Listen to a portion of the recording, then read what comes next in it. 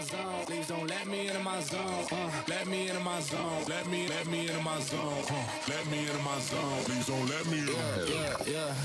Go and play that. Take you down, I'ma say that. Might need me a couple dollars. Telling you now this payback. So I take that. Ask him now what's sage at. I've been going to the top and I got what they not, so I know that they hate that. But I'm on now. All these lanes gonna zone out. And all these lanes gonna tell you what I did, and they twisting they words till I fall out.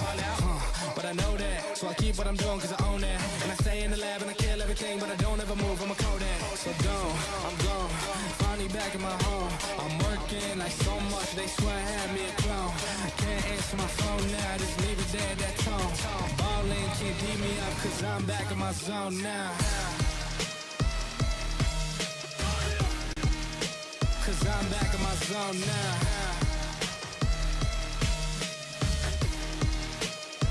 Back in my zone now. Ballin' can't beat me up cause I'm back in my zone now.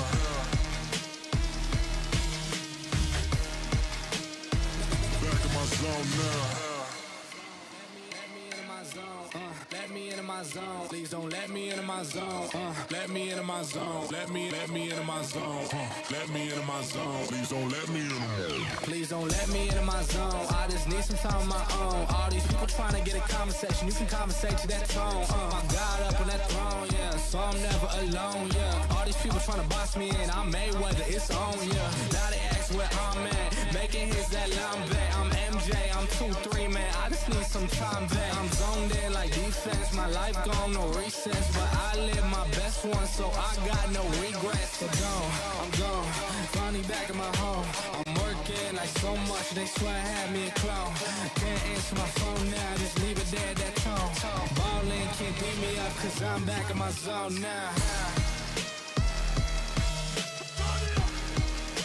Cause I'm back in my zone now.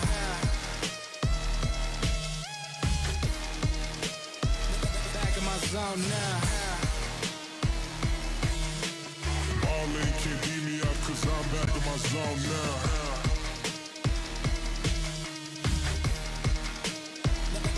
My zone now. Let me into my zone. Let me into my zone. Let me into my zone. Please don't let me into my zone. Let me into my zone. Let me into my zone. Let me into my zone. Please don't let me into my zone. Let me into my zone. Let me into my zone. Let me into my zone. Please don't let me into my zone. Let me into my zone. Let me into my zone. Let me into my zone. Please don't let me into my zone.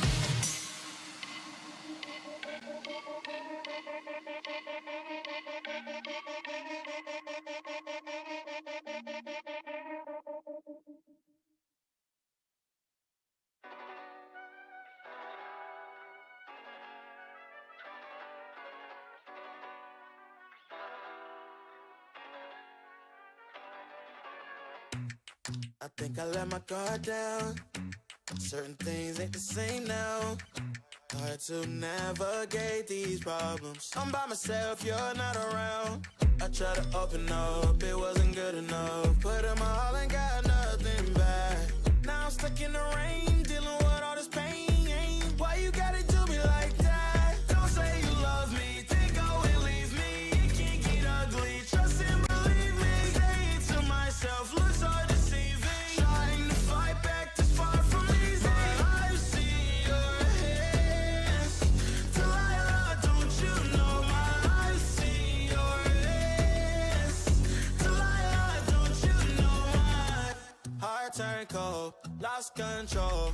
Looking at this beautiful distraction. Fell in love with a fatal attraction. I really let my guard down, now relaxing. Why did I open up? She taking way too much. Put in my all and got nothing back. I'm feeling so ashamed, I fell into your game. Why you gotta do me like that? Don't say you love me, then go and leave me. It can't get ugly, trust and believe me. Say it to myself, looks so deceiving. Trying to fight back this far from easy. I've seen your hands. Delilah, don't you know my I've seen your hands. Delilah, don't you know my gave you all of me, had me so deceived. You chose to lead my life, so I'm on my own in the cycle.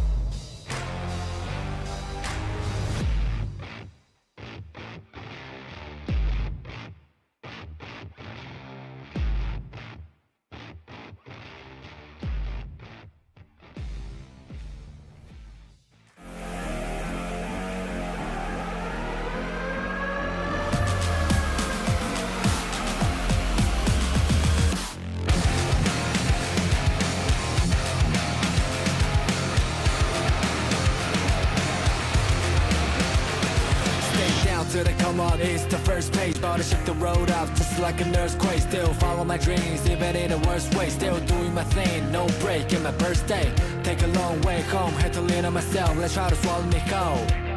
Jump so high, it's not about a cushion in the max, but all about power through the struggle and the test.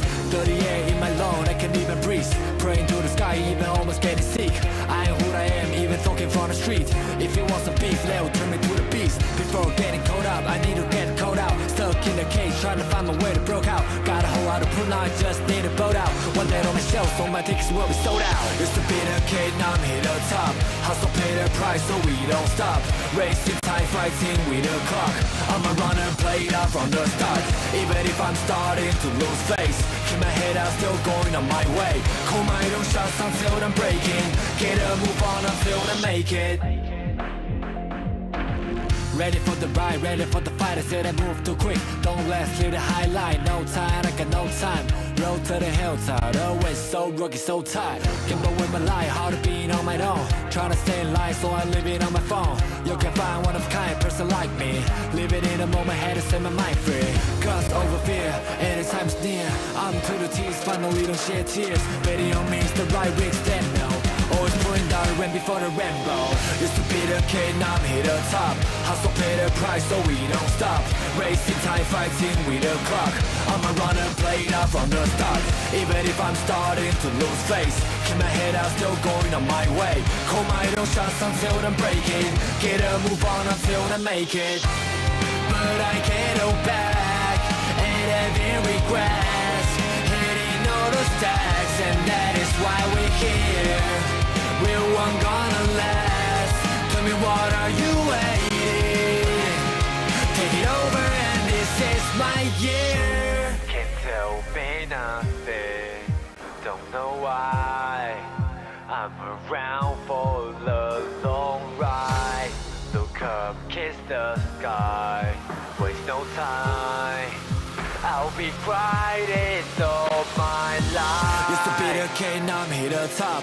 Hustle, pay the price, so we don't stop. Racing time, fighting with the clock. I'm a runner, played out from the start. Even if I'm starting to lose face, keep my head out, still going on my way. Call my own shots until I'm breaking. Get a move on until I make it.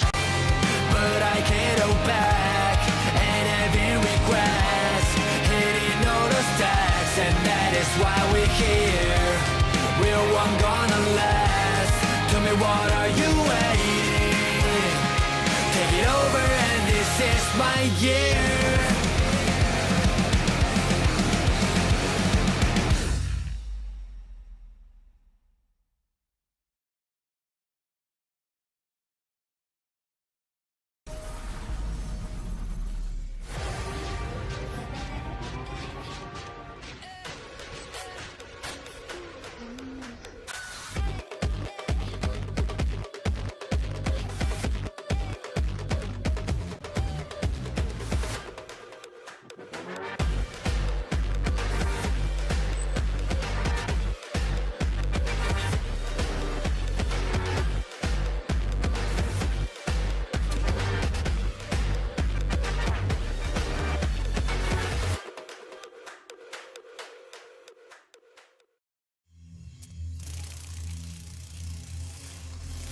The faint buzz is a warning. It may be the last thing you hear. But I'm the last thing you'll see.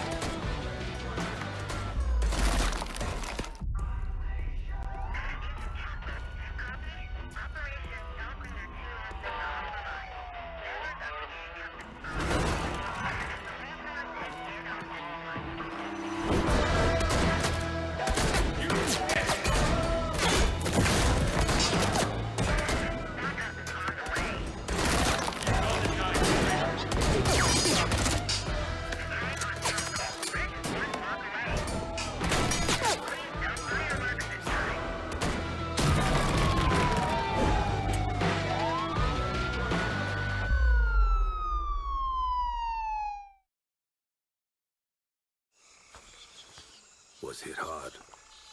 He'll live. Server room, identify perimeter breach. Over.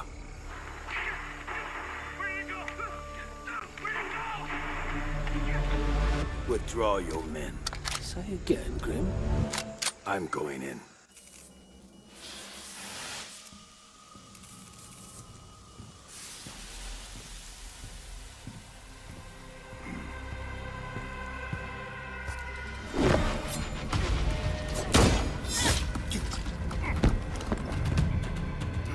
My turn.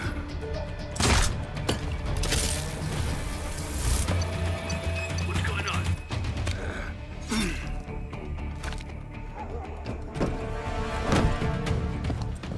What the? Impossible.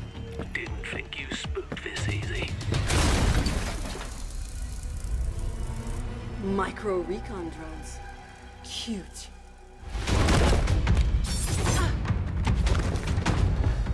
You forgot this.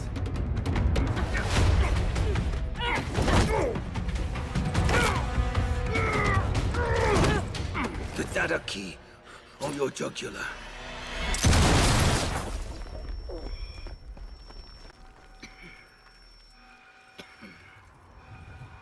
You were saying?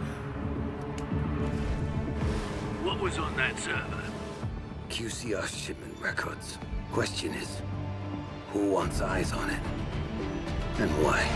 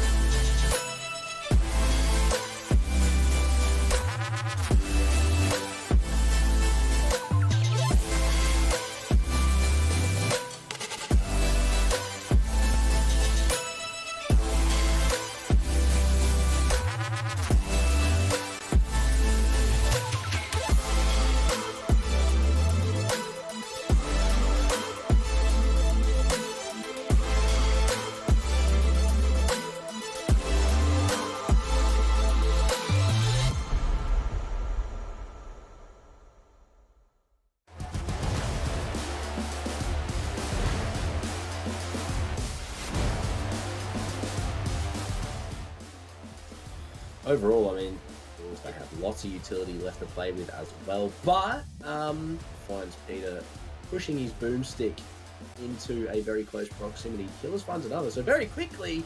Well, his opponents are likely going to be low, but utility's now gone for Variant X. They're going to force the issue, and Killer, he just does it. He can't, and the rest of Dire will drop the ball.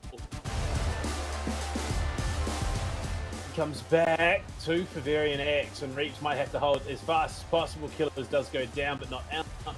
Impact the finish from Reaps. And again, things looking a bit bleak. Reaps, I mean, he's been a standout player of this team for very good reason. He's showing it again. The carrot toss to close the round. He's hungry. I said, oh, he's just coming. He doesn't miss.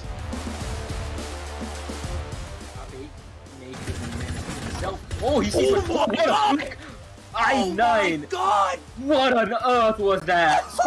Oh my God! Homan got so what? He's insane.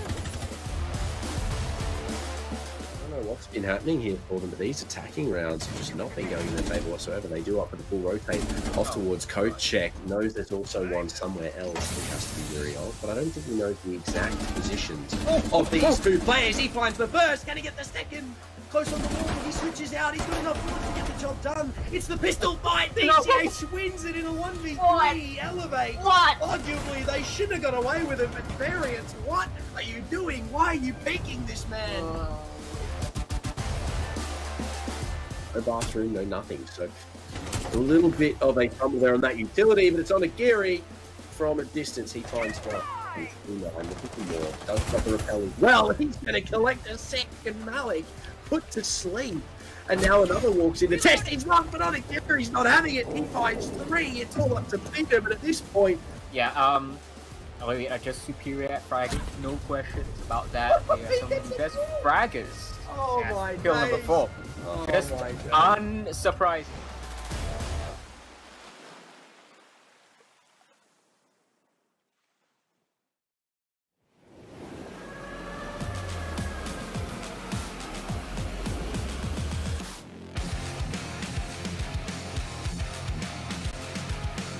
Even if I'm starting to lose face, keep my head out, still going on my way. Call my own shots until I'm breaking. Get a move on until I make it.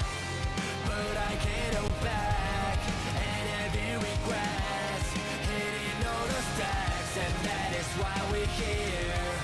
We're one gonna last. Tell me, what are you waiting? Take it over, and this is my year.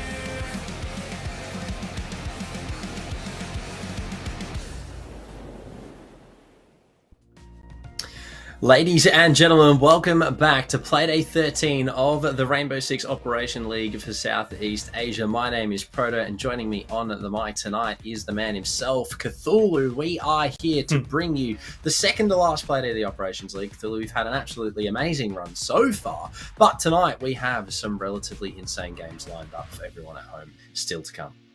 Absolutely, yeah. Look, tonight going to be quite well. We'll be confirming quite a fair few things. First of all, tonight may just end up locking in top 4 and the playoffs bracket, for which the last Playday of the regular season all about the seeding.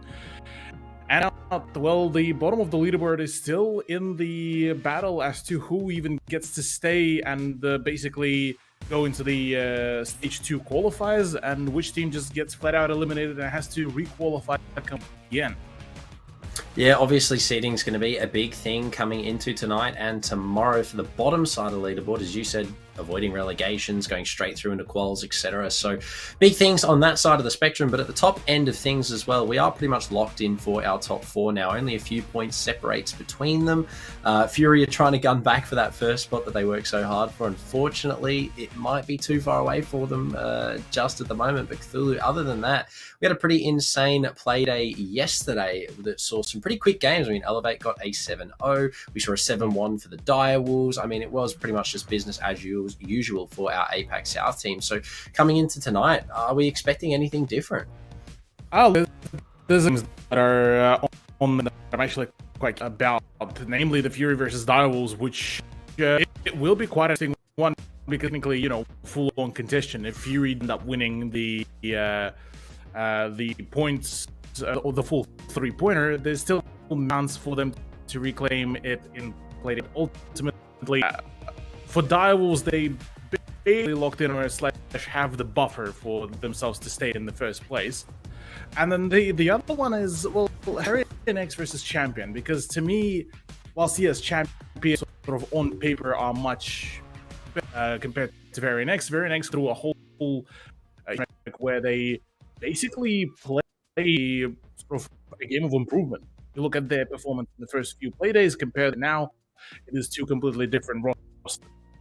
Yeah, I mean, Various have a group overall. We can see that match of the champion take off. Game number 2, versus Fury. That's a pretty other session. And Damon versus Smoke to close the evening out. It was a pretty good games. Obviously, there's one there that everyone, as you said, is going to be looking to watch. It's going to be game number 2, Fury versus Rivals.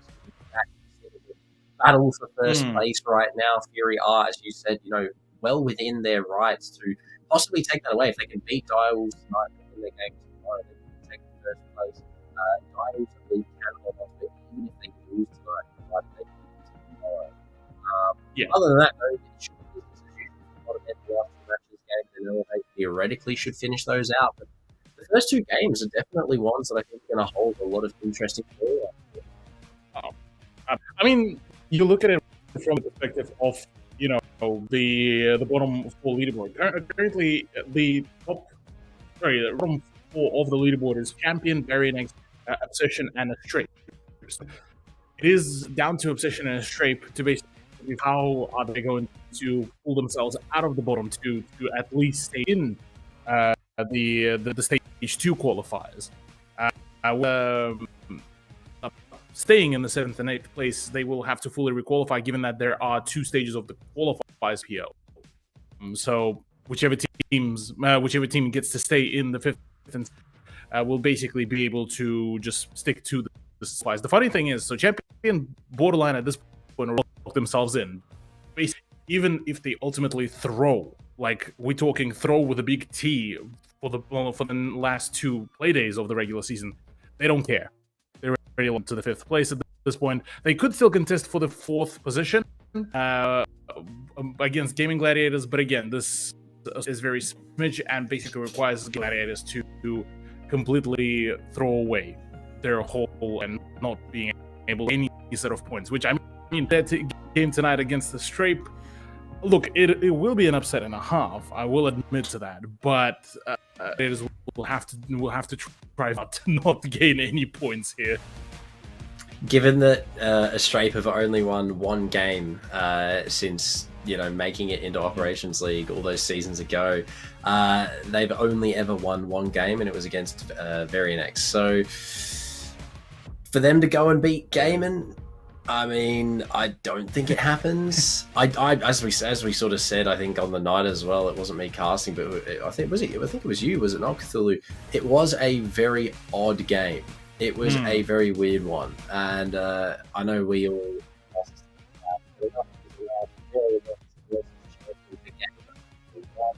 We're locked into the year.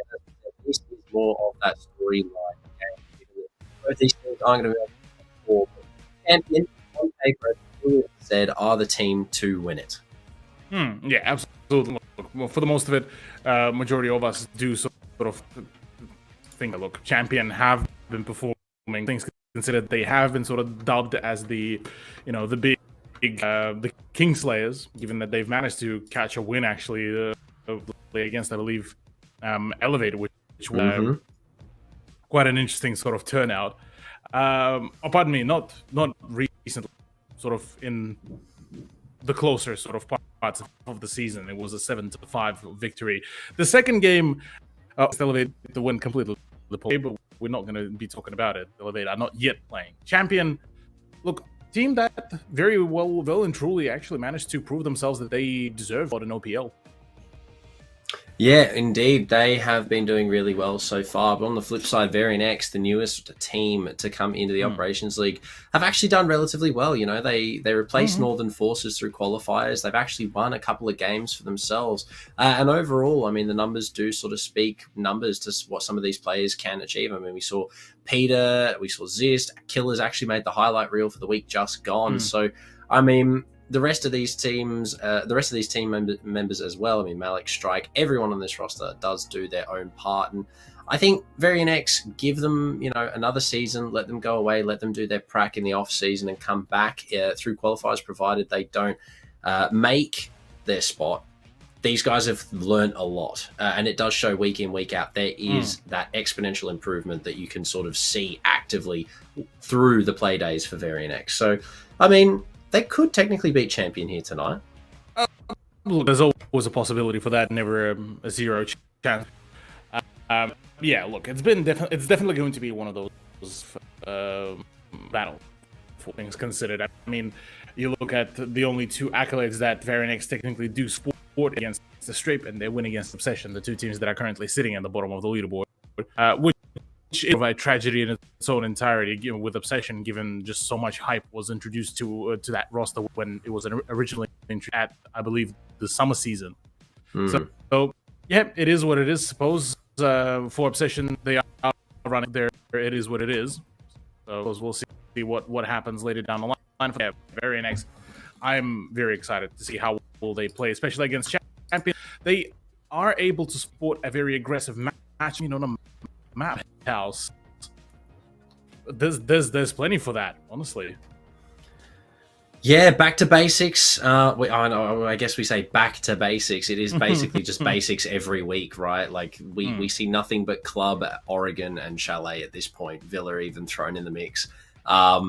we don't get to see too many interesting maps anymore. Cthulhu Theme Park doesn't make it through as often as it did. Chalet is occasionally one, but I mean, when it came out, it was the only thing that was played for months on end. Regardless of that, Clubhouse is one that has been tried, tested, and given the thumbs up of approval from pretty much every competitive team in any region. And there's no surprise that we're going to be going here tonight as well. I mean, especially with not having the experience at that high level, this is going to be a map that both of these teams are quite comfortable on. But Cthulhu leading the charge, 85% correct guesses in his predictions. And I mean, I'm mirroring his choices tonight, so I want a refund if they're wrong. But other than the middle game there, where Black and Blue and Blue Panda have a little bit more faith in Fury than everyone else, we're all on the same page, I think. Yeah, look, I think going into this one, it is for the most of it just sort of back also to the conclusion of the season here, Proto.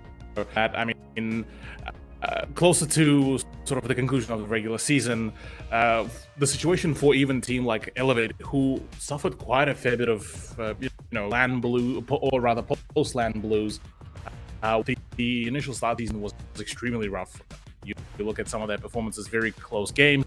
So their game against Fury, and that's what sort of to a downward spiral for quite a couple of the play days. So look, here I match up both versus the Direwolves. I think it is a valid sort of point to make. It's still very much, it can't really title as an upset. Both teams are incredibly good.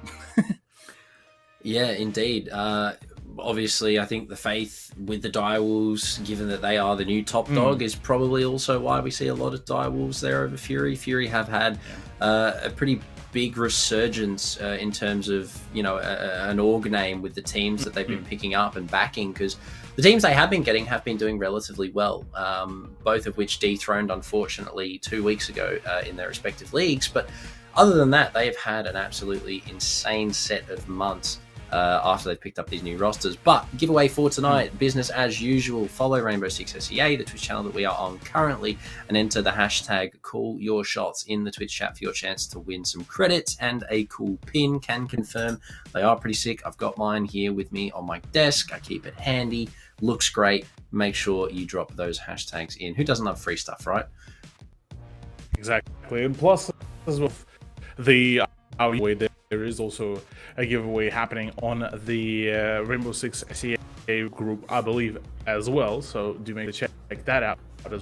There's some pretty cool little goodies being given. There's even the Fury Renegade memory stick given away, the DDR5 with 2 16 gig.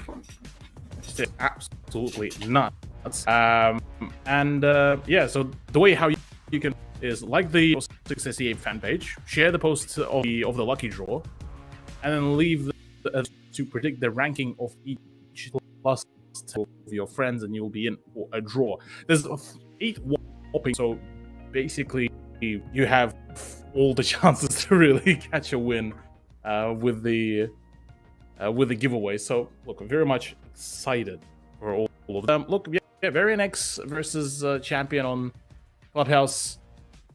I'm expecting just that sort of online a ranked experience with the elements of aggression that could be coming out. Yeah, look, it is probably going to be a little bit more frag heavy, I would imagine, in this matchup, given that both of these teams, we spoke about it very briefly in the beginning, they don't have the strategical experience and that sort of higher level tier siege experience, I would say, that a team like Elevate, like Fury has. Given that these are two roughly fresh teams, yes, Champion have been playing in this league with those teams for a bit more of an extended period, hence why they are arguably the favourites to win this. But Varian X coming into it, they have boasted such a pure mechanical skill, week in, week out in their game days. So, as you said, I will mirror your comment. This is definitely going to be a map that comes down to a lot of kills back and forth, but whoever comes out on top, obviously, will be the one who is more mechanically inclined. Kicking things off, as always, with the bans. Thatcher to go on Clubhouse, which means Nock may make it through the ban stage here, depending on what Varian X want to get rid of. But other than that, Cthulhu, I mean, Valkyrie probably to go, and I don't imagine we'll see anything too weird on the defensive side. Yeah, well, curious. Okay. Thermite ban? Okay. Degree, he kind of makes sense. It's a very sort of niche sort of ban to basically take away the ability to have sort of wide breaches on the second floor, whether it's the Uzi wall or the CCTV wall. But apart from that, there's not as much impact. More so, like leaving just the thermite open, more so of a hindrance to the attack. So, but sort of a wasted maybe ban here.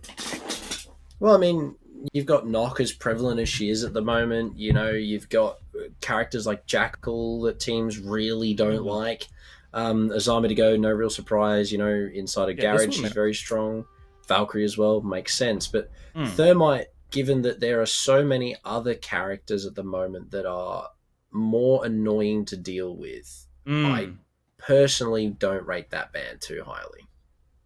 Yeah, because usually on like remembering, you know, multiple seasons ago, you know, the meta was sort of him Maverick sort of ban to completely make the breaching absolute pain, especially with the denials in terms of now you have the Cade, you have the mute, you have the ban.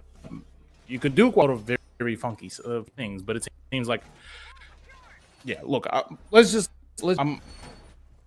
withdraw my sort of overall of the thermite. Let's see if that actually is going to be of any sort of hindrance, because to me, look, you bring in the Hib or a strike and you basically all sorted. So the fact that you just don't have wider of an angle to view post breach, the only hindrance that I see here.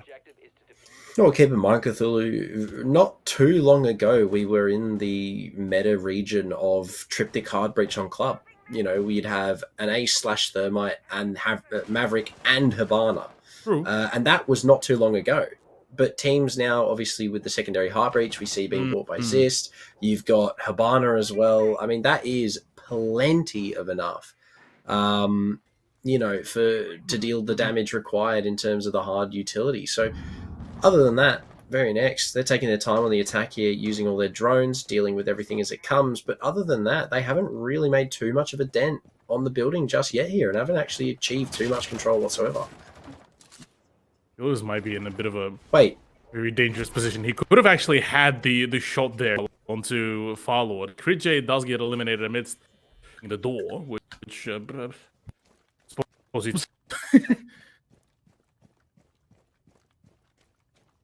Yeah, indeed. You kind of have to.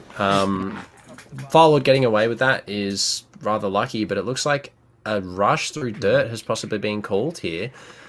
We've got drones coming towards the site. Frostmat has been spotted. Labyrinth will take down Zist elsewhere. The drone does make it in. Unfortunately, I don't think they realised that it had made it quite that far. Flashbangs now to follow. The player swinging around from dummy box will take down Strikes. A great shot to hit, but it's a rush into the site. They're trying to clear him out. He gets a third. He takes down all three members from dirt. Solotic from inside of the site. He's going huge here for his team. Killer's now the last alive in a 1 versus 3 situation. He finds one to make it.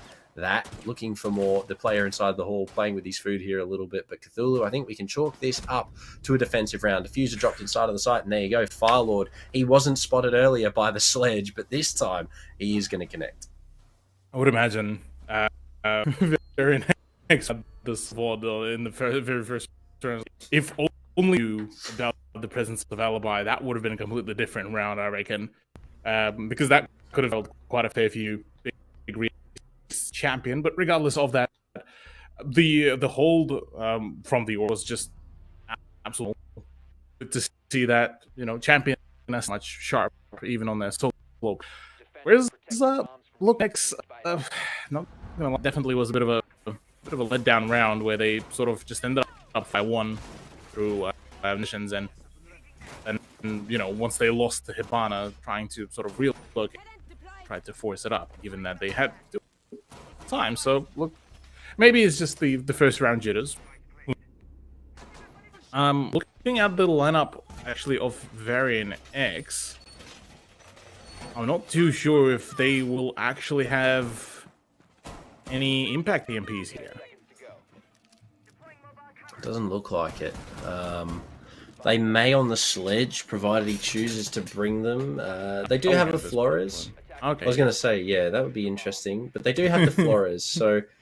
I mean, I guess that works. Ace also bringing Claymores as opposed to breaching charges, with Malik also bringing Claymores. Now that you get 2, we've got 4 Claymores in the hands of Varian X here, which is a lot, even for Clubhouse. Like, you've got 3 jump outs, I mean, maximum that you got to worry about over towards Master. And even then, it's not even a bomb site that you need to worry about those jump outs from. So...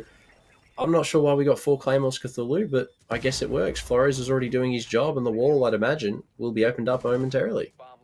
Nice, yeah, all quite clean. Very nicely done. In comes, though, the Ace charges at power. This means that, well, he won't really be able to completely dispose of all the Ace charges. But, look, yeah, that's a amount of view range and view setup has been brought out. Peter, going to be on more of those Rotary drones. I don't think Frostmat has actually been spotted, which is quite a big problem. But Champions still have basically all hands on deck. Yeah, 5 versus 5. Half the round's gone. I mean, the wall's open. That right side not being opened up means that they can't lock down the Red Hall as much as they would like to. And with the player swinging out on the breach like that, Firelord, you got to hit those, boss, especially when the repeat comes out. Malik finds one. It will be Crit J to trade back. Spots the Zofia as well. My God, he's hungry for more. He clears out the Claymore on top of that. Frost C9 with the 1.5. There's a reason it was taken out in the first place. They've given it back, and Crit J is using and abusing. You cannot blame him for doing that. Yeah, he is saucing with that. The way how he was just precise was rather impressive, actually. And that does sort of throw Varian X into quite a disarray. 4v3 is still very much workable, but that is the flank that has been basically cleaned there. Varian X is still very much only on the master bedroom side from there on, which is going to be quite problematic. Yes, breaches are still going to come around courtesy of Ace, but no matter what sort of construction, entry into the cash room is still very much of a death box. Yeah, you've also got some Hibana pellets as well, which they're trying to resist. We'll take down Crit J, so no more C9 in this round. One more nade here to come out from the sledge as well to attempt to clear out Cubby, which it will connect, but unfortunately not cooked long enough. I mean, actually, sorry, it was taken out by an nade. Yes, we do hear that, but either way, he's going to rotate. Strike spots one, does some good damage onto Solotic as well. They go for the entry into the site. Zis takes out the first player. It's now up to Solotic in a 1 versus 3. Knows that there was one on Suicide, but unfortunately, he's not going to find anything. Zist with 2 in the end of the round there, 3 all up. And very next, they're going to fire back with a good round for themselves. That was pretty good. Quite solid recovery as well to come around from them. Some really good. Ultimately, really champion for thinking that they got a couple of very very audacious attempts at the rotation. I mean, that Dyer sort of sprinted thinking that nobody would be watching the window and he would be able to basically just run away on the corner in. This is one of those last-ditch efforts to really get himself out of the net. The frag grenades were starting to fly in his way, all thanks to the, I believe, ADS that was prolonging his lifespan there. But look, I gotta say, it definitely was quite a good back, given that, yeah, the initial double kill from Crit J was just, it was good. But yeah, I mean, overall, I think someone on Suicide, I mean, I could understand the main breach was open. You're possibly sort of more expecting someone to be there as opposed to Suicide. But I do have to give it to the Ace in that round, just standing there, literally waiting, doing not a whole lot of anything. But the fact that the presence was there, largely unexpected, was the big deciding factor. I mean, he found 2 from that position. So you do have to respect that. Now, Varian X, they're going to be attacking the same site because Champion do want to give it another go. They've got pretty much the same lineup, but something of interest here, Cthulhu, this time is going to be the Monty. Yeah, is a pick on top of that. The introduction of Iana seems to just sort of the idea of doubling down on the firepower, or rather a firepower at that. So I mean, all things considered, so not bad idea is more so. We have Crit J and Solotic also on standby. Crit J just smashes into the shield, takes him down. That's your free pick. So be very careful about that, as if you're. Well, this takes out Firelord. I'm not too sure where that was. Looks like it was down inside of that lounge area. However, Flores once more clears the wall out. Parrot is there attempting to bandit trick again, but Peter is going to be sending one in from Suicide here in an attempt to kill the bandit. However, unfortunately, given that the Flores drones have an extended fuse time, he will be able to make it away. Now, Solotic is very wary of Strike in the current position that he's at on that garage door. And he does have Crit J in an attempt to help, but he finds one. So Monty now can be the main focus here. But in saying that, Malik just crouches on in. He finds one. The trade's there from Solotic, but at this point, a lot has been lost inside of the garage.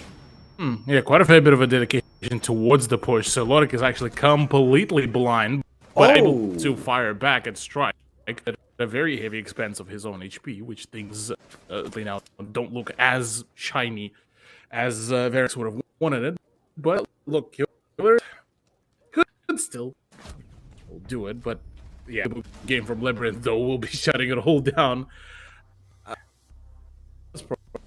Yeah, I'm not yet too sure what to make this a very matchup, because this is so a bit of a game of between Champion and Varian X here. Yeah, I mean, Varianets had a very solid sort of attack in not the last round, but the round before. Then coming to that round, Champion just changed up completely. You know, they had everything that they needed to completely counter it. And that is sort of where, funnily enough, the variance comes in to the strategy that they were bringing. You know, they're easily able to sort of switch it out. Part of me is also thinking that they were expecting the Monty switch up there because they had Crit J straight off Frost onto the Oryx. Now, I don't know if that is just sort of their backup choice, given that the Frost mats weren't effective at all in that last round. I mean, the gun was very effective, but that isn't really, you know, what you want in terms of a utility-based, you know, defensive side. You want utility that's going to benefit you. Now, I don't know if Oryx is just their second choice there or if they were expecting that Monty, but regardless, they're bringing him again. So you do have to think that it might be a bit of a comfort pick. I mean, the gun after the buff with the 1.5 is absolutely insane. So you can't really blame them too much into bringing it. But so far, Champion, they've gone back downstairs. They did well with it in the first round on this site, Solotic specifically. So hoping we can have a repeat here. You know what I'm actually waiting for the teams to bring either a Rook or a Doc specifically recently just, well, call it a buff, and Bailiff to his capability to heal, give you full health on him rather than wasting 2. It's already quite a big one, so you could stretch out your utility even further. Or with Rook, the ability to be able to self-revive. Yes, most of it in this sort of competition, most of the shots, sort of headshots, or like you want the ability to get picked back. In those sort of off situations, once in a blue moon, I reckon could do quite a good job. Well, it's why Rook was, it's rather why the withstand ability was taken out. You know, it was that one-off chance that it was too good. But I guess, you know, re-adding it, just like they added the 1.5 back to Frost's gun, interesting choices, I suppose. Taking scopes away is a balancing change, but hey. Variants, though, speaking of changes, they've slowed down from the last round that they played. However, Strike does open it up with the first kill. Labyrinth is going to be looking to trade it back here. Spotted through the floor, though. Isn't going to be able to connect. He's now being locked down from the con jump in as well. And he's just going to have to opt to hide in a corner here. He's in a very bad spot. But the time he's wasting is going to be a huge benefit for his team. 2 minutes of play gone. Solotic there on the support as well. Labyrinth actually finds a kill. And overall, Variant, that is that's not good. Not good at all as well, getting close by. Yeah, he's fine. So Champion actually found the way how they've done it is just almost unheard of. Killers just nails, though, followed in a very clinical shot that man was running away from his demise. But yeah, this sort of a very odd dynamic in general for Varian X. Like, they have a rush, they have a good lineup of the operators.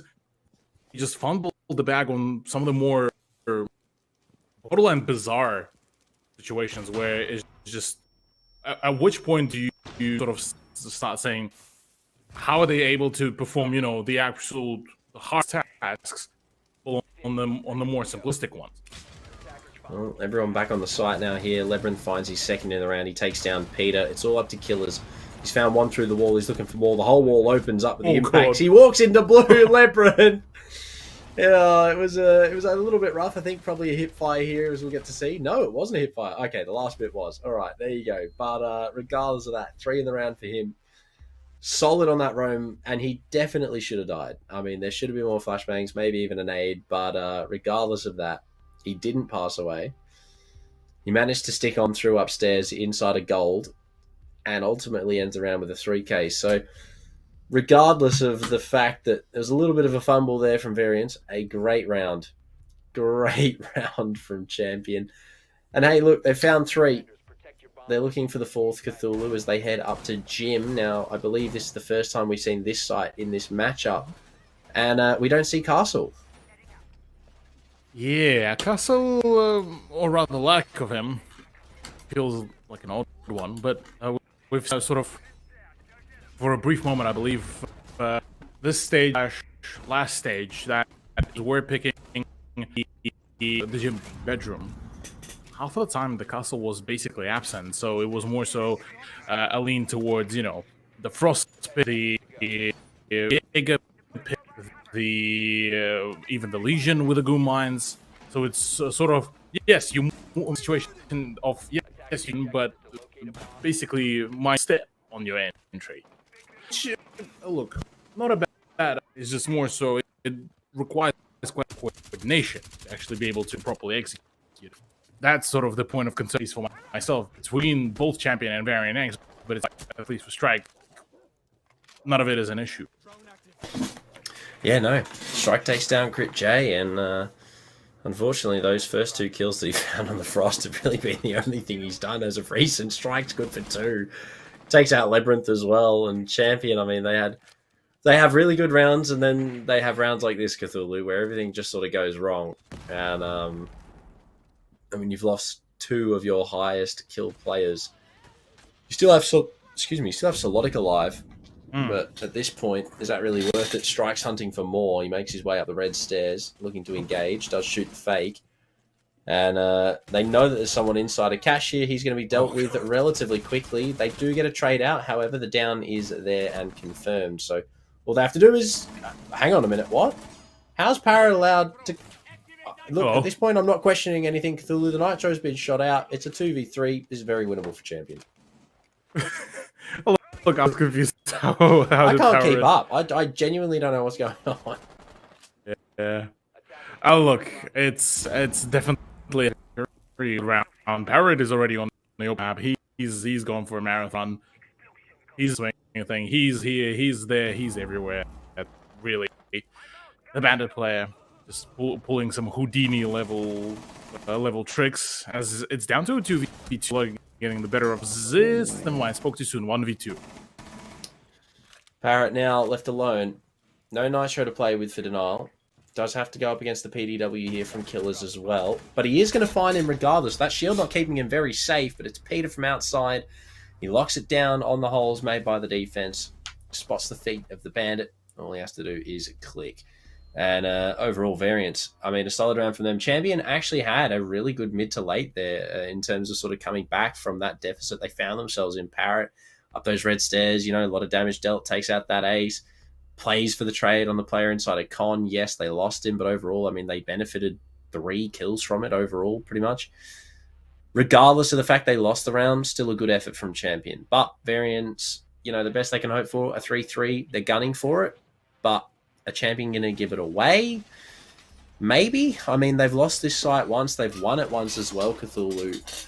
It could really be 50-50 here, depending on how it plays out. But they've got the same lineup, you know. They've got the Ace. They've got the Flores ready to go with nades as well from Zist. If he goes down below, they clear out Lounge this time. Maybe go for some vertical pressure. Could be a different round for variants here, but Champion, they're pretty much locked in the same stuff that they've been running each round here. Yeah. Look, I mean, they don't necessarily really need to any sort of big rocket science experimental. In fact, Crit probably wants to double down now on his roaming capabilities, because I remember it was the round from Champion. They did also, well, on this side, introduction of well, Howard is just bored out of his mind, waiting for the push to happen. But yeah, look, there's not much to really dissect just yet, because unless Varian X round in by far the most confident sort of manner, then we'll get to really talk about how things really so far turned around, because so far from both teams, sort of for the case of throw stuff at the wall and which one of it sticks. Yeah, look, speaking of sticks, Crit J, we talked about him trying to stick this roam out, and unfortunately, the only thing he's going to be sticking to is cam duty, or for the moment, spectating his teammates, which is not what you want to see when there are cameras available, albeit Vigil down. It's a good kill to find, given that his ERC7 can be quite scary if left unattended. However, it's not going to matter whatsoever. Lebrunth is looking for a trade, but Sledge has already disappeared. He's gone. Zist is nowhere near you anymore. And Variants, they come out on top once more in the opening moments here. Well, that's a good initial opening. Things certainly get rather probably Parry completely been deterred from the position, which would have been, a good... Wait, no, never mind. I had a bit of a brain fart, thinking that the Retirotron actually links to the wall, but that was the bandit from the window. So as it stands, followed is not to completely just any sort of push towards the CCTV Labyrinth already. At least clear. He finds one. It takes down the Hibana, so I guess they don't have that hard breach utility for the rest of this round. Less of it. Well, less of it. However, Firelord fighting for his life inside a construction. He will do some damage to Malik, but it's not enough really to turn into anything now. The final 30 seconds begin to elapse here. Labyrinth is in a good position below Suicide to watch for the jump in, but it looks like it's going to be a con execute right now. Nitro used early will do some damage, but it's Zist to find another kill downstairs, takes out Labyrinth, so that hold on that Suicide jump in is gone. Zoetic also falls inside of rafters, and very quickly Parrot finds himself in a position that is largely unwinnable once more. Peter coming up, finds one as well, but Zist up red. Similar to what Parrot did in the last round on the Bandit, funnily enough, Cthulhu. He locks it down, and they do go 3-3 on the split. It was rather odd that between the two rosters that close of a contest, at least in terms of the first half. 3-3 is great for both teams, and the way how they've been executing it has been sort of just them butting heads against each other at a very even level, all things considered. I mean, they've been pretty solid from both sides. Yes, the fumbles, but it's more so sort of the story that both have those sort of similar flaws. So similar skill sort of levels, well, not even gap yet. Yes. Actually poses for an interesting story for Champion. Look, the big Kingslayers, but if they're able to, completely overpower the precious to the scene, questions have to start being asked.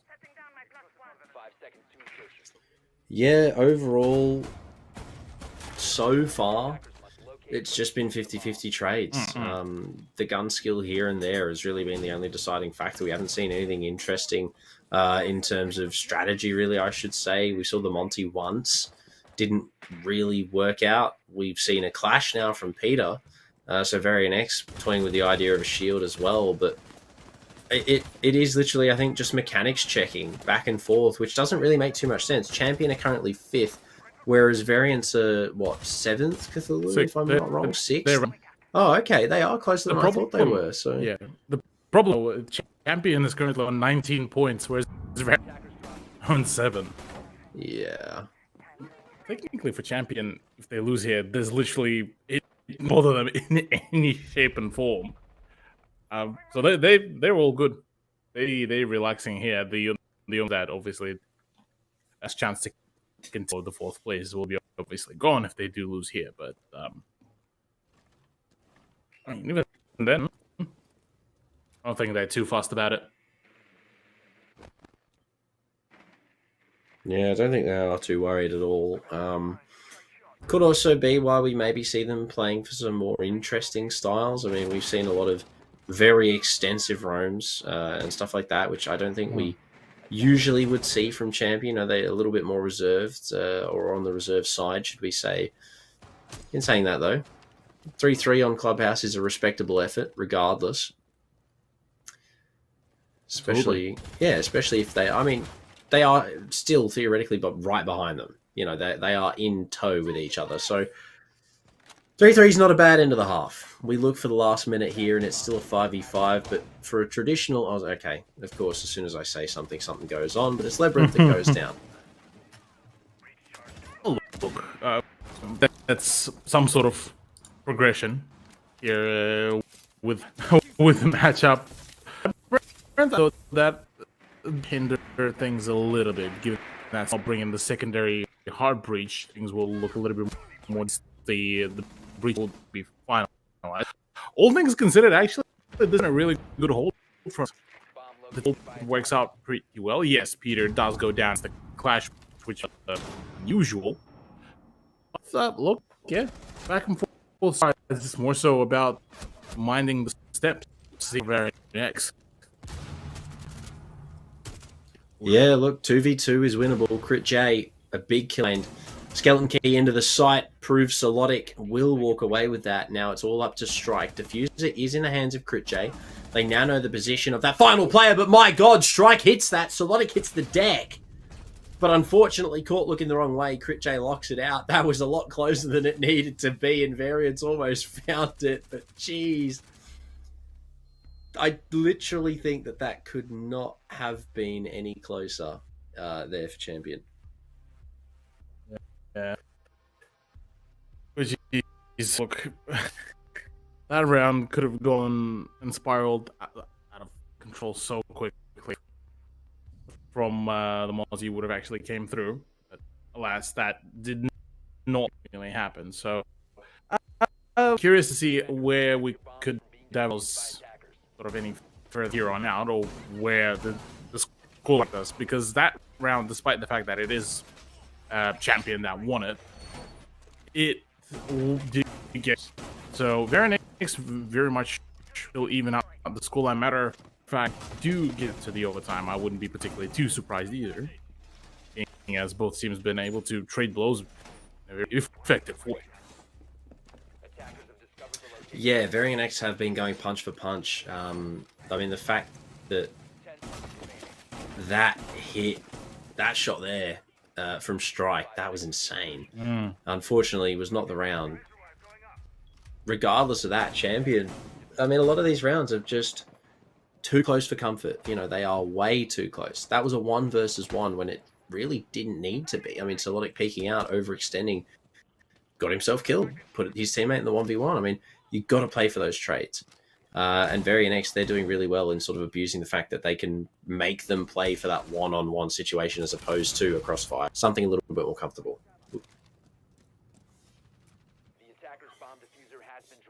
Yeah, it's been a surprisingly sort of too close of a game to become a bunch of the turnouts. That is a very interesting setup of a site for the org as well. The Russian red dot does feel rather out of place with that attachment sort of.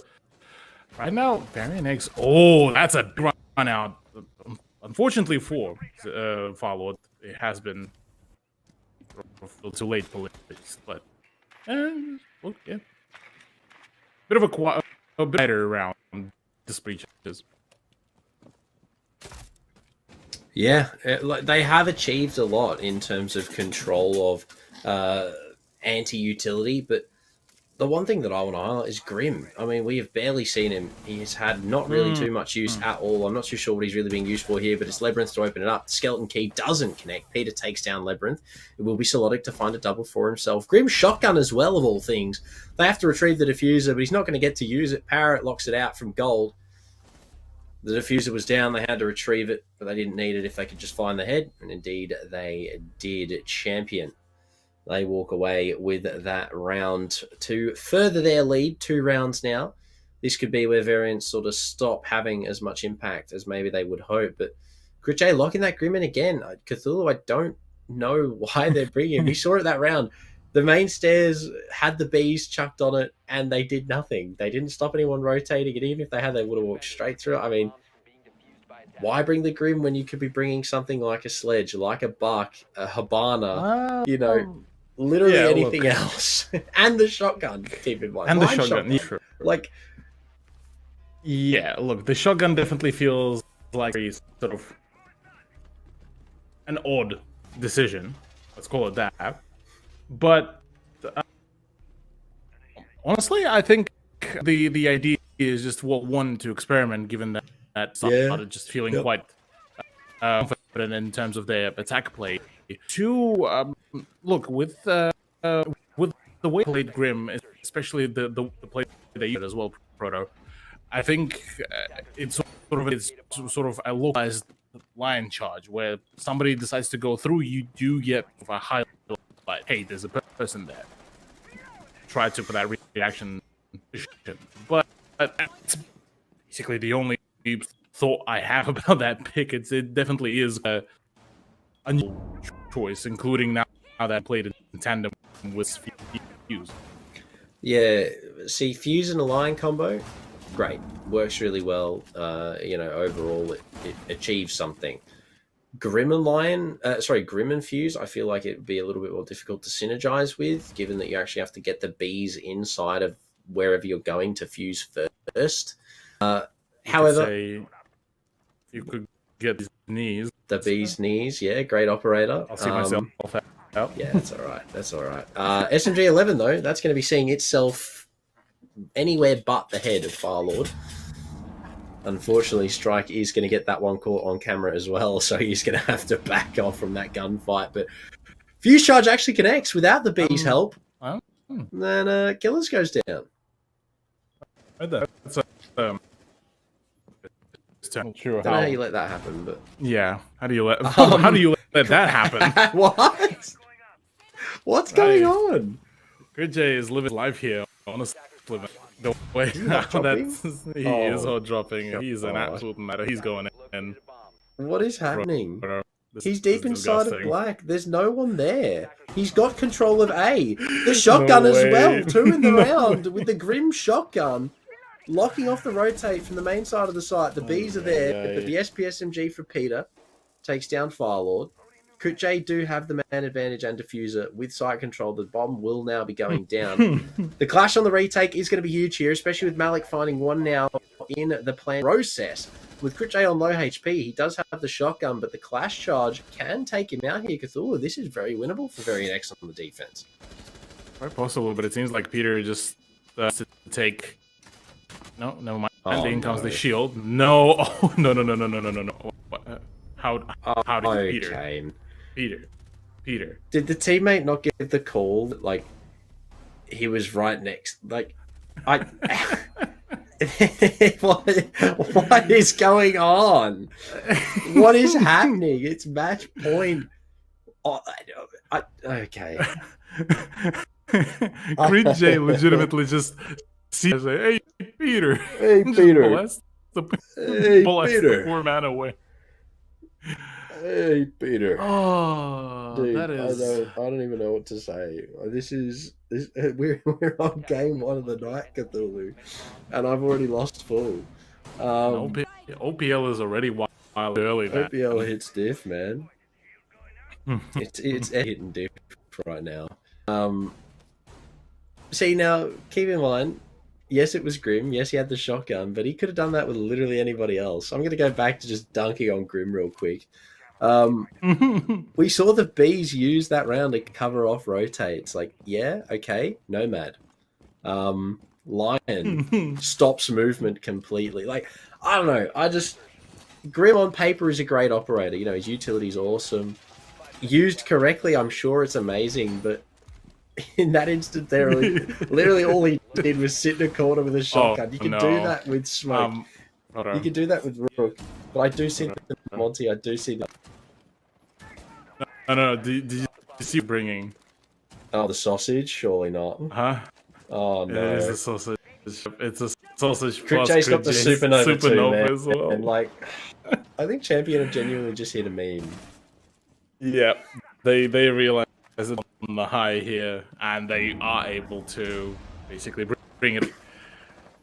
Which is, I mean, it's quite a U-turn relative to what we've seen from the first half. So, I mean, all the more to it, I guess. So all the tools in their hand to pull it all off, but it's just they feel odd that we went from a super serious, approach attack, or rather on defense from them to ups in attack.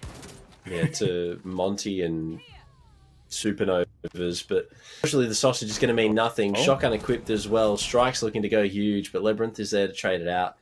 Crit J through the floor as well. Copped a TCSG pellet to the chest.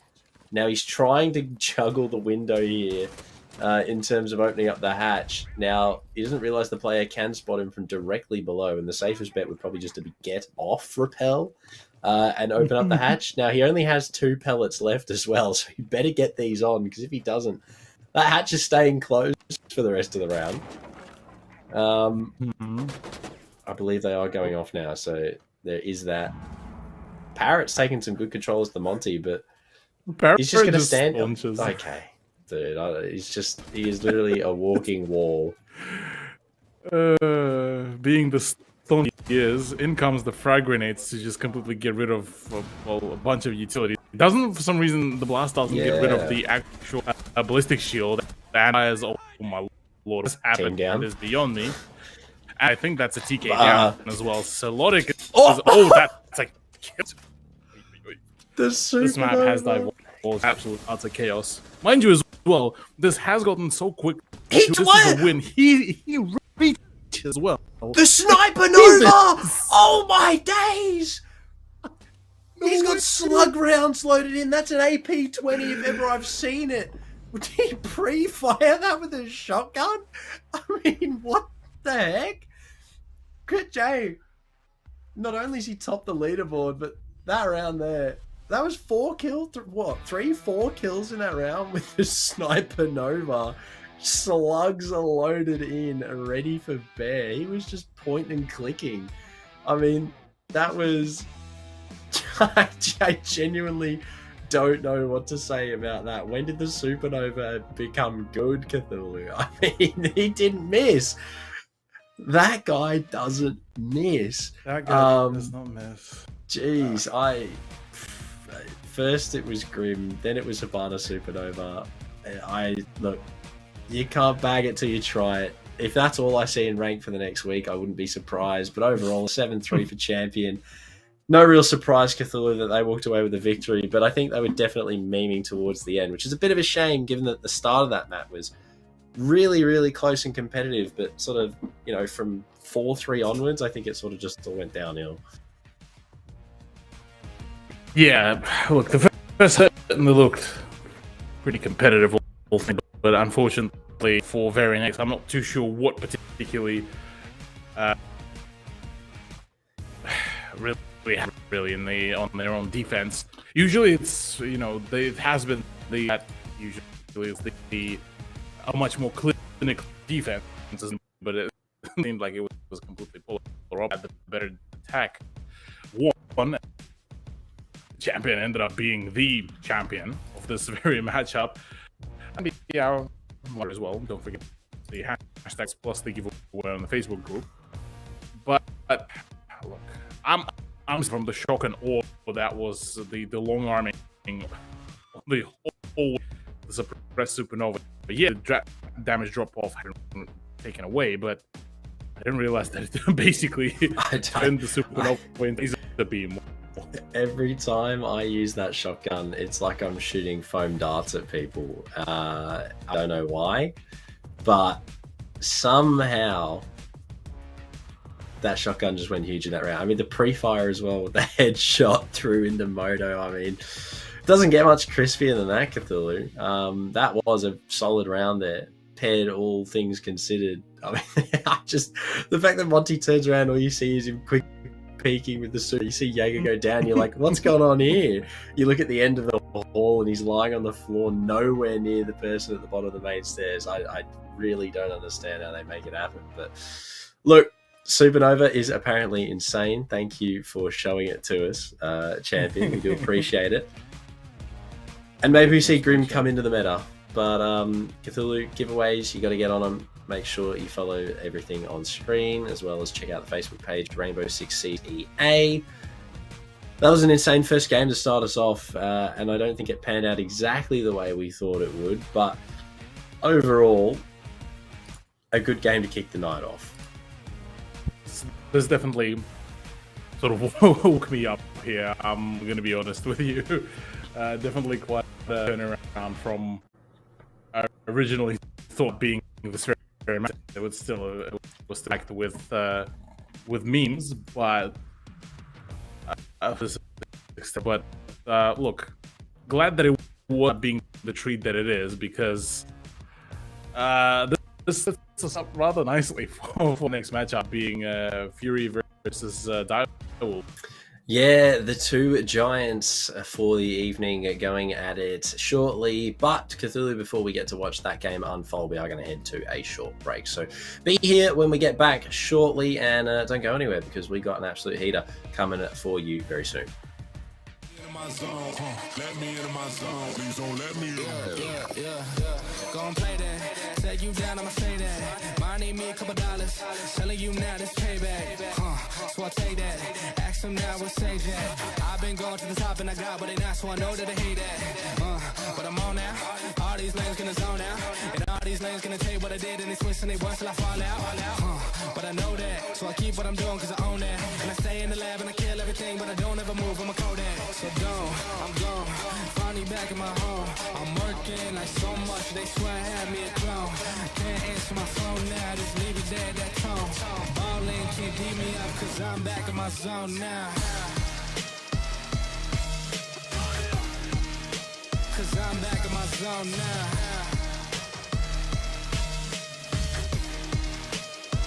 Back in my zone now. Can't beat me up cause I'm back in my zone now.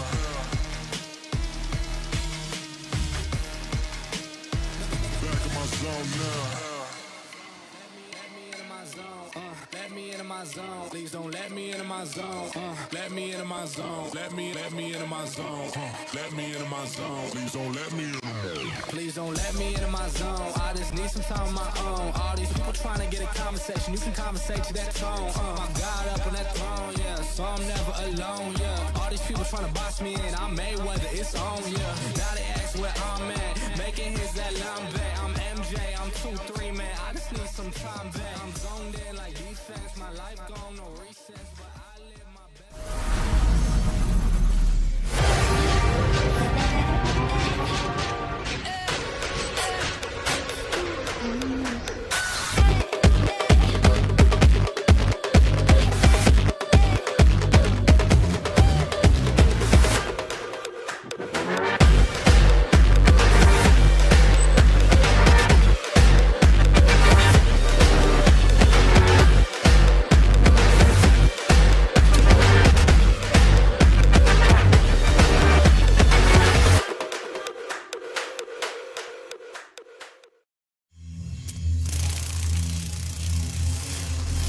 The faint buzz is a warning.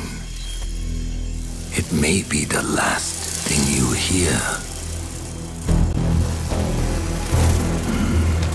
But I'm the last thing you'll see.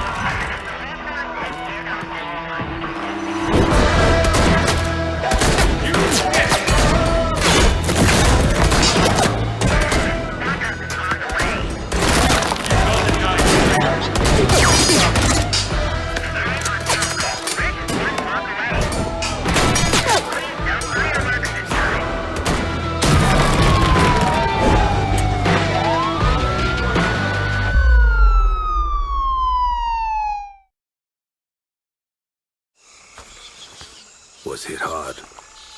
Here, Liv. Server room, identify perimeter breach. Over.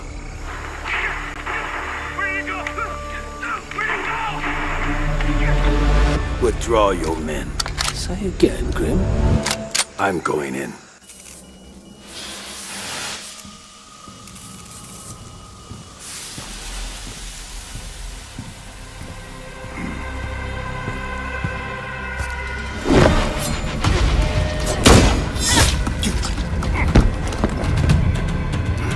My turn.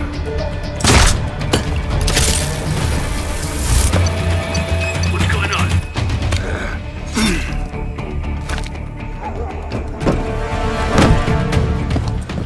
What the? Impossible. Didn't think you spooked this easy. Micro recon drones. Cute.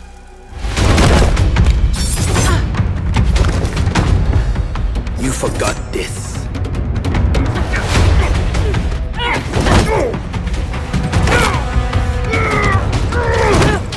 The data key on your jugular.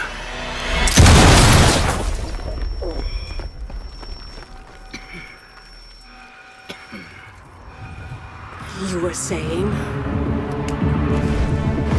What was on that server? QCR shipment records. Question is, who wants eyes on it? And why?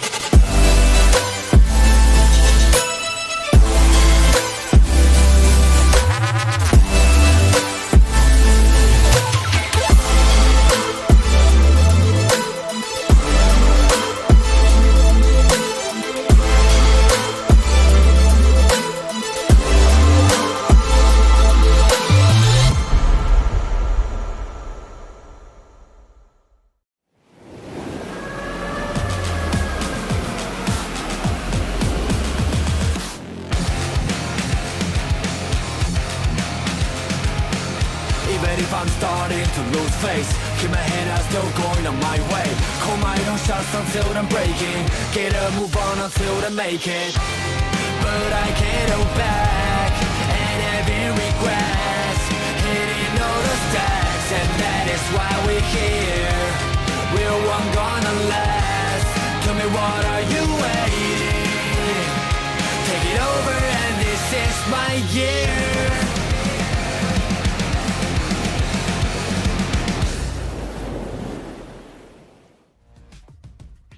Ladies and gentlemen, welcome back from the break. We kicked off the night with a 7-3 victory on Clubhouse 2 Champion.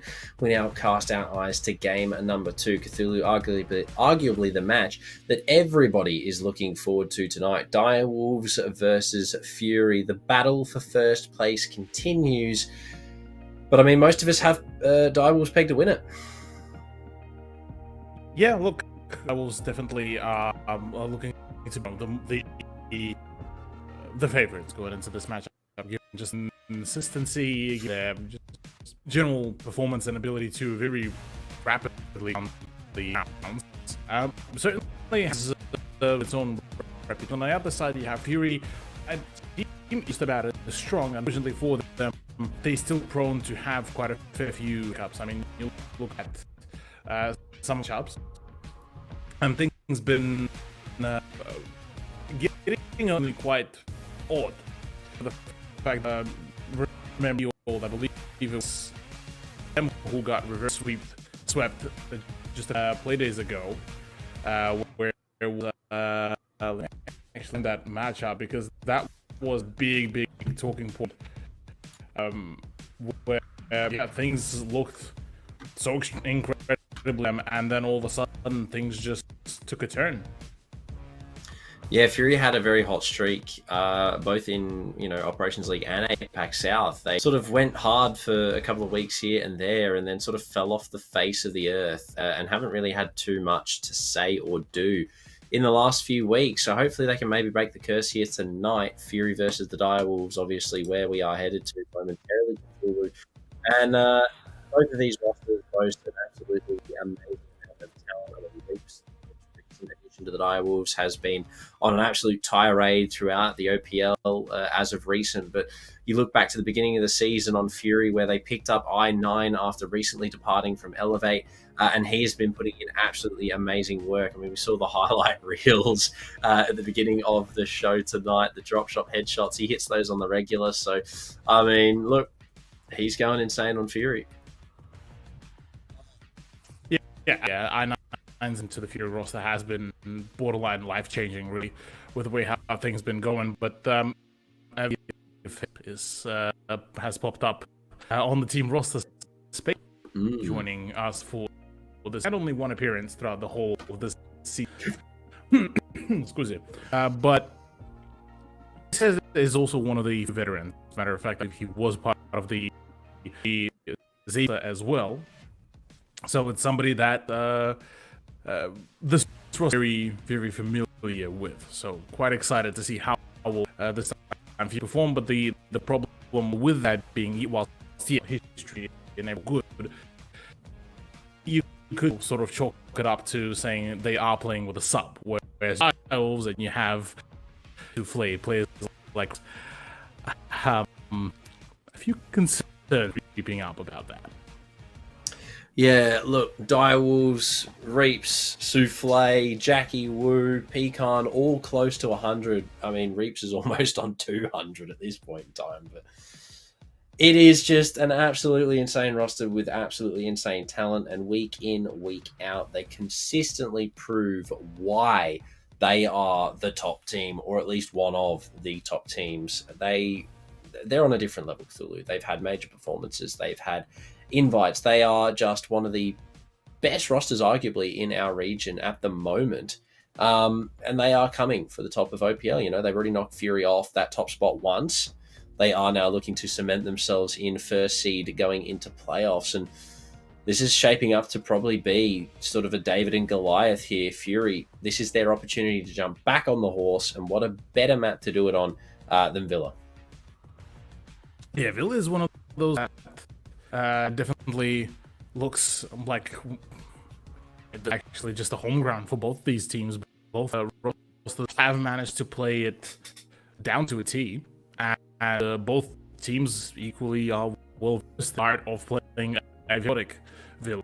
As you have the roster that is on the one hand, the Direwolves, a team that to play Villa almost with Souffle sort of trolling the pistol shots, and then you also have the ability to play it in a serious way, whereas on the side of Fury, it's for most of it in sort of a very, very serious way, just consistently bottom to top, clear it all out, and sort of get to the action. So I'm just excited to see how things will really from here on. Yeah, overall, this is going to be probably the most interesting map of the night, given that it is a map like Villa, a team like Direwolves and Fury going up against each other. It really is all about seeding here. That's all these two teams care about. Obviously, the higher you are, the better it is when it comes down to making it to playoffs, Cthulhu. But due to the fact that Direwolves do hold that first place position right now, as we sort of said, even if they do lose this, they are still going to be sitting in first. 3 points are not going to be enough to change that outcome at the moment. So Fury are going to have to dig deep at the end of both today's play day and next week if they do want to take that first place, because Direwolves, I don't imagine, are going to be looking to give it up, especially with Reaps coming on. I mean, we've said it multiple times, he's insane, and I don't think he's going to let Fury get away with too much in this game. But we start off, as always, with the bands. Cthulhu. Fury started off on the defensive side for Villa, arguably the better of the two. Thatcher to go. Probably going to see Valken Mirror, if I had to guess, maybe the Izami. But other than that, what are you expecting coming into this band-wise? Into this ban, ban phase, I'd say maybe a Nook ban would be a good one, given teams are very well versed in the art of the Nook play, and the flanks from both teams have been rather deadly. So not seeing her out here would have been trolling. So her it was almost a really between the two. Valkyrie Azami is probably going to be the next two picks, although Valkyrie pick could be, used for something a little bit more of an issue one, especially in the match that has so much weight that is the Fury versus I reckon.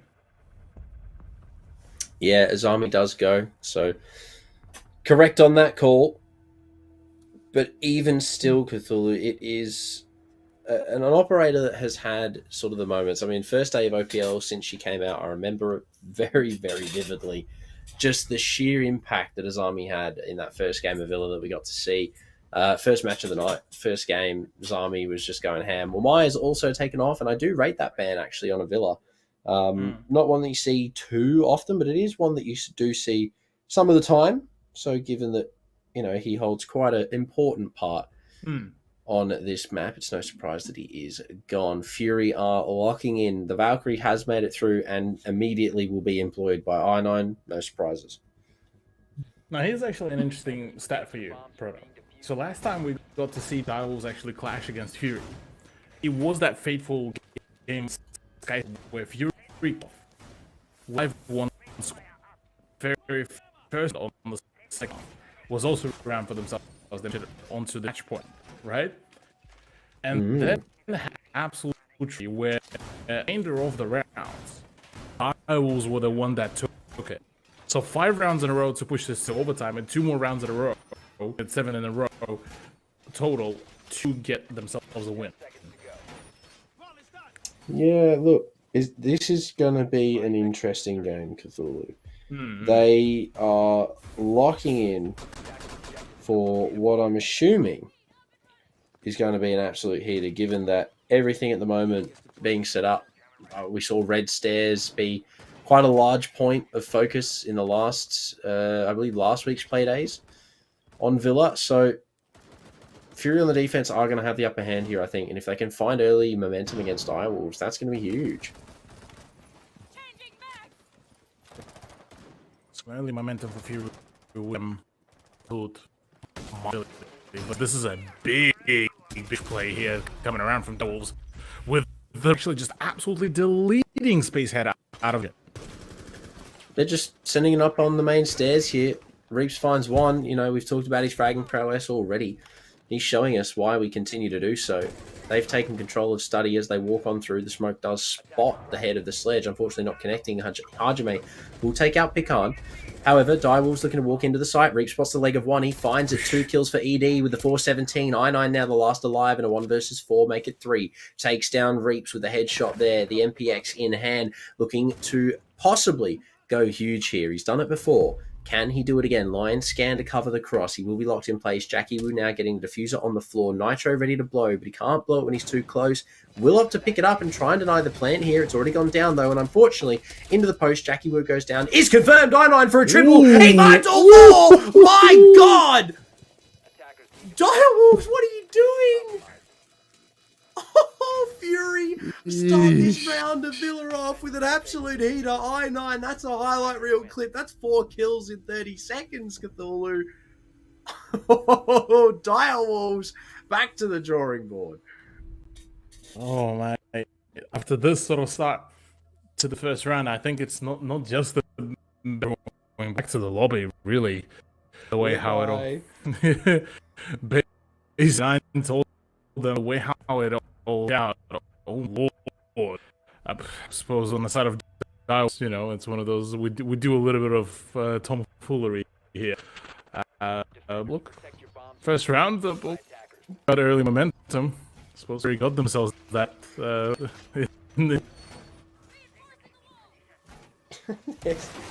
no way that he gets away with that. Like, genuinely, how? How did Direwolves let that happen? You've got Diffuser going down, you're safe behind Vault, you get it down and choose to run towards the sound of a Nitro, pay the price, and then he proceeds to wipe the remaining members of your team off the face of the planet. 4 kills in a round. I reckon if Hajime hadn't touched one of those players there, he could have been on for the ace. Genuinely, he was feeling himself in that round. I mean, he has been on AIM Labs for hours before coming into this matchup, but that was wholly sharp. That wasn't even like, oh yeah, that was kind of cool. Like, that was nuts. And Fury, you got to be happy with that one. Yeah, he's definitely I9 is definitely sick with it. Absolutely gaming on his opposite. And yeah, look, despite the fact that it was quite a rather rapid decline in the numbers, Fury didn't certainly decline in the performance. One certain player. Oh, once again, waking up. Okay, look, this may be a series. This may be the top two still intending to actually bring heat here.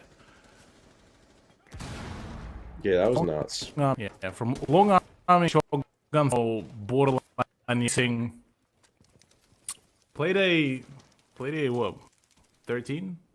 Played a 13 has been bringing in already quite some bangers, and we are only on matchup.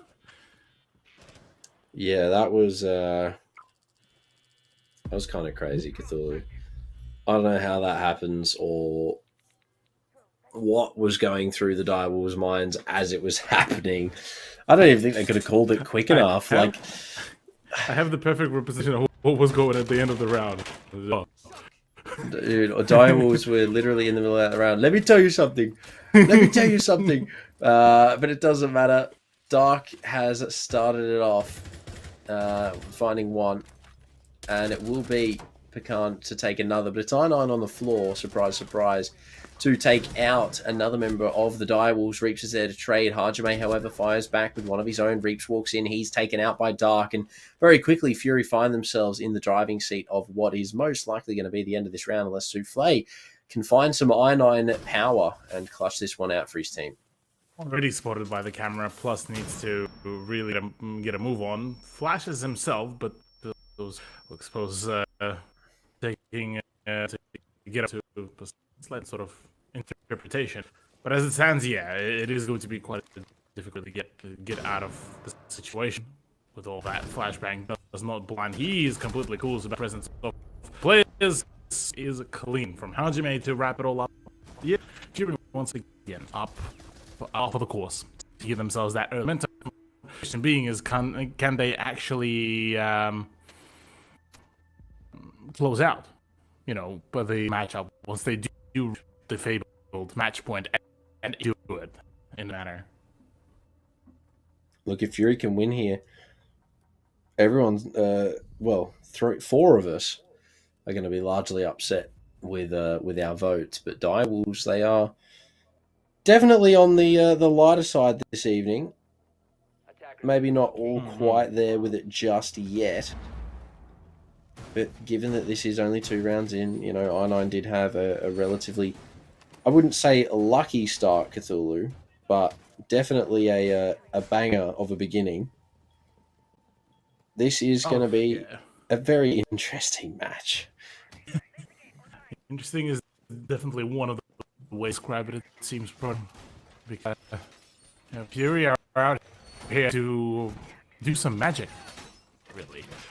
Show us as well as the non-believers that maybe we should have picked Fury in the predictions, all things considered. But yeah, for Direwolves, maybe it's a bit of a maybe they'll activate closer to the second half. Maybe they'll once again sort of keep moving in onto that wound that was left at Fury's after their last clash in the first half of the regular season. I'm all up for it. Matter of fact, at this point, I'm not even at my predictions tank, because Fury, if they show a good game, by all means.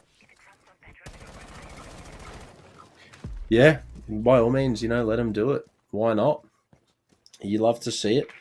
And given that we have had a relatively interesting start to the matchup already, Cthulhu, I would not be surprised if it continues being a matchup like that throughout its entirety. And we already see good drone work, good utility coming out here from the Direwolves, but some damage is really all they've achieved. Spacehead's been taken down quite low, but that is all that Direwolves have to show for the work they've been putting in so far in this round.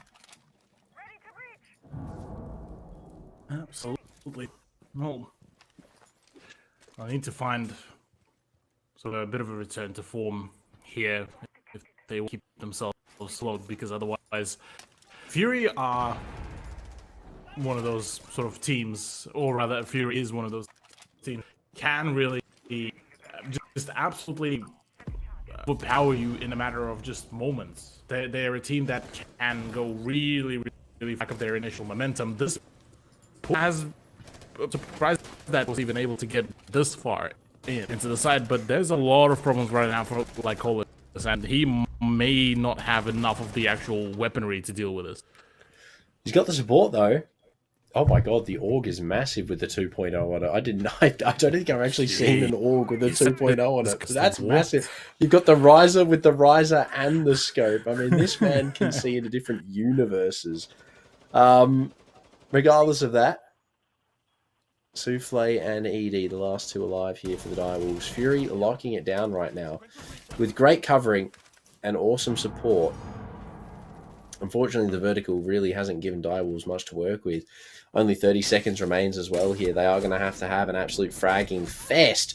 But ED, he's not going to get the first. He goes down, and it's all up to Souffle now. He has the spots on wall, but it doesn't matter. Through the wall like Hollis.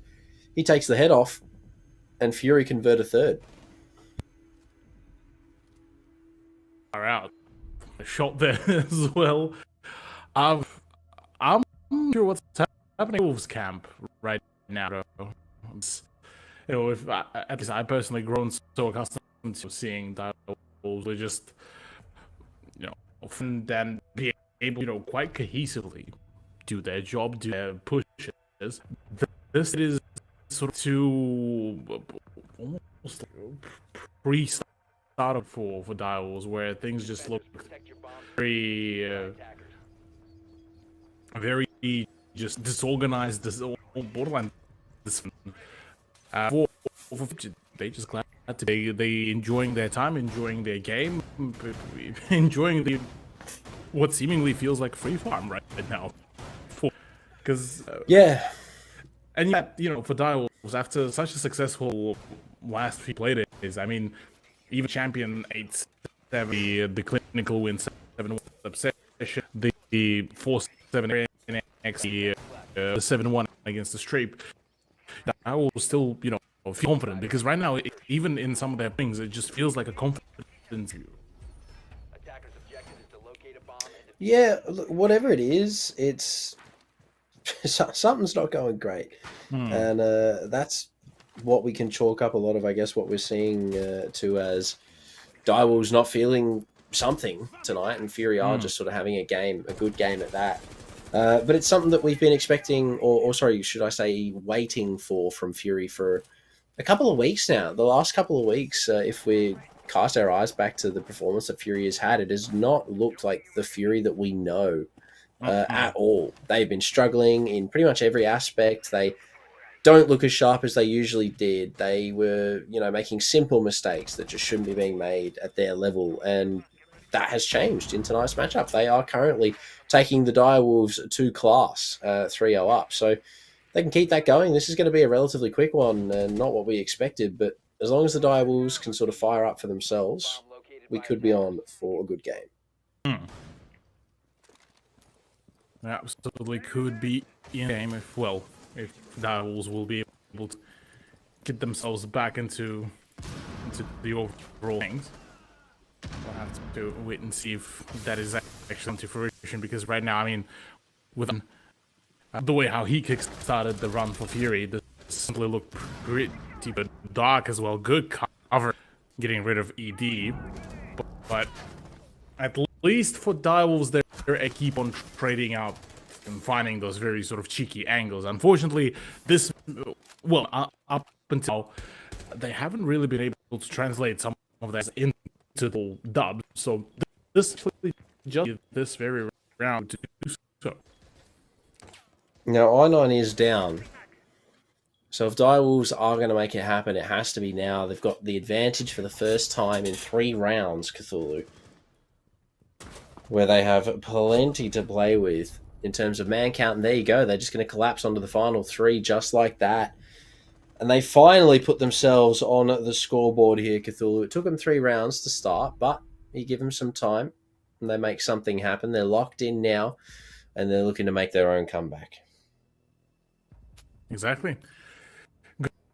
Good round where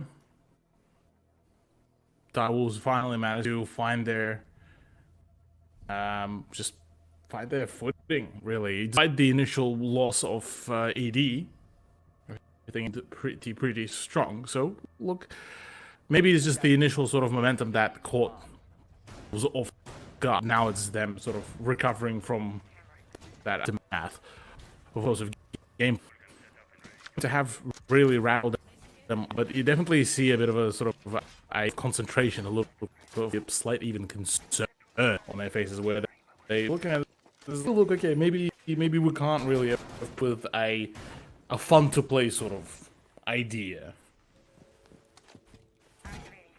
Yeah, the mindset change sort of starting to set in, I think, a little bit. That round was a lot cleaner from them, you do have to say. They have definitely been struggling, though. Those first 3 rounds, I'm not too sure what or why. Don't get me wrong, I think first round you can't really chalk up to too much other than I9 is just insane. But round 2, round 3 were a bit different. So good to see them finally getting something back. 3-3 is now the best they can hope for before they go into the defense, but I don't think Fury are going to give it to them that easily. They're probably aiming for the 5-1, possibly the 4-2, but I guess it all depends how the rest of this round pans out. Indeed. Well, Fury is struggling. Huh? Like, yeah, but he's just running through the middle of my... Match on just with this. Ow. The SMG 11 as well, they barely has any sort of size to be able to just willy-nilly sort of just... but he just does it. It just... I genuinely don't understand how. I'm at my wit's end here, Proto. Yeah, literally, right? Like, how... There's no support. I mean, Reaps is... There's 3 people around him. You've got 1 person on bathroom. Oh my... Okay. You've got... Okay, we can't gloss over that. Spacehead has just dunked on Pecan. Jackie Wu takes down Dark, though. So they are sort of trading back and forth here. The Vector will spot out Jackie Wu. They are now trying to make their way into the site, but this bathroom fire will be locking them out of Astro for the moment. Half the round remains. There's plenty of time. Lycola's still on low health from earlier as well. It means that Direwolves do hold somewhat of an advantage here, but Spacehead very quickly takes it away with the Vector and puts Fury back in the driving seat.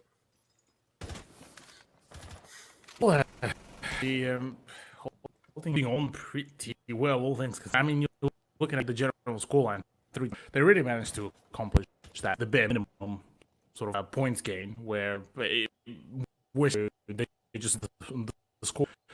How they've been holding on to their sides, the way how, like you've highlighted, players like Spacehead are able to just absolutely dunk on, but quite a fair few of the performers.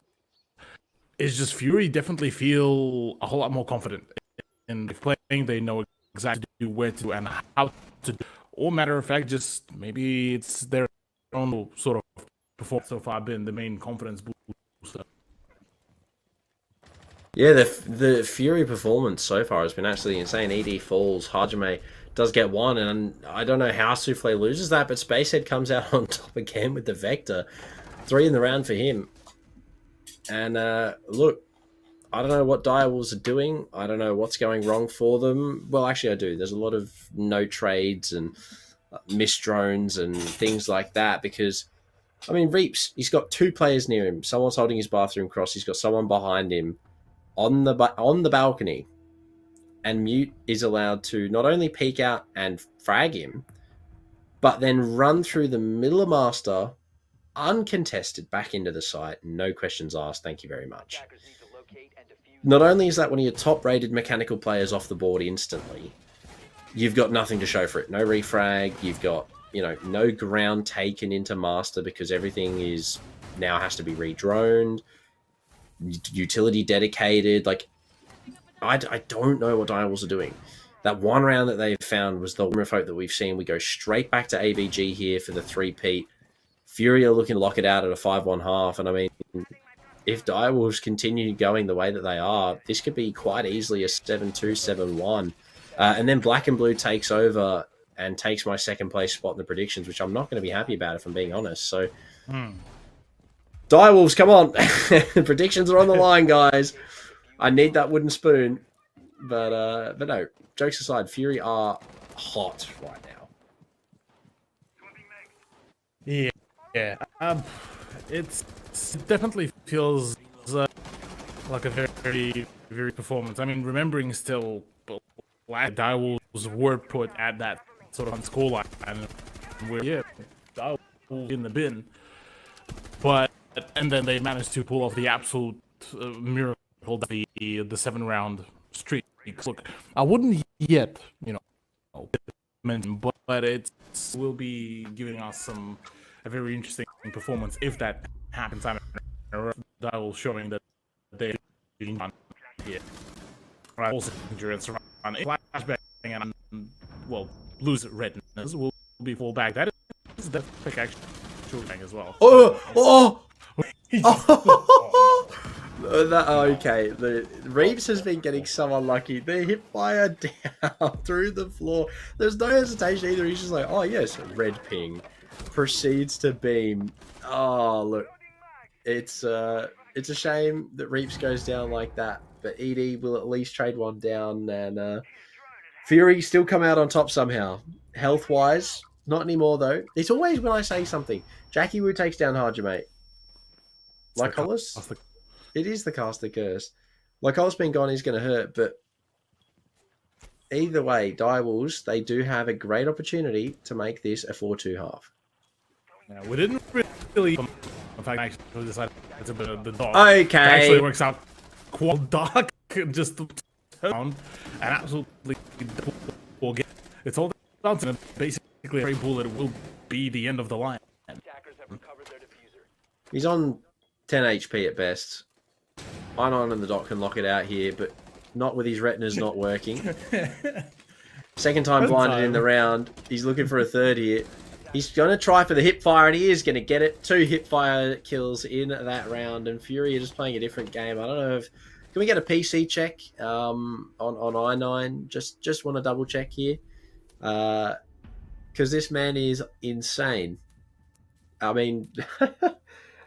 Absolutely insane. 4 kills in 30 seconds. Not even. 4 kills in like 20 seconds in the first round. 2 hip fire kills in that round. 1 through the floor. I mean, this guy is nuts. Oh, Fury. 5-1 half. Cthulhu. Direwolves had such a good position to work off of as well. A 4 versus 2. Dark dunks on half the team, and then I9 memes it out to finish the round. I mean, Fury are playing a different game right now, but it's working.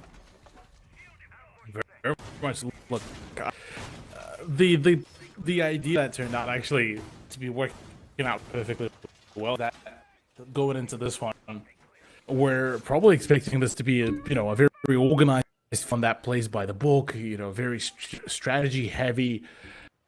Meaning said, well, that's what they're expecting.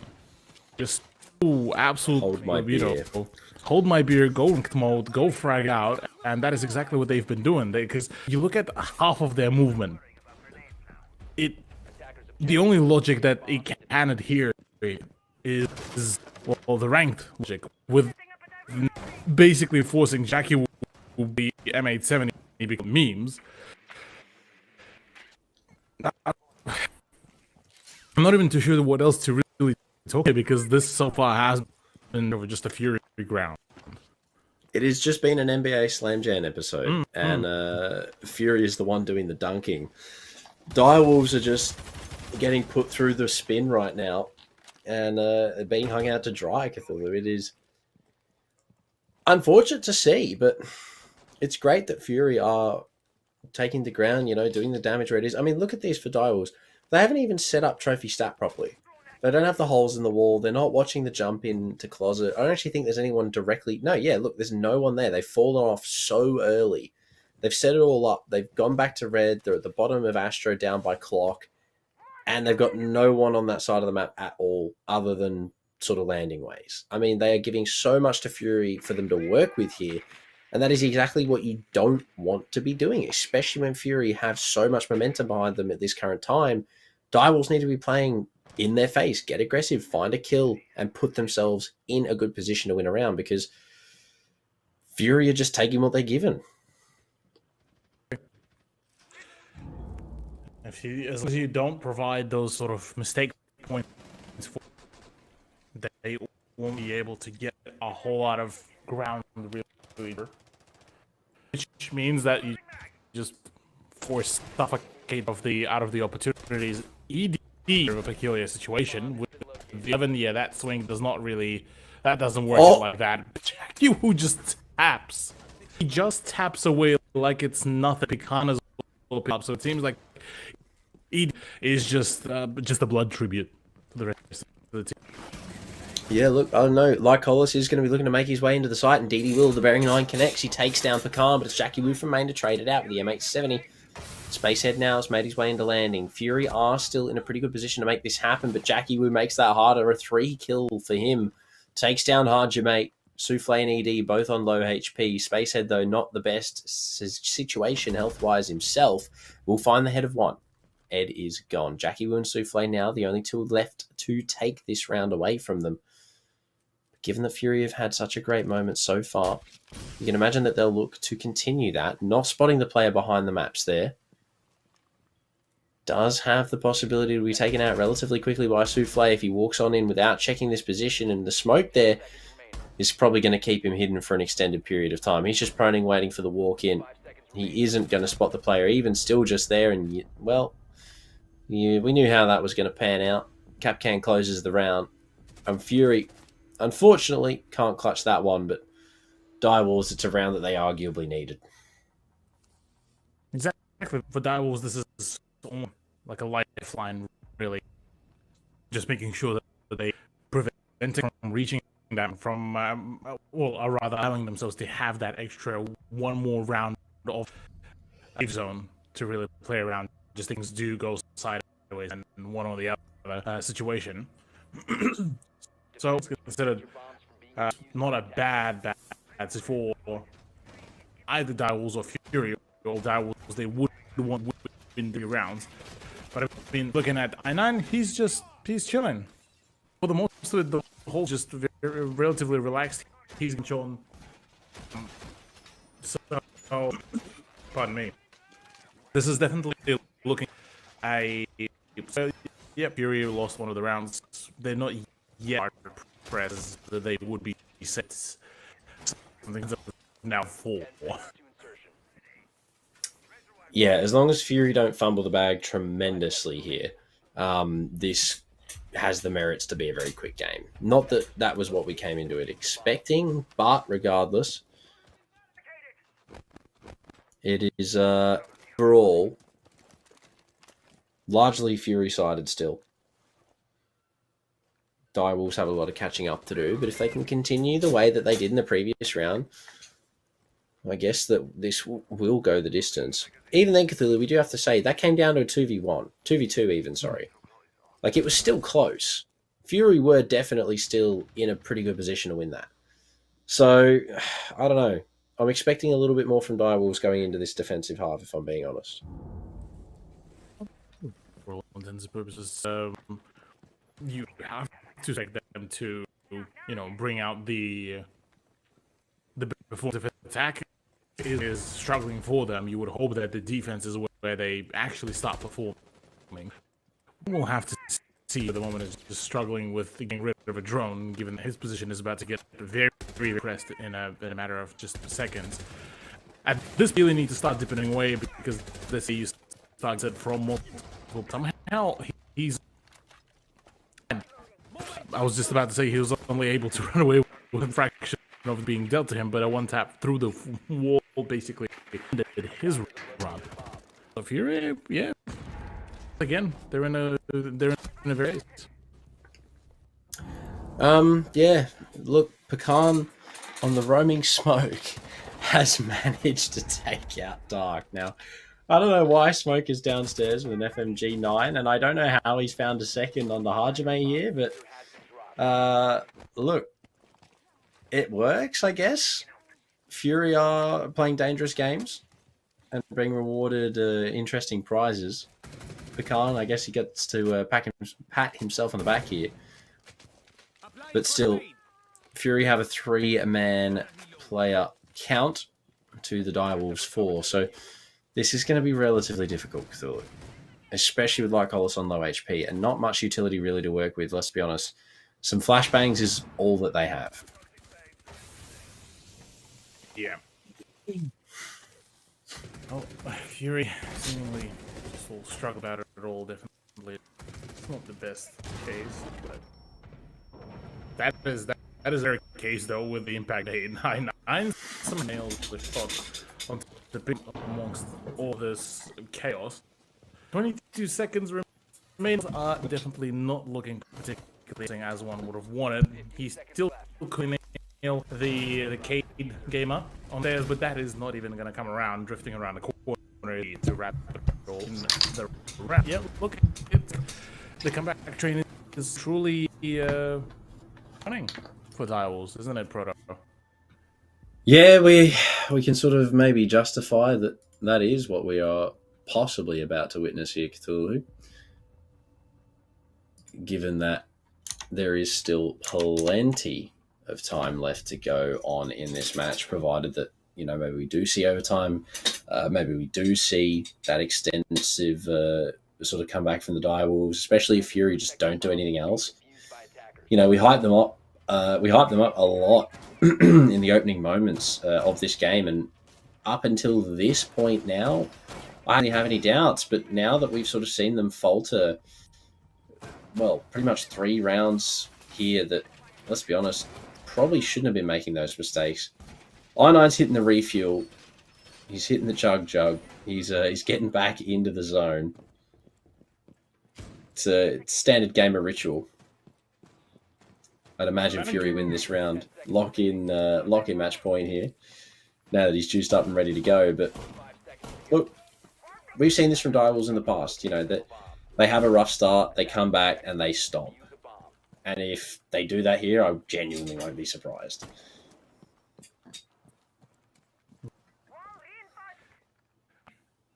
Suppose we'll have to wait, because this time, look, I don't know, you know, conversation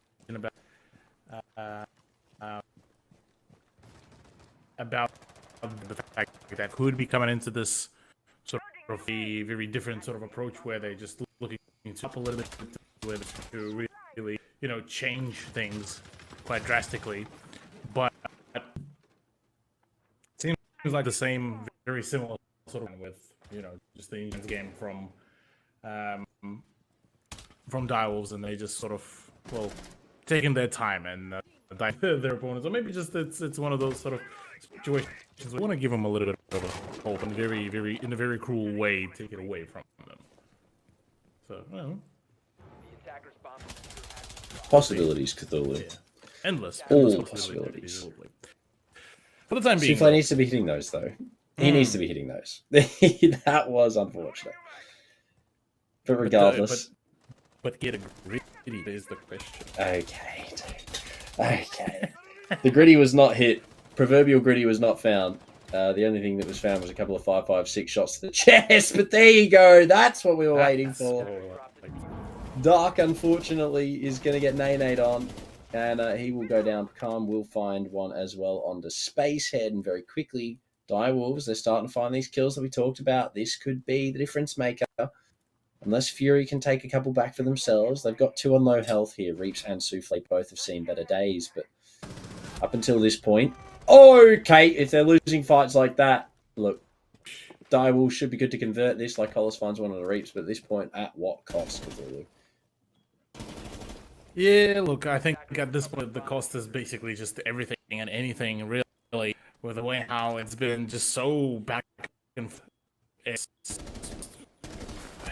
miracles being dished out back and forth. I9 falls, and it's all down to like all of a sudden we're about to see round levels, which again feels odd. Just how it all evolves into this sort of setup where that was hard pressed to and to find any sort of for themselves. But the moment they go offense, it's where they get to do some rather bigger tomfoolery. What? I know what Jackie was doing there. What happened with Jack? Did the man like, or was it all just an elaborate bait for the pro? He shot back. He did shoot back. So I don't know if his mouse, the keyboard stopped working, or if he decided to plug his controller in for the last 20 minutes. But regardless of that, look, Direwolves are one round away from equalising Cthulhu and Fury. The great start that they had, unfortunately, has not transitioned into a great mid-game at all.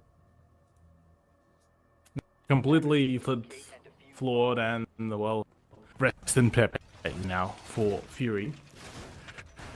Order management would be rather unhappy with the sort of turnout, but it's not over yet. None of it, and no hope is yet lost. It's more so just about the fact that Fury hasn't been really presented with the ability to sort of push their opponents for any sort of mistakes. Will sort of pulled up and said, "Okay, well, time to get serious. Time to actually, put in the play effort."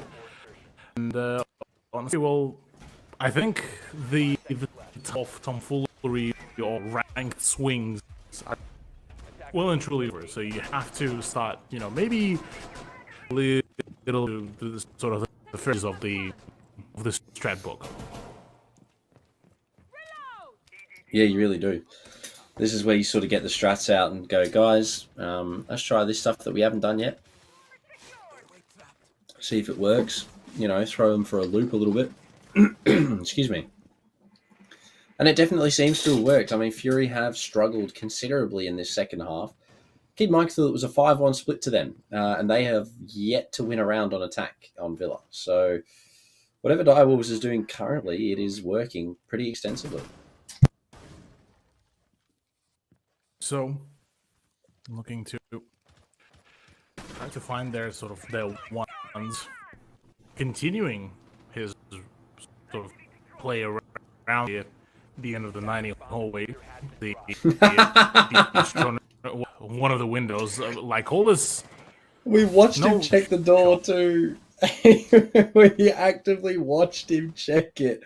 4 Kapkan traps and still walk through it. Hang on a minute.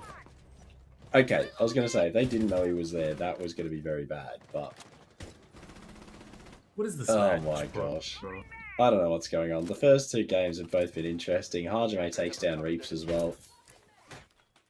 Very quickly, we are getting to the possibility that Fury might actually win a round on attack here.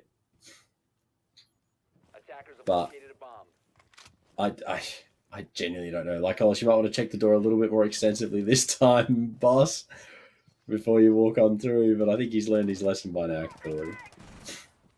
Yeah, one would hope that he learned his lesson. But most certainly, the moment we start, Fury, yeah, you might just want to get a little bit more serious. You, in fact, do serious. So I9 doing the goofy swing that works with the replicator definitely does not look too good. So this double kill. Hold on. Just walk into the side. He able to get the mirror windows as well. This but I say this does not checking into the classical hole. In comes the swing vibe check is not either, but the fit somehow still fit ED. Okay. Oh my no. Direwolves win the round that they shouldn't have. Fury in a 5v3 off the bat. I genuinely don't know what to say. There's a player in Vault standing in the corner that gets a kill. The Kapkan traps, 4 of which go off in that round out of 5. I mean, come on, Fury. That is some tier 2 mistake that you've made there. Kapkans on doors. Damuji, and look, Damuji, come and get your boys, because if they want the top of the leaderboard, this is not what they need to be doing. 5-0 up on the half and have dropped 4 consecutive rounds to the Direwolves, who, let's be honest, Cthulhu, in the beginning of that match, they were throwing. But now, they have awoken. They have put themselves in the driving seat. Jackie Wu's had enough. Pecan's had enough. They have turned the burners on and started going absolutely mental. They've equalised 5-5. They're 2 rounds away from taking this away from Fury, as long as Fury don't fumble another 5vx. Because, let's be honest, that just shouldn't have happened. It is genuinely the Capcan buff. You can chuck more than one on a door, and it has been the bane of his existence ever since. I still want to know how Lycolis did not see 2 traps on that door to insta-down him. But still, look. Fury now have some serious catching up to do of their own. There's quite a fair bit of job to be done. Quite a fair bit of things to be sorted. But look, maybe this is the round where Fury bring it back. So, with playing this stuff, definitely, well, speaking of the confidence, that's bearing all over the Pecan, looking to make that swing. He is being circled very, very, so his chance out of this walking closet up basically borderline non-existent point. I think look at 3 guns. He being gets a traded kill. at him. He still gets on. He still gets and gets away. How? And gets no. Fury. What? Fury, please. Okay, thank you. Fury managed shot Pecan on the sheer just heist. Because amidst that chaos as well, I9 got downed. Like Cola's fault. As allowed is beyond, given that the position that we are to touch up on that before he committed those travesties is. There were 3 guns at his location. And he got away. He managed to get away with the relocation and get the frag. And now the feeling apart. Now they man bring it back. Now it's Paul's champ because his head that is whipping out the frag. Now it's all down to ED, the resident sacrifice. Okay. And he's mode. He's getting the shot onto head, but tagged up to 1 HP. But between an ED, 1 shot is this. Oh, he hasn't seen him cross through split here. This is huge. Provided ED can connect a shot here, and he doesn't keep whiffing. No. I9, he will be able to clutch it for Fury. So thankfully, they don't let it all go to waste. I don't know how that managed to happen for them. I don't know how they did it. I really don't. Luck was definitely on their side because, let's be honest, Cthulhu, it shouldn't have happened again. I mean, all I can think of that round there is, like, you literally just have the mute sitting inside of closet and it's just the raccoon, hand him a gun, go, commit crime.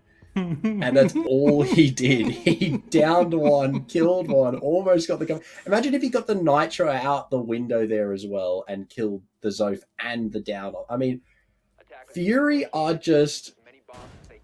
I don't know what is going on in their comms or in their drone work or whatever, but this stuff that keeps happening to them is 99% their own fault.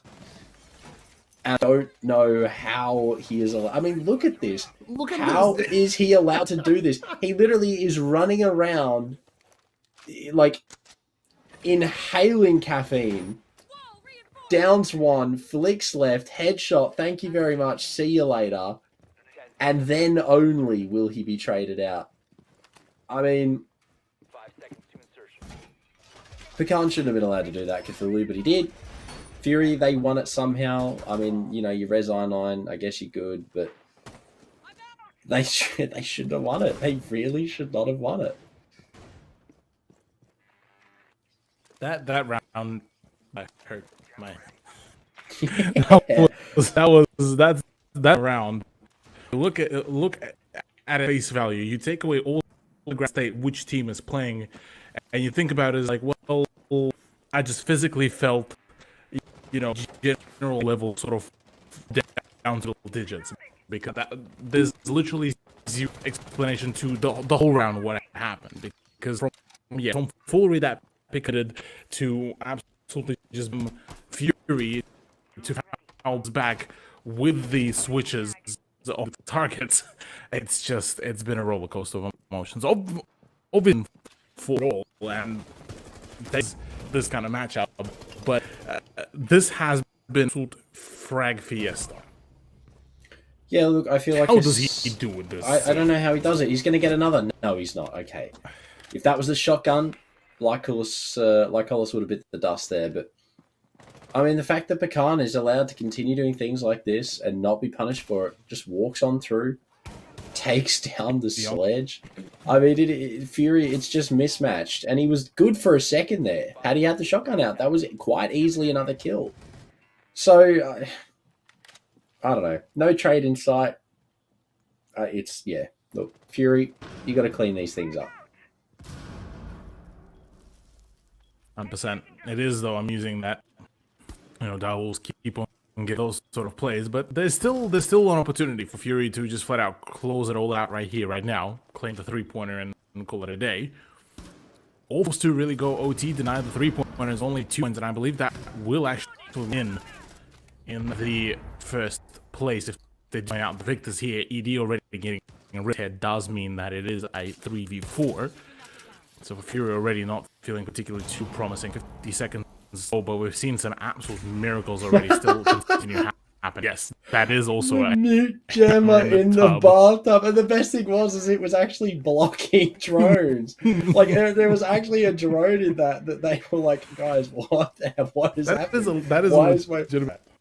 Why is my drone no worky? Now they do know that ED's here, and R90 is going to be able to find the kill. 30 seconds left for Fury to execute.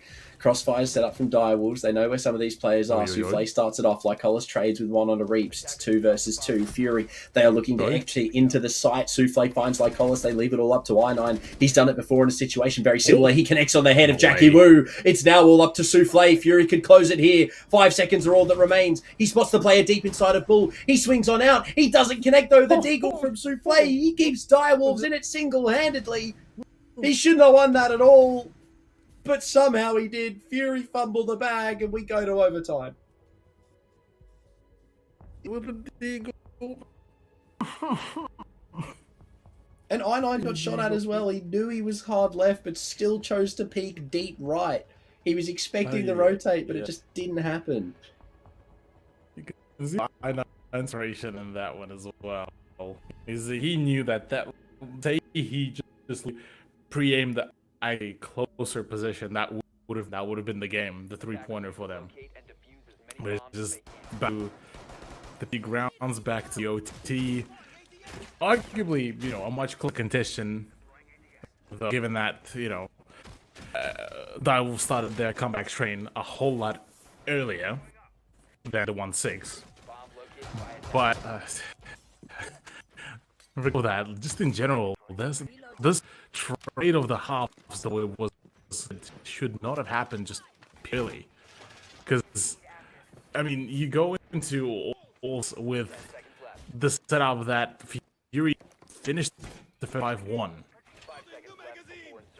and for 5-1 you trade the 2-5-1 halves again, same way how it was back on Skyscraper. Where do you find the break to that pattern? I mean, where's the line drawn, right? You've made so many mistakes. Where do you change it up? Where's the switch? The 5-1 trade. This, as we said, Cthulhu, this was going to be the game that was going to go to overtime if we had any. And ultimately, less points for Fury, which means even if they do win this, there's now less chance that they take back first place, which will hurt their personal statistics. But they've got good information on the drones this round, as opposed to previous rounds. But I guess it doesn't matter when Pecan just jumps out like that, finds a kill, and, gets away, no shot. But you look at what goes down. ED finds one, I9 trades it out, but Fury have lost 2 in the process. That's your Habana and your Yana down. That's 2 big players to lose for a trade of an Aruni. Yeah, given that all of those are given placed all over the area, basically just lost one of the fraggers out of. So yeah, all things considered, Direwolves right now really good position to put themselves at advantage. The problem being is how they're going to perform there, because attack is where they were really feeling themselves at all. At least they still can continue their onslaught, and they still have a river of time. Numbers of the playing, that's where the kick in. I mean, even if this does go max OT, Fury, they're going to be on the attack overall. Souffle to take out Dark, Dark to find Reaps. I know now the last alive. He almost clutched it in the last. He's 14-9 right now. Could look to make it more, but no, Souffle is not interested in feeding into that number anymore. Fury, unfortunately, they're going to go down a point here. Now, as I was saying just before everything kicked off, even if we go to max OT, Direwolves will get that defense, which is where they are more comfortable, arguably, Cthulhu. So, I guess there's that to take away from it. They do have that somewhat advantage, I guess if you could call it that. But with Fury playing defense the way they did in Direwolves, I mean, I guess it's the same thing, right? Both teams had a not great defense, a good attack. Or a not good attack and a great defense. Like, vice versa. It was a 5-1 trade. Yeah, 2 5-1 trades that came through. Been definitely the big sort of storyline, and that is sort of that it echoes their last matchup, their last tussle against each other. Both teams had a phenomenal set of defenses. I mean, you look at the Skyscraper 5-1, 5-1, and then it was the 2 for Dial. The only difference being is that, well, it's the map diff.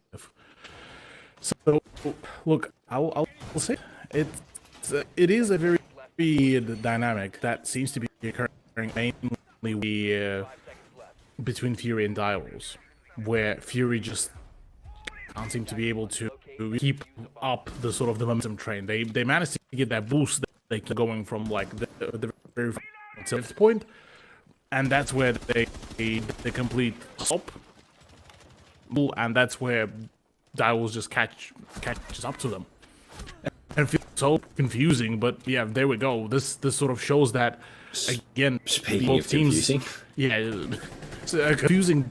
Yeah, so once again, sort of the sentiment of the fact that both teams have been struggling on the attack really badly. Yeah, I mean, numero question: why are we jumping in one by one? I mean, Direwolves have proven that, you know, drone work wise, information relay wise, they are a lot more confident than what we see from Fury. Regardless of that fact, they're just jumping in, you know, one by one. They're taking each gunfight at face value and playing for essentially mechanics checks. No trades, no extra info. I mean, we haven't seen any utility used at all in pairing with these jump-ins. And Fury are just cleaning up easy kills. I mean, Pecan and Reaps, both respectively, were just solo frags jumping into crossfires. And this isn't even a downstairs hold, Cthulhu. Sorry, a downstairs bomb site. They are holding downstairs, but you know what I mean.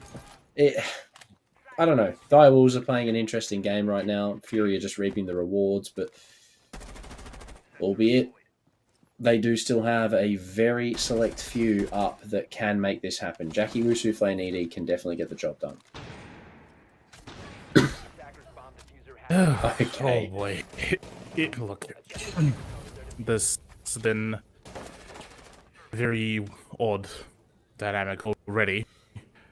Been Fury wants to likes their defensive side, but Nine is being allowed like this. Yeah, this has been a flawless round very quickly. Fury being able to completely look out. But look, at least the one thing that they can look for at the next round is defense.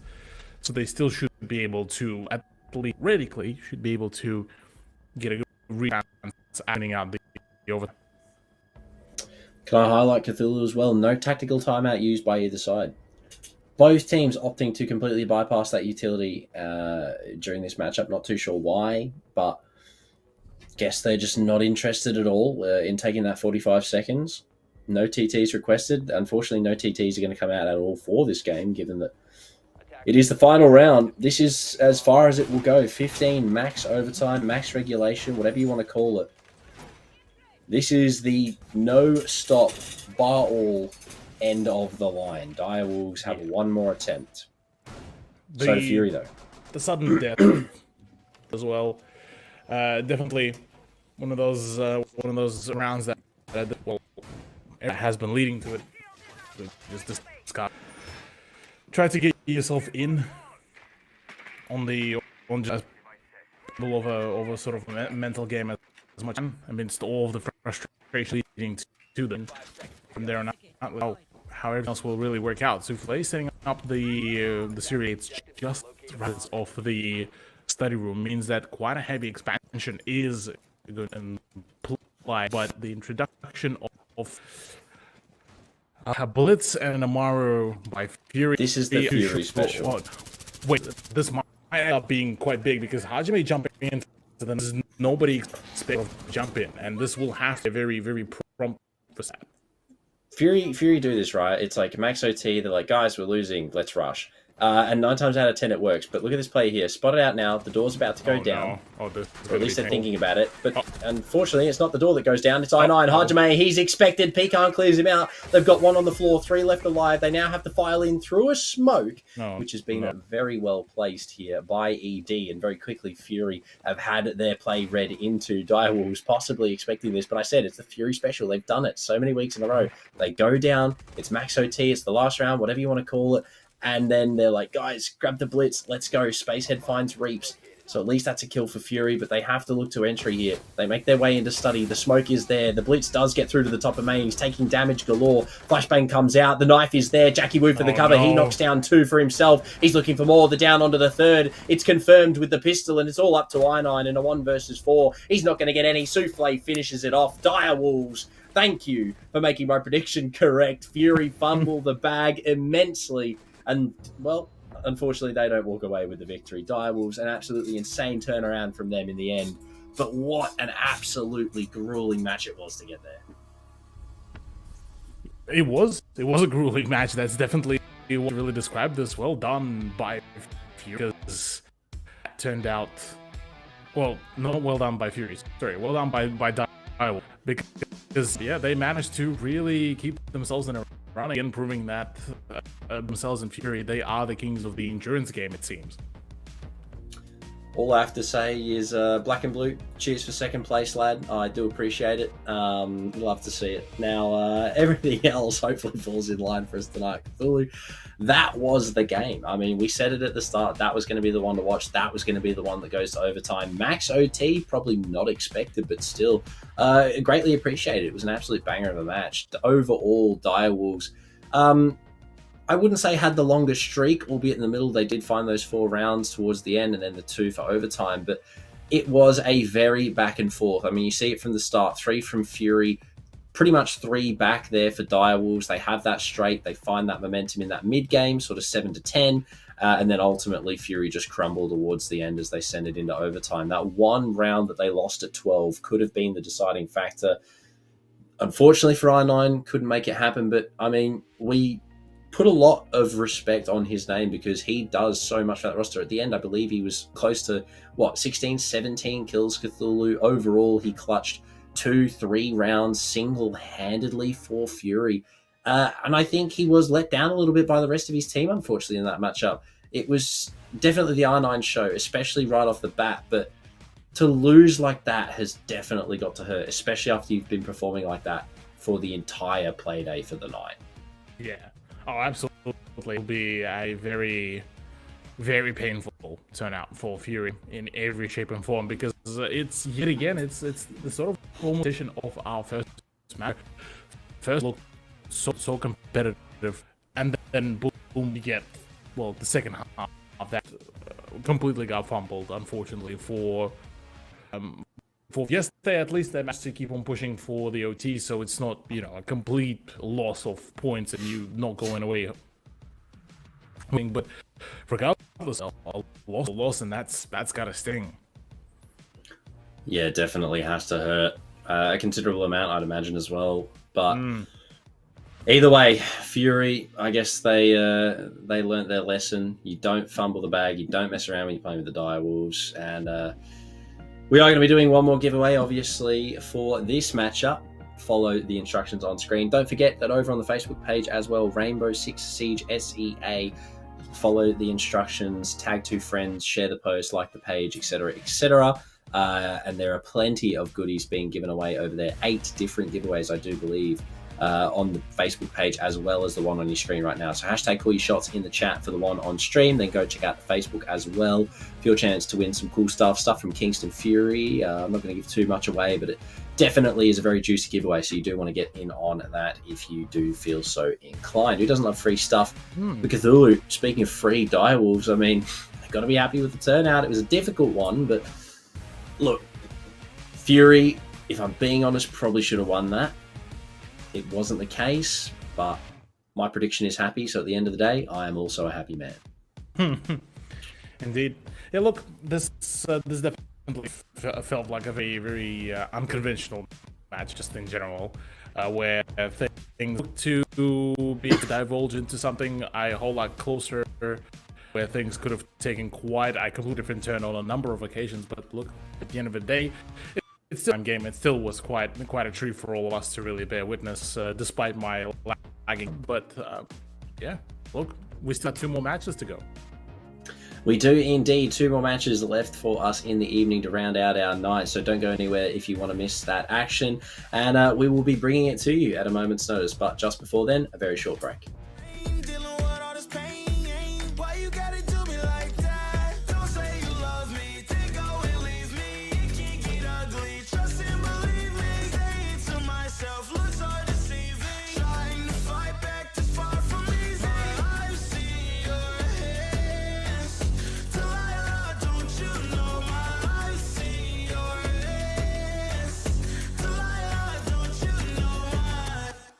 Turn cold, lost control.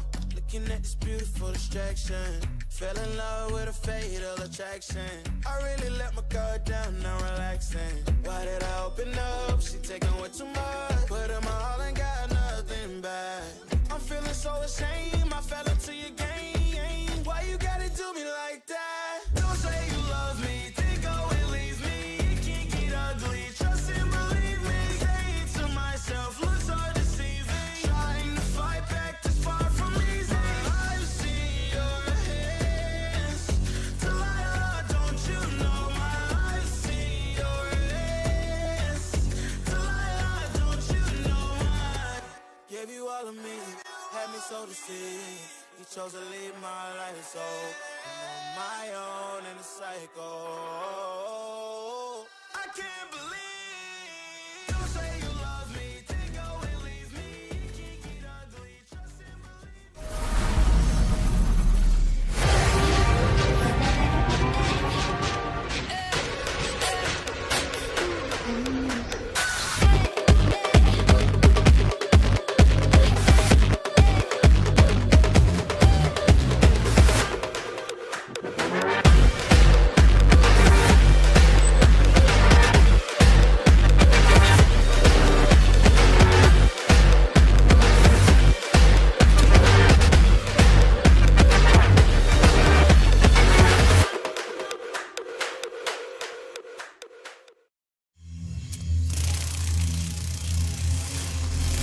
The faint buzz is a warning. It may be the last thing you hear. But I'm the last thing you'll see.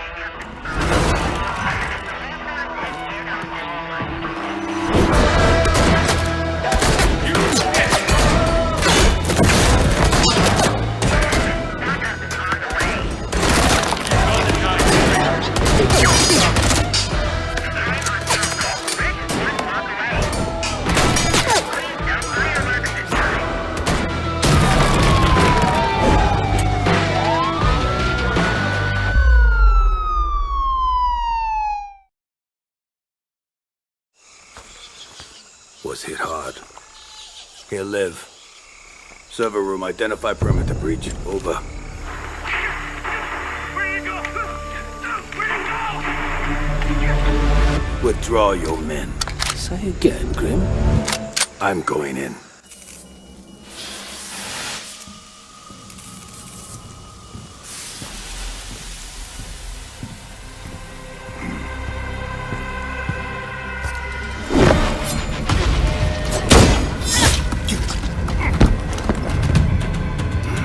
My turn.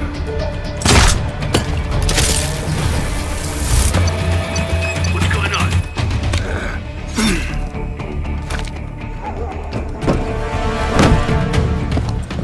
What the? Impossible. Didn't think you spooked this easy. Micro recon drones. Cute.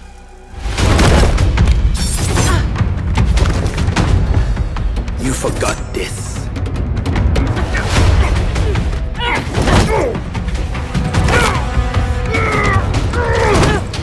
The data key on your jugular.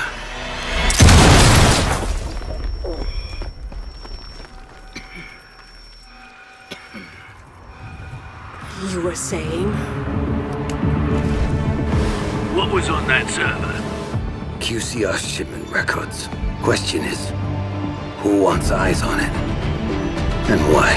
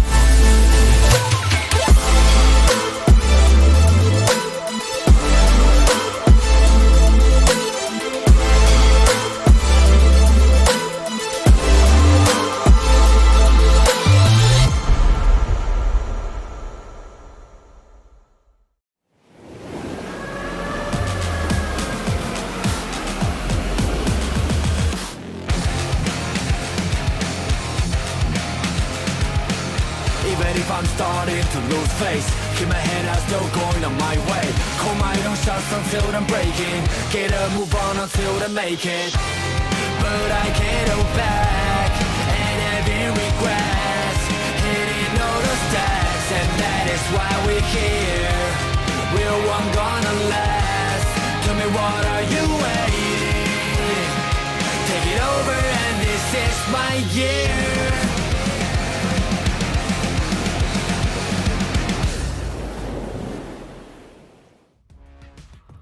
Cthulhu, we are back from the break, and the first two matches have been absolute bangers. We now head to our third game of the evening, Elevate taking on Astrape.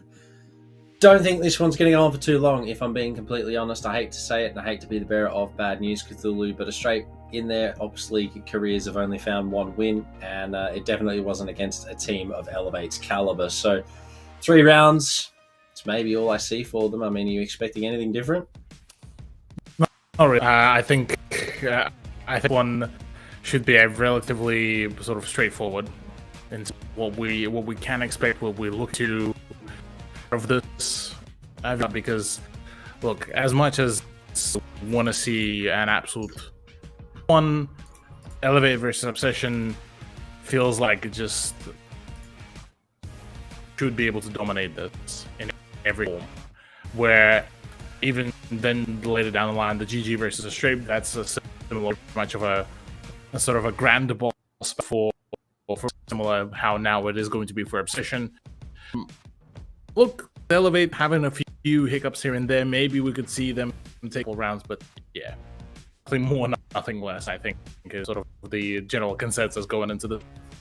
Yeah, got my games mixed up there. My bad. But yeah, look. Regardless of that, I think what I said still stands. You know, Obsession. Oh, yeah. Not too many wins, 3 rounds at max. If I'm being generous, but look, it's difficult to sort of call these things when you come into it because then Obsession turn around and go like 7-5 or something, and it's like, oh, you know, they've actually had a really good game today. And, you know, you do have to give them props for it, but all those things are. I'd say the most recent.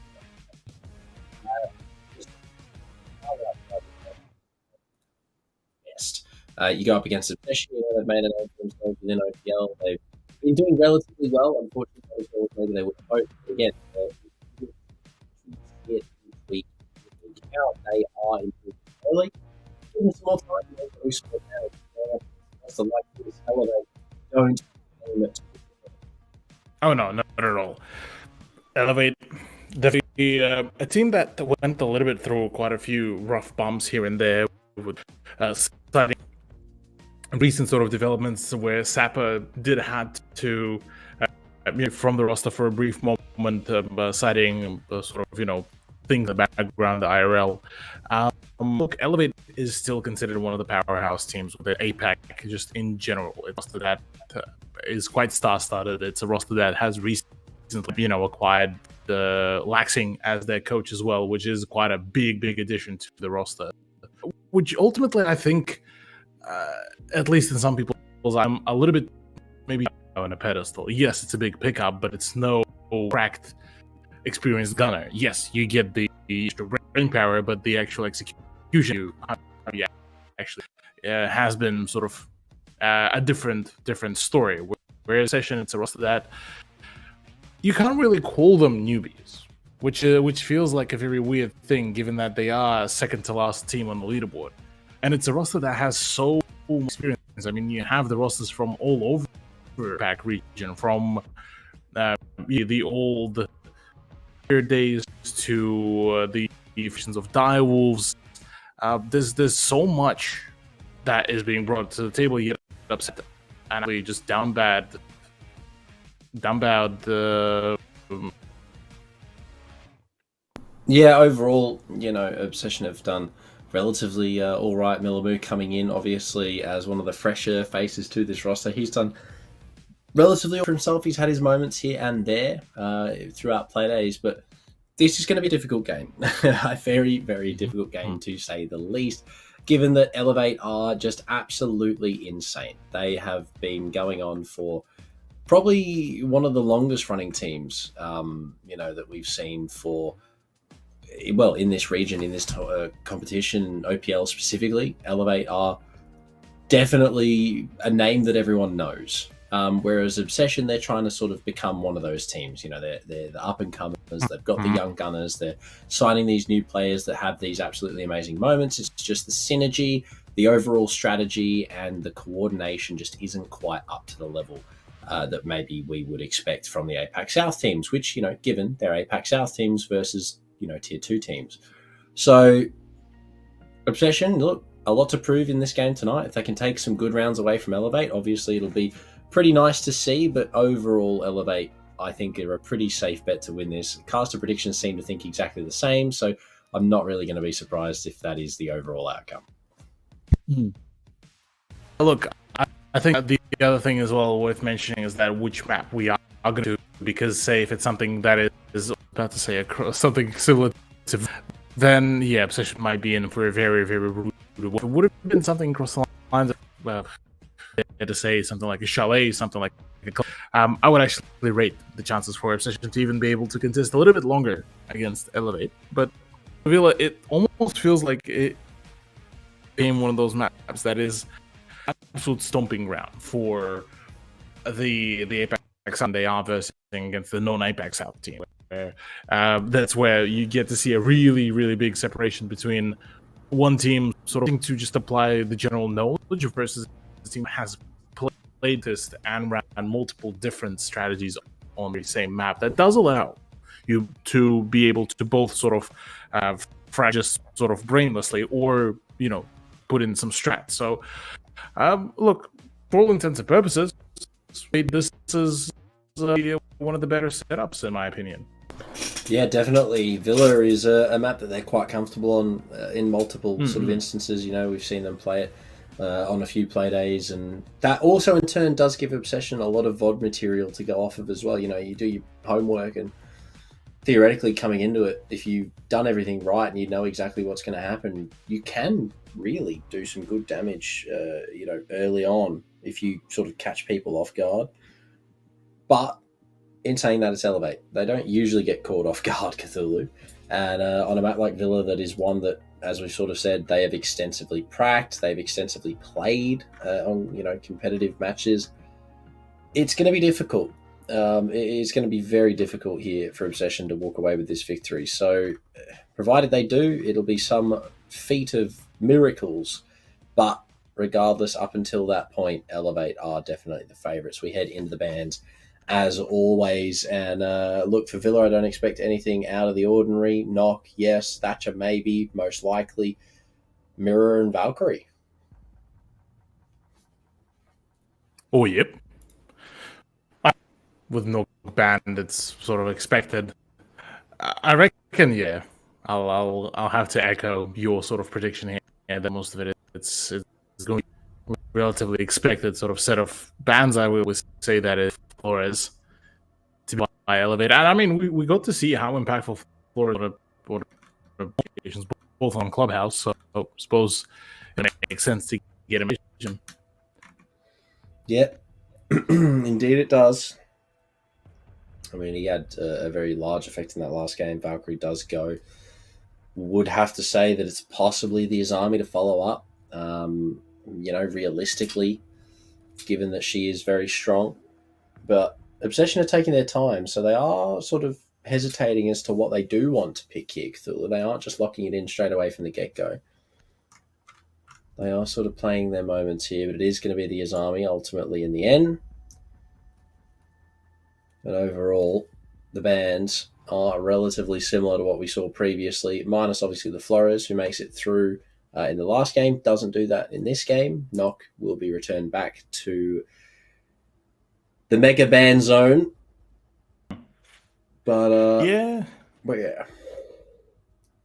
Yeah, I think ultimately, after all the changes with attachments as well, Knock will sort of end up becoming the sort of the next Thatcher. She will be banned rather frequently, purely for the fact how impactful she can be. I mean, you look at the loadout of the operator. You have a really good Virgie. You have the dig to make those much wider sort of holes in the walls as well, and in the or rather bodies of opponents. The variety choice of, I believe it is the secondary hard breach, the frags, and the EMP impacts as well. So you have a lot of leeway to go about it. Plus, I mean, obviously, just in general ability to be able to sneak around the map almost without any implications or any sort of issue. Definitely done a whole lot nicer. So it is understandable that sort of starting to become a whole lot more of a frequent target. But question for me here is the lineup that Elevate are looking to bring. It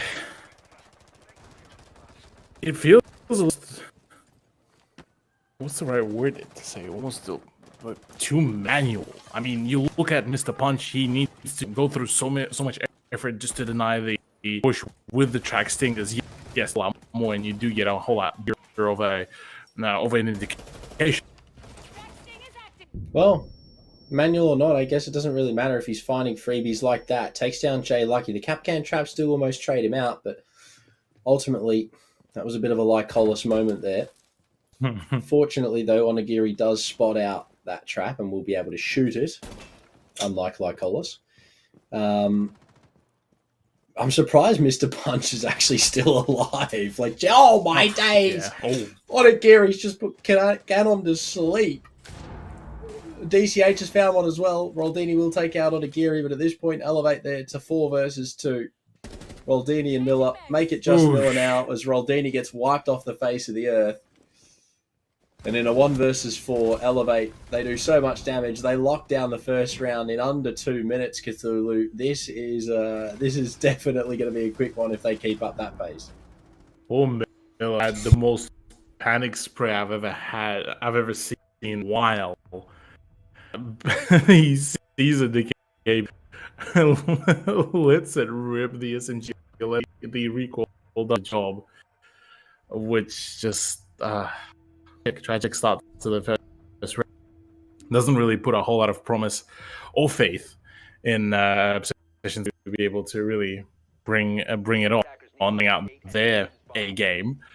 And I mean, looking at what was their matchup? Hang on. You mean yesterday? Yesterday. So I guess, and it was a 7-2 in Oregon. Oh, yes. It was a relatively quick that game. Awesome. So that's gotta hurt. Obsession Mental coming into this maybe not at the highest of spirits, but still, DCH could have given Mark a kill there if he wanted the team ace. He was a little bit rude though and decided he wanted 2 for himself there. Can't really blame him. If he finds a freebie, why not take it type thing. But Cthulhu, that was a speed run any percent round for Elevate. Oh yeah. Obsession genuinely had no idea. It was shock and awe to the max. And it worked. So you do have to give them that. Yeah, for Elevate, yeah, they're going for the speed run again. DCH is just going in. He really expects Milamo to be there. He expects the pressure to come around from that very already. I mean, you look at Obsession; they started scared, completely abandoned the bar because that sort of touching point for it to take. They don't even know where to go. Where it just wants to play around. But even then, this is hazard zone for him. Well, he has managed to make it back into the side at least. In saying that, Canon will at least find 1. DCH does go down, but to be honest, Cthulhu Elevate already have a lot of control. They've got top main, they've got study if they really want it. They also have Books 90. There's 1 player down on flank, which they do have someone actively watching. There you go, on Agiri. He finds 1 inside of the site, finishes off Canon. Silence and Jay Lucky now the only 2 close by to really do anything. Onigiri will be downed by Silence. But overall, Cthulhu, I mean, a 4 versus 3, confirmation with the smoke, a 3 versus 3. This is a pretty doable affair for Obsession here, provided they can find 1 or 2 more.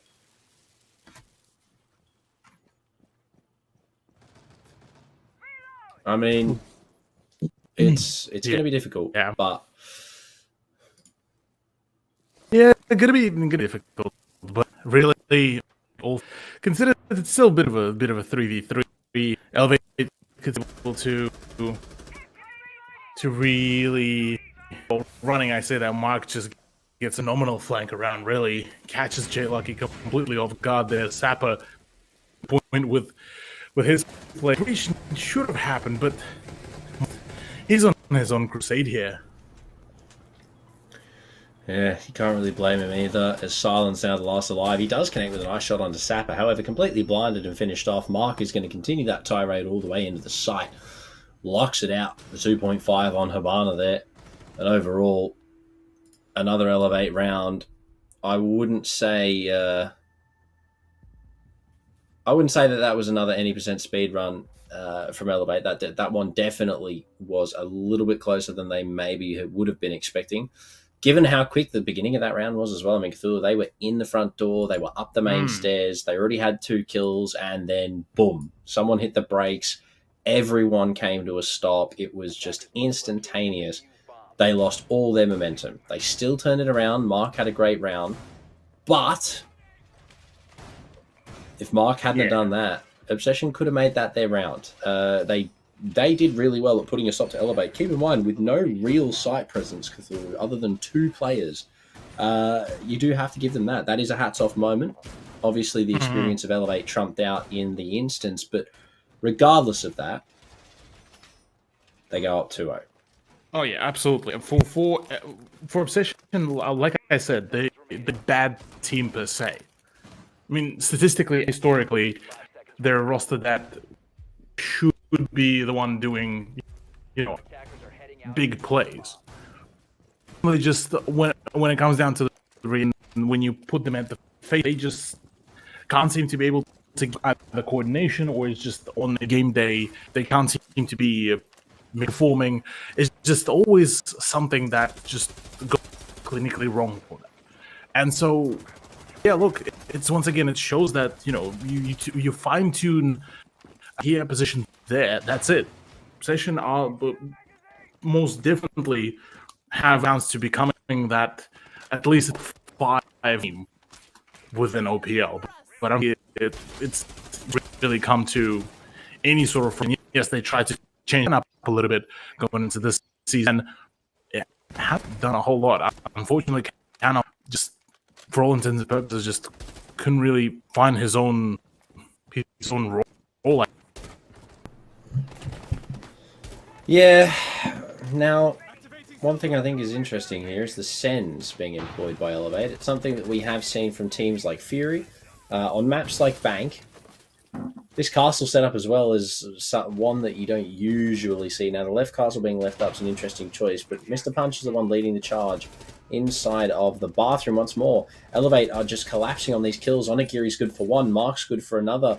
Onigiri's good for his second. It's now again all up to Silence. He takes down Mr. Punch, but Mark's there to close the round out. Elevate are literally playing chess, while Obsession are playing checkers. It's a completely different game. And Elevate are definitely the ones controlling how it's going down right now, because Obsession are lost in the sauce. So, these up and goes are quite nice, Proto. Yeah, yeah, little pick me up. Yeah, a bit of a pick me up. Gotta get something. Maybe something I should do to Obsession as well, with the way how things been really going for them.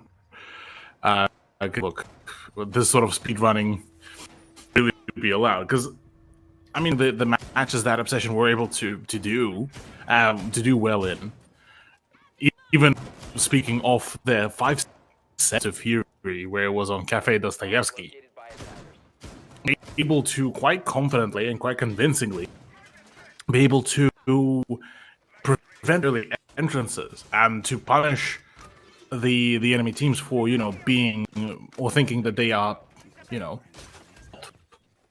the performance. So seeing the way how things do, just absolute and utter chaos with them sort of running around like headless chickens, is rather confusing. It's probably described it, Proto. I'm gonna be honest, Cthulhu, like breaking down a lot of what these teams are doing is getting difficult to say the least. I mean, Silence, how do you lose that fight? You hear the player, you know he's going to be creeping up the stairs. DCH obviously a little bit sharper and a little bit more aware, but Cthulhu, we saw no utility loot used last round. No Sens walls, 1 ace charge, and I think 1 tracks from Mr. Punch. Gone 6 as well. Which was it. That was it. The wall wasn't even really opened up properly. People weren't cleared out necessarily. It was literally just play for ones and trades. Mm-hmm. And they came out on top regardless of that fact. Now, they are using a little bit more utility here, it sounds like, and looks like.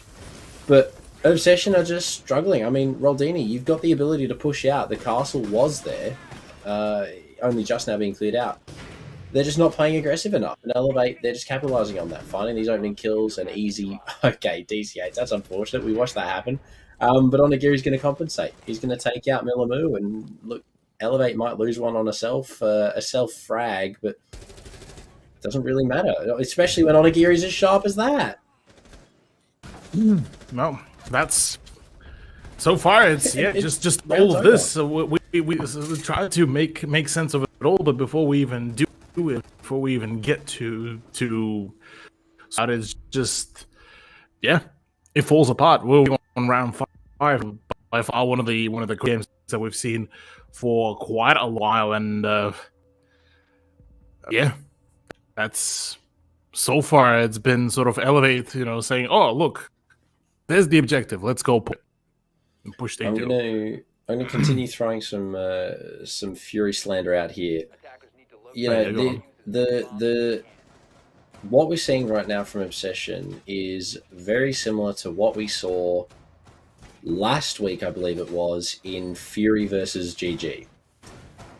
GG were running around with pistols, one tapping, running around peeking doorways with deployable shields equipped. Like, they were memeing. It was a joke. It wasn't competitive, you know, tier 1 Apex South, Rainbow Six Siege level teams going at it. It was Gaming Gladiators, waffle stomping Fury.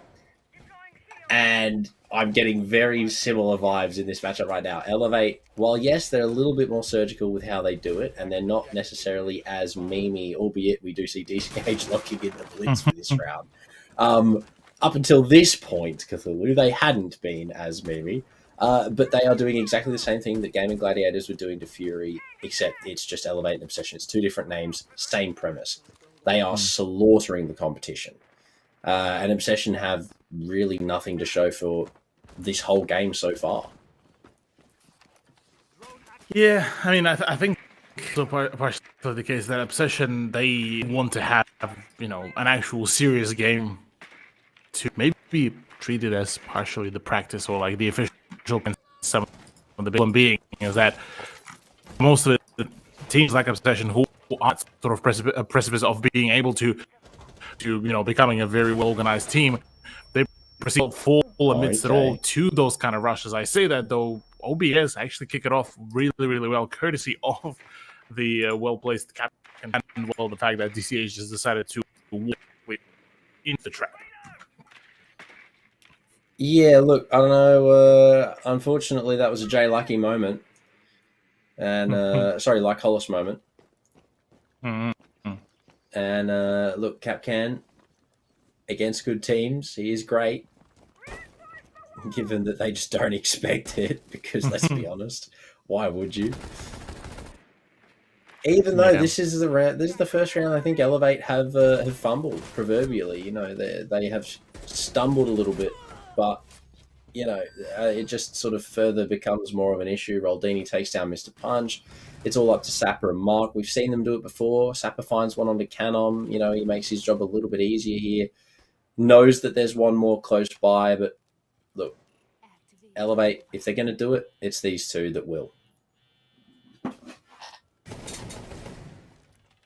Elevate sort of contemplating their life now.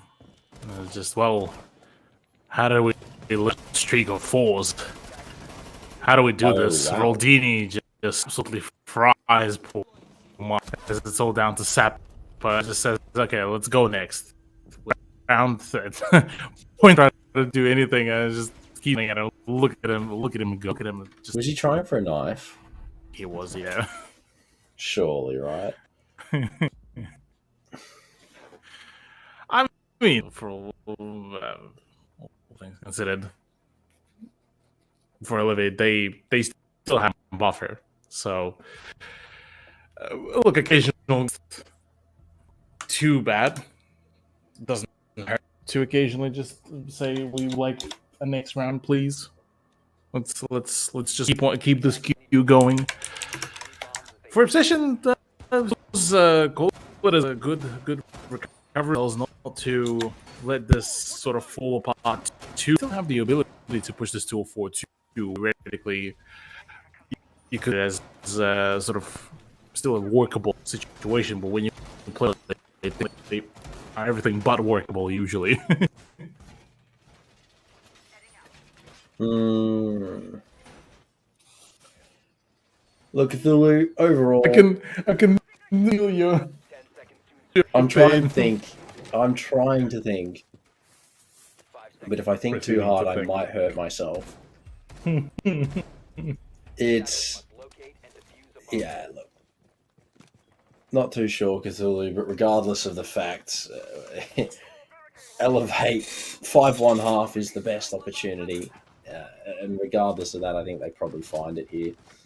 They had their fun, you know, they lost the one round that they were willing to give away. Obsession, they've got their one that they were going to get, but overall, I don't see Elevate fumbling the bag too much more. Yeah, look. Yeah. Most definitely, the back fumbling wouldn't really be too big here. So I would imagine though there'll be a fair bit of to happen, including the fact that this AK the two times feels like the goofier guns. Although we already got to witness the 2-time scope on the Halloween coming around. It is to be a spooky season at full send. Yeah, indeed. Now, Obsession, unfortunately, not going to kick it off with a kill on Aguirre. He'll take down Miller. We'll clear out the Cade Claw as well here. Doesn't spot the player in split, unfortunately, but the pings are there and might actually connect if he's lucky. Other than that, Cthulhu, it's actually going to be Silence who fires back. Bad, good choice. Miller more DCH, he'll take those when he falls as well. Is able to just run away with that sort of frag. Almost the sort of position that you should be taking. But in 3v4, Obsession might just actually be able to yonk away a second themselves, make it a 4-2, and go into the second half with any sort of shenanigans that they can do themselves. Mark, yeah, that was quite a special one. Looking at his teammate there, Mr. Punch was able to cover. J Lucky takes down Sapper. He's looking for more. He knows that there's players inside of the bathroom. However, if they've been spotted on the flank, which I don't think they have, they know that they were in the bathroom. I think that's what they're expecting. With the wall opening up, Mark on low health. It's a 2 versus 2. Mr. Punch also not looking too great. No bolts left to play with either. Just the LMG in hand. One more hard breach utility left for Mark as well. Jay close on this wall, holds probably the biggest position right now for Obsession. Swings on round, he spots the first. Mr. Punch runs on over to try and assist. However, not expecting close on the door, he will find the trade somehow. Just before being taken out on the long angle by the C9. Cthulhu Obsession, they bag a second. Well done. That turned out well. For Obsession, at least in the pounds, man, keep it rolling pretty well, all things considered, and that early suspension of any entry finally came to fruition. So, good to see that Obsession of this completely yet. Now, remembering the last matchup, high school lineup was 7-3. Any sort of score improvement from there on out, I actually reckon we have quite the matchup on our hands. Where is it? Definitely could be the case.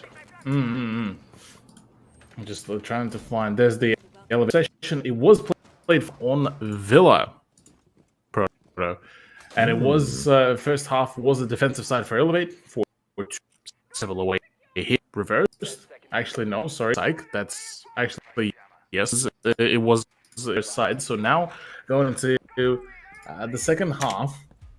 Well, it was 1 in favor of it on the second half. So yeah, could see maybe to pull point for themselves. Maybe, perhaps. The thing is, Cthulhu, is they now go on to the defense. DCH and Sapper have locked in the GIGN. We've got Doc and Rook coming into it. P90 on one, MP5 on the other. Onigiri jumping back on the Frost as well, which we saw him use and abuse in their cafe matchup last week. I forget who against, though. Terribly sorry. Mm-hmm.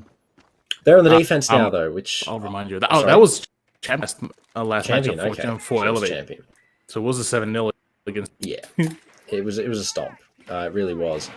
But Elevate, they're on the defense, which is arguably the better of the two sides, which they would probably be more happy with. But Millimoo, actually the one to open it up. Canham as well doubles down and Elevate. Something not going right for them right now. We do the double French lineup. The full healing is there. Millimoo the out. So what's happening? It's probably my game, given that that's the flank now it's down to Mr. Punch and to perform magic with the realm. Is that to frag out now? Ace attempt for Supper? Maybe. I mean, he's done it before. I wouldn't be surprised if he does it again here. A 1 versus 5. He's flanking on round the diffuser now, only just going down. One holding Butch 90. He connects for the headshot. He is going to be able to hit the stim pistol as well. Diffuser does go down. We're into the post plant now, Cthulhu. Sapper in a 1v3. He's already good for 2. Looking for more. Has to face check into the site. Will make his way to maps. Gets to the shield before being taken out. And actually gets all the way into study. Unfortunately, not able to take down Canon. The self-res was there, but it was not enough in the end. Obsession find their third, and very quickly they are looking like they are possibly going to equalise here if Elevate don't pick up some more rounds. It would be such a straight line if from Elevate 7-0 on Cafe to struggling against Obsession. I mean, for all intents and purposes, Elevate don't really care at this point about sort of how things go. They're locked in for the playoffs. No matter what, maybe drop down to the 4th seed, and we'll have to play against that. At this point, both Fury and Direwolves are strong contenders. So for Elevate, almost sort of the case of potato. Look, I feel weird to say that, though. Yeah, it is, and still, Elevate are on defense. Elevate are great. They genuinely do good damage when they are on the defensive side. They make money moves, I guess, if you want to say Cthulhu. And Obsession, they're dismantling that. I mean, these couple of rounds that they did manage to find, well, on their attacks, you know, the success that they have had has been quite notable, duly notable, actually, because Elevate realistically should not be struggling as much as they have.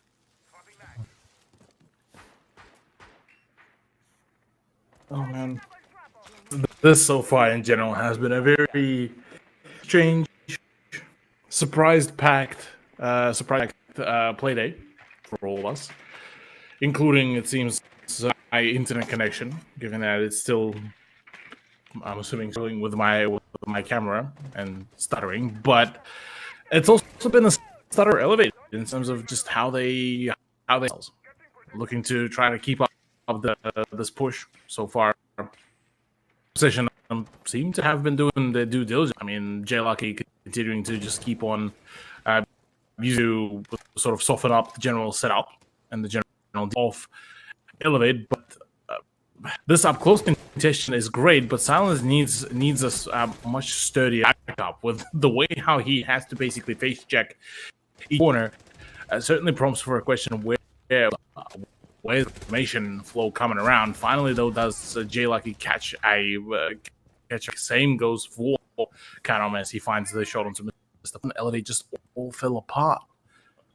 Elevate, what's going on? I mean, this is, you know, best in the region, one of, and they're playing hyper aggro and bag fumbling to Obsession. We'll spot the Yana clone. He's good for 1, not the second though. The spray transfer was there. However, the refrag from Mark, it's not enough. Roldini is there for an instant trade back out. Obsession, they're playing their gunfights very smart here. And they're just going back and forth with Elevate, who are genuinely struggling. They equalize now, 4-4. They throw the 3-round prediction out the window, and I mean, they're going to upset a lot of the predictions as well, Cthulhu, if Elevate lose this, because we all had them pegged to win it. I mean, Obsession, what a great start. Obsession end up victorious here. At least we're all going to be in the bin together. Production, can I change my prediction maybe if it gets to it? Slide just yeah, you can take a little bit off my paycheck. That's fine. Just I need that percentage, okay? Thanks. Sincerely, Caster. Castor, yes. But Cthulhu, Elevate are genuinely close to losing a lead that they were just absolutely dealing out in those first few minutes. I mean, you look at how that initial part of this game went. compared to this, it's a 4-4. Oh, well, look, yeah. The 4-4 trade feels rather in the context of Obsession, given that last time it was a much more sort of dominant venture. After the first 4 rounds from Elevate's attack, it has been Nick.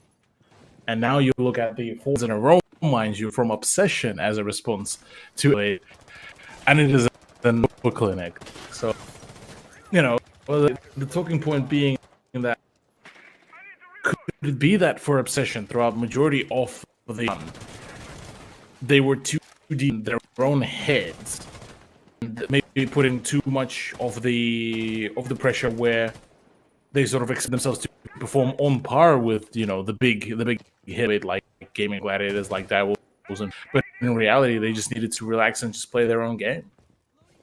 Yeah, look, I definitely think them having somewhat of a more comforting moment overall. They look good in this matchup. Genuinely, they are quite comfortable with what's going on. And I mean, the damage that they're dealing, regardless of everything else outside of the fact that, Elevate are, well, they've lost the last 4 rounds, Cthulhu. This is a largely difficult sort of game, I think it seems so far. Overall, Mr. Punch, though, he opens it up. Red Stairs, this is a position that we saw Elevate hold very well in the last couple of play days. And it all starts to fall apart, though, as Obsession start to fire back with kills of their own. Just, doing absolutely big pushes. This time, they're much closer around compared to previous ones that Obsession back and forth. An opportunity for Silence to possibly be picked back. So that's actually what is going to be the attempt. But the problem being Sapper right on the flank. Roldini knows about it. AK-12 just too good.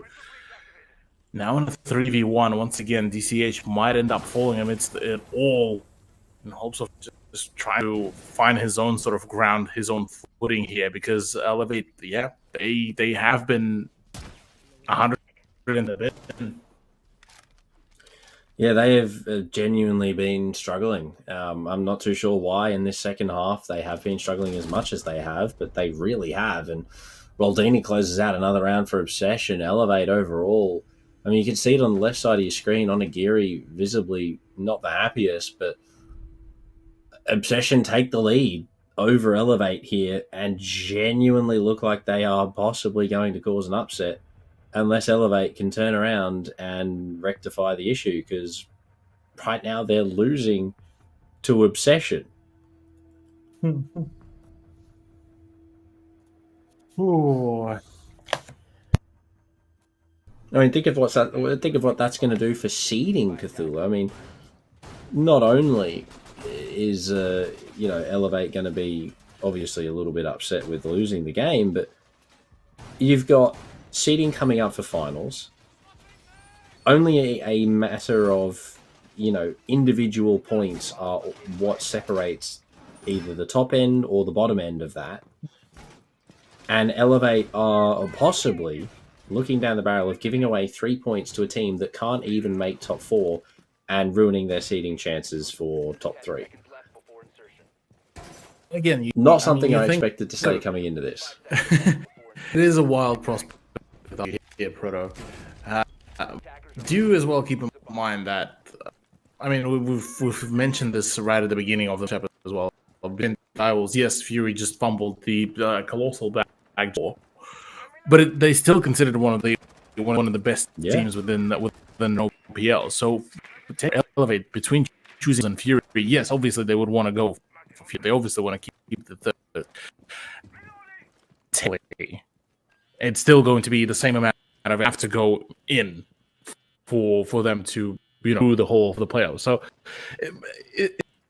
as they are in the top 4, that's basically really needed. The funniest part here right now, Proto, is that if Obsession on a 3-pointer, they actually Varian X and drop down Varian X down to place, which means that if Obsession to win out tomorrow's game, actually get to stay in OPL, or rather stay in the Stage 2 qualifiers for the season.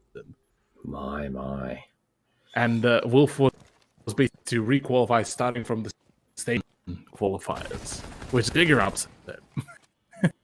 What an upset that would be as well. Like, oh yeah. I mean, Cthulhu, overall, this has been an interesting game so far. We're yet to see Elevate sort of come alive in the second half. Milamu is going to find a down, not a kill onto Onigiri, unfortunately. In saying that, though, a lot is still being achieved by Elevate in this half. They will be able to revive Onigiri and put him back in the fray. But Cthulhu, at this point in time, I mean, honestly, the fact that Elevate have struggled this much and dropped 5 in a row is unfortunate, to say the least, in this instance. Oh yeah. In general, this whole matchup has like a bit of a fever dream, really, with the way how things are de-escalating. That they'll only do actually opening up the scoreline in a very rapid manner, mind you, as OBS walked into what felt like an absolute death trap. Finally elevated. A brick wall. At least at least it's looking to be a 5 sort of scoreline, but even then, that's so much more of the effort that already came in from Obsession. Canon, he finds a nice shot, takes down Sapper on top of the main stairs. However, DCH to find Canon will get the trade. Silence spots one walking into maps. Onigiri falls from Vault. The player not swinging on out. Mark choosing to keep himself hidden. Knows that he's got Diffuser down here. Opting to play safe with 15 seconds silence inside of the site. He's looking to find both players that remain. DCH running away down the main stairs will be spotted. He will be taken down as well. Silence on a triple. He's hunting for the final. Diffuser not in his control, though. All Mark needs to do is hide, and that's exactly what he will do. Elevate. That round is theirs, but let's be honest, that was way too close. That did, in fact, get quite close, yeah. Definitely looked like Obsession could have, even, at least to a certain degree. But unfortunately, the early losses certainly did not help the Obsession squad in their crusade for grabbing some more points, potentially securing themselves a match point. Say we find who gets the 6 point here, already a 3-pointer denied. If basically get themselves just the 2-pointer, they, I think, if I got my right, they might just still be able to overtake various just off the back of a round, because right now the difference in the rounds is only 2 in Varianex and Obsession, and we're gaining a bunch of rounds from this very game against Elevate. By all means. Yeah, why not? Take it where you can get it. Yeah. When it's given to you like that, sure. Yeah, you can't really argue, right? Like, it's Elevate. yeah. Who wouldn't want to take a win / ruin the chances of seeding for one of the best teams in the region? What a way to get your name out, type thing. Exactly. Regardless of that, though, Elevate have equalised 5-5 Cthulhu, and they are sort of staring down the barrel of a little bit more aggressive style, which is more what we expect from them, especially with DCH starting things off like that. But he's traded out by Jay Lucky because he chooses to barricade the door. Why not? Sure. Yeah. But let's go with that. Ash for Aruni. I guess that's a trade that favours Elevate to some degree. You get 2 breaching charges and the 3 breaching packs off out in the hands of Silence, as opposed to the Aruni, who is more of a place and forget operator. So yeah, but you also take away the ability to very quickly make those very large punch holes as well. True. Technically, Aruni does introduce a lot of extra to her. He is still very much either. For Elevate, they just wait for the opponents to come their way. So, all things considered, actually, Elevate, they just get to relax, really. Oh my. The shots there from Onigiri, clean, are going to connect on to Milamu, who slowly making his way around upstairs, opening up the floor. Now, no Nitro in the hands of Mark. No shotgun in the hands of Sapper. He's not directly looking to play against this vertical now. They do still have control of the inside of a lounge room as well, which means that they actually have a pretty decent crossfire onto the site right now. 3 versus 2, still very doable for both sides, but 3 smokes in the hands of Sapper are going to make this interesting. At a brief moment, I thought that I've went colorblind there, seeing as the filter the filter that was applied with most lack of HP put it into all like base. Like, wait, did I just lose the ability colors there real quick? But no, it was just cranking me in a very epic and funny haha way. But 30 seconds remaining, Obsession need to move here, and the move so far is just going to be a very dire pull from 2 different positions. Oh, nice shot there from Roldini. However, not expecting the player close right. Sapper's there to watch the China walk in, elevate. They find match point. Finally, answer back with some more momentum of their own. Unfortunately for Obsession, it was not what they were hoping for. Regardless of that, Cthulhu, even if it ends right here and Elevate close it out, which, look, I think they probably will look to do, Obsession have still taken away 5 rounds, which is more than most. And at the end of the day, you have to be happy with that effort. Absolutely. Though, it still feels like sort of it's like oh so close to those extra points for say oh so close to being able to do it, then so far away as well. Almost felt like just it was Elevate all this time, sort of orchestrating that and saying, oh well, let's sort of quote unquote spice it up, or it's either that or they just sort of edging the aneurysm of Obsession. Oh, you won it? You won the win? You won the win? Here you go. Here's a couple rounds. No. That's all out. Yeah, look, Elevate may just be accentuating. Bullies. Yeah, well, having fun with it, I suppose. But regardless of that, Obsession have still done relatively well, right? Like 5 rounds, even if it is memes, is a very respectable effort. Absolutely. That's definitely a respectable way of doing it all. Definitely. I think that a number of teams weren't able to do it. Champion weren't able to secure themselves any sort of points against the Elevate, so Obsession doing much better than Champion in terms of matchup. Plus, I mean, it does help, partially at least, that it is the very same map that took Obsession to back in the first half of the season. So they can sort of replicate the general idea that they'll be going for. So, yeah, 6-5 is already quite a big feat. If they can push to OT, that's an even bigger one, quite a fair bit. But at this point, even just low for Elevate, it's basically a dub. Yeah.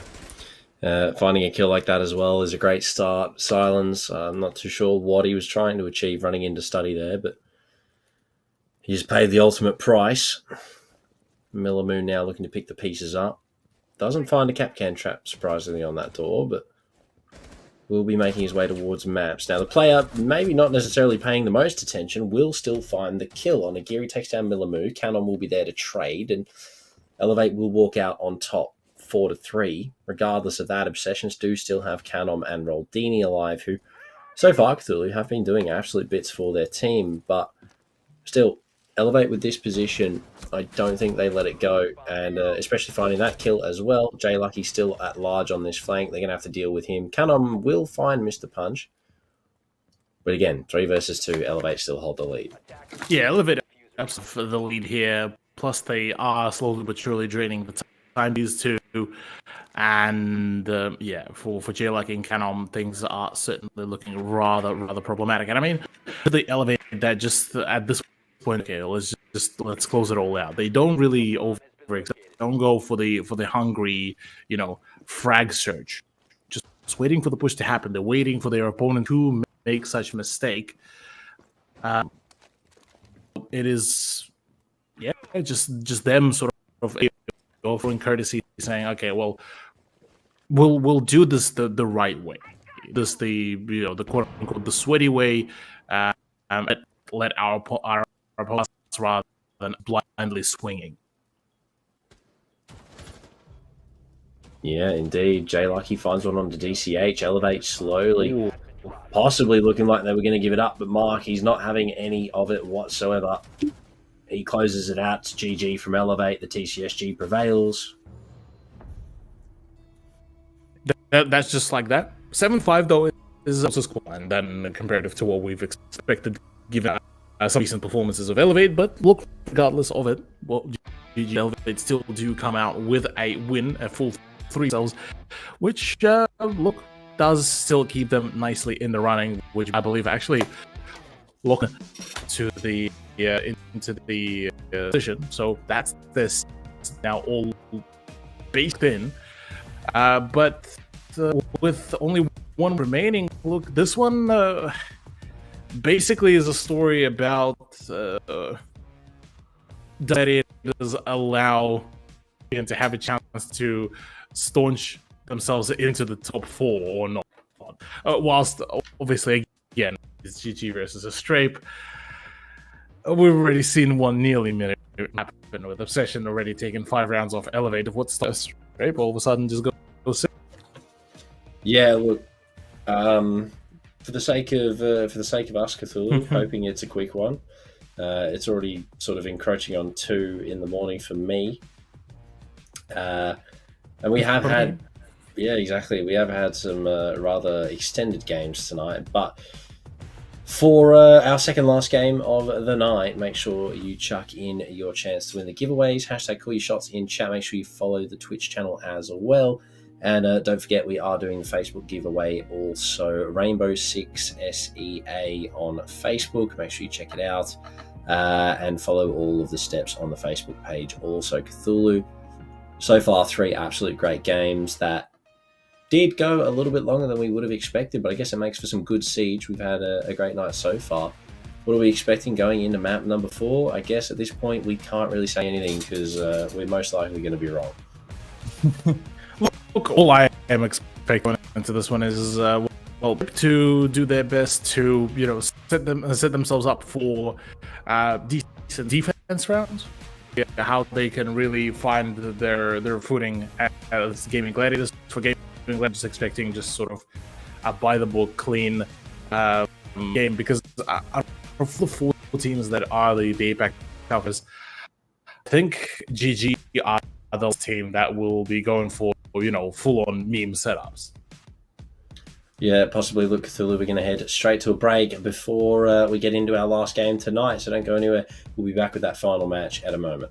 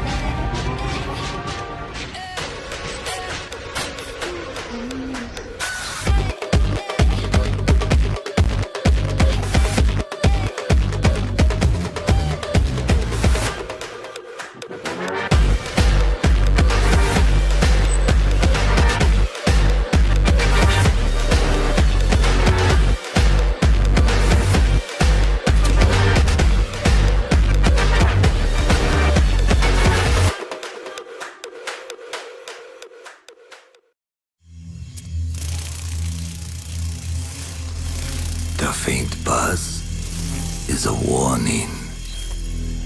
It may be the last thing you hear.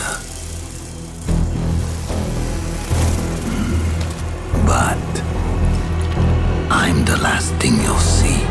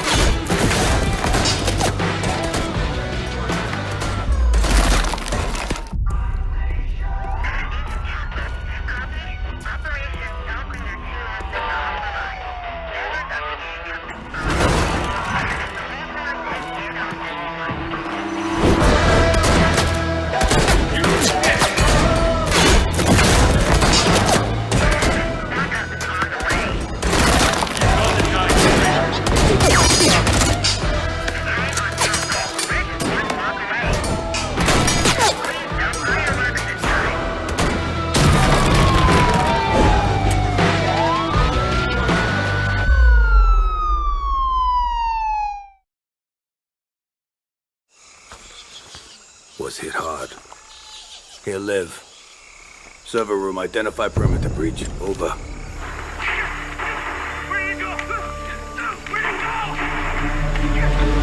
Withdraw your men. Say again, Grim. I'm going in.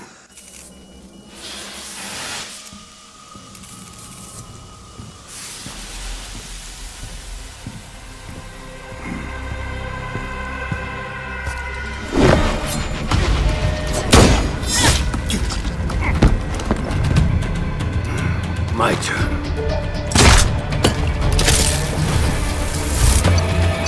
What's going on?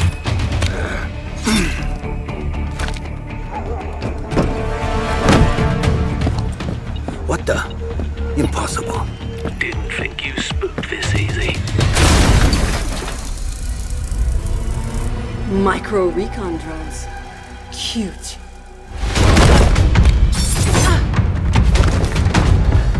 You forgot this.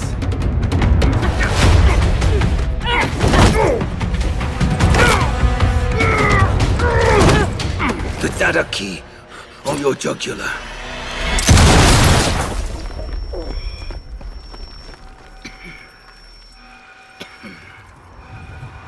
You were saying? What was on that server? QCR shipment records. Question is, who wants eyes on it? And why?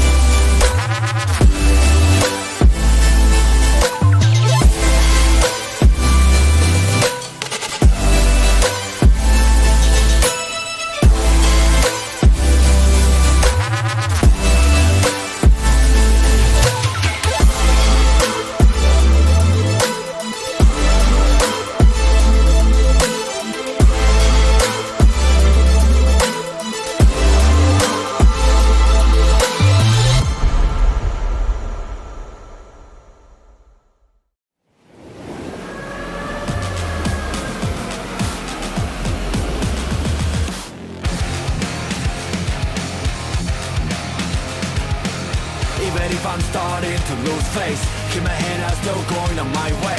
Call my own shots until I'm breaking. Get a move on until I make it. But I can't go back, and having regrets, hitting all the stacks, and that is why we're here. We're one gonna last. Tell me, what are you waiting? Take it over, and this is my year.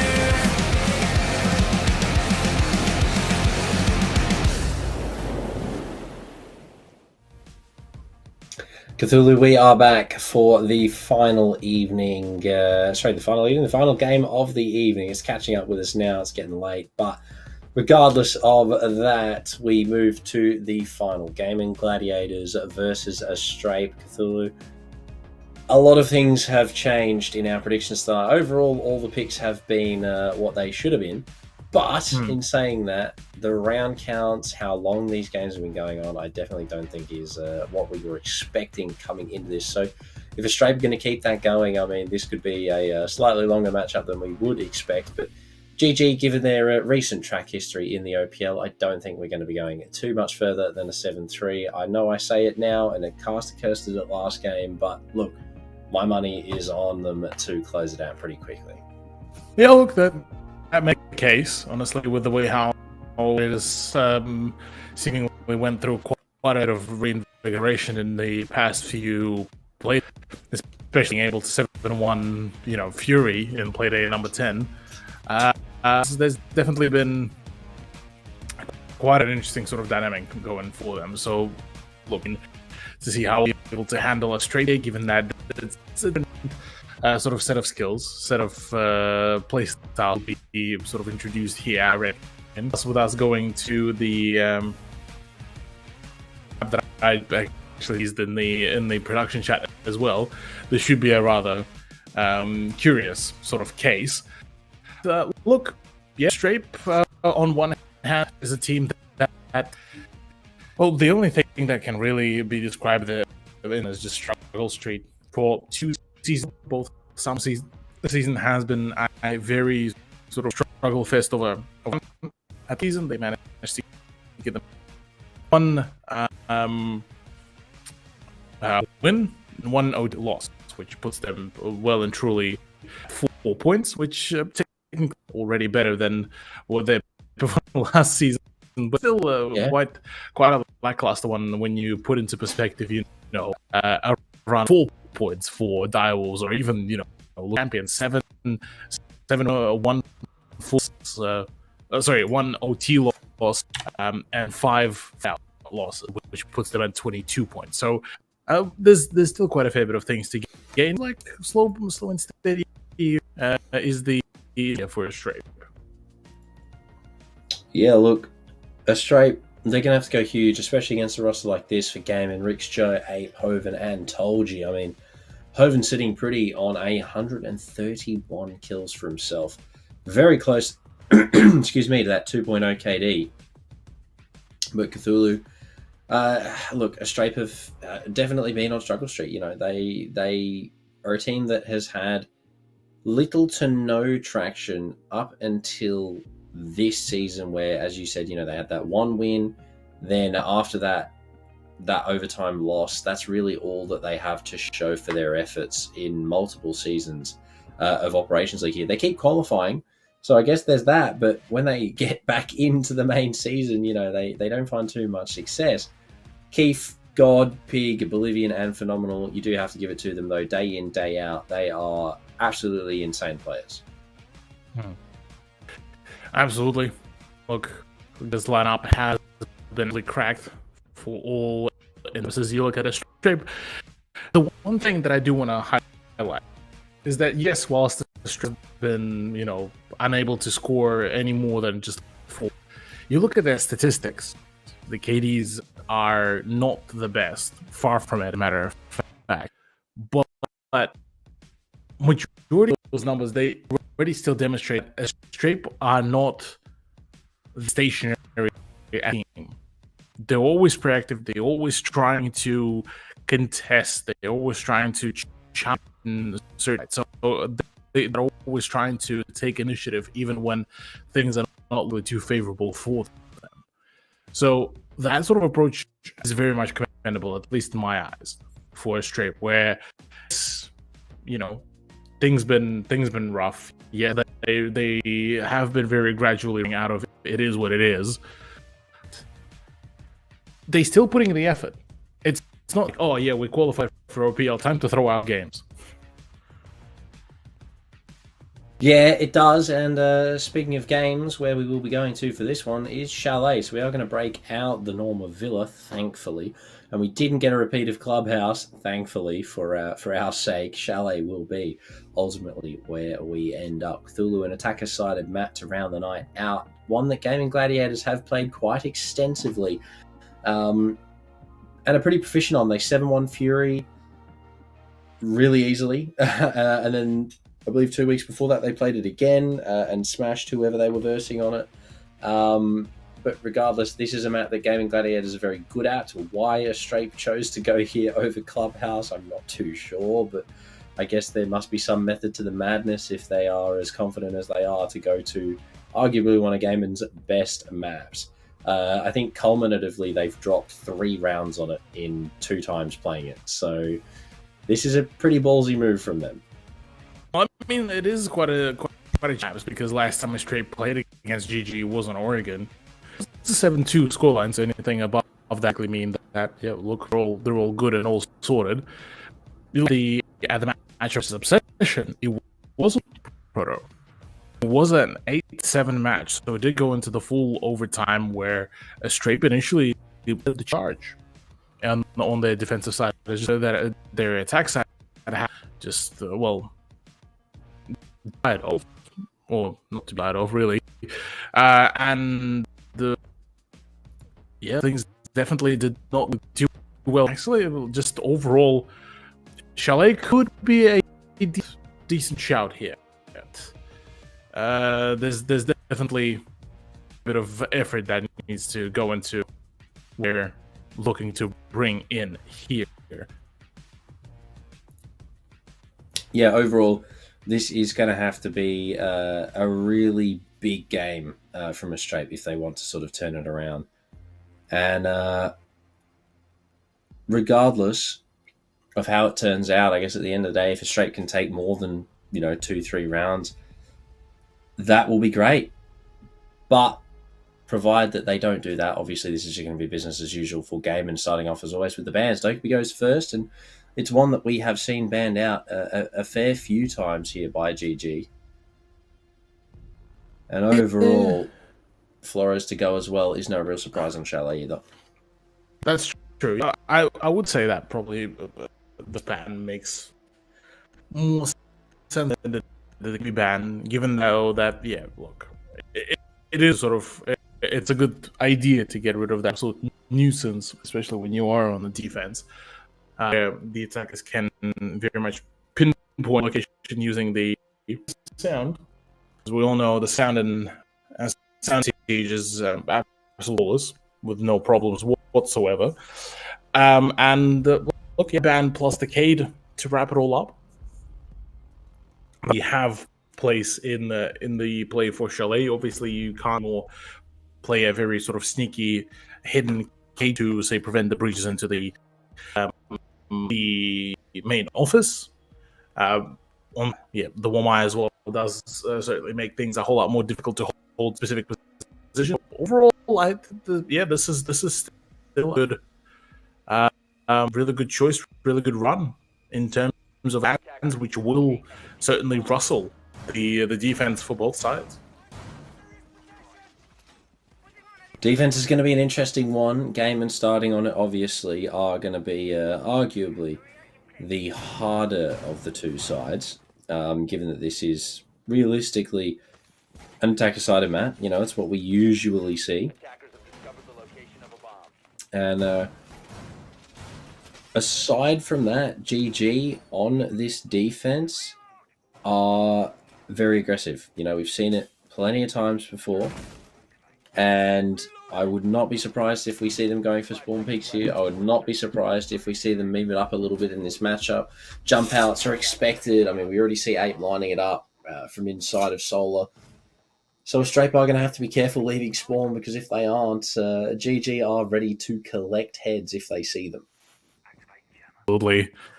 Perry looking to take quite a bit off the hinges as well. All this chaos. Hoven just sort of enjoying the testing of the crouch button there as well, and whilst being very vigorously GG, yeah, basically treating this as so let's play this as the aim labs. So if we see head pop up, we yeah, basically it's whack-a-mole, but on steroids. Now, we do see God trying to entry down here, but GG setting it up with the 2-for-1 deal. They've got 2 players at the bottom of Westway, and they will lose 1. Keith does get the down and confirmation onto Abe, who did have the self-res available. However, now on this long angle, on low HP, could be cleaned up by the Legion. Saying that, though, there are 2 players down here, and I don't know how Tolji has survived that. I don't know if that's just a ping issue, or he's alive still, somehow. But this is the difference for Game, and Hoven lines up a 2 for, I don't know where, but he's found a lineup, and it's all up to Big G. Could say with the name of his team, he in fact confirmed to be a game and gladiator. With his ability to stay alive. Yes. Straight up pause. Yeah, straight up pause. I would imagine that there's quite a fair bit of issue as well, given that this was a rather prompt sort of response quickly lapsed. And so yeah, look, bit of a quick cheeky tech pause. Yeah, got a shiny. Not particularly having a fun time with all the tech issues. So, yeah, look, all things considered, GG kicking things off really, really well. Yep. Look, Cthulhu overall ran number 1 from Game, and largely sort of, well, most likely determining of how the rest of the game is going to pan out. I mean, they're already shooting each other, so you do have to look at that. But regardless of a good round from them, we are going to head to a short break while we get this rehost underway. So don't go anywhere. We'll be back with Chalet shortly.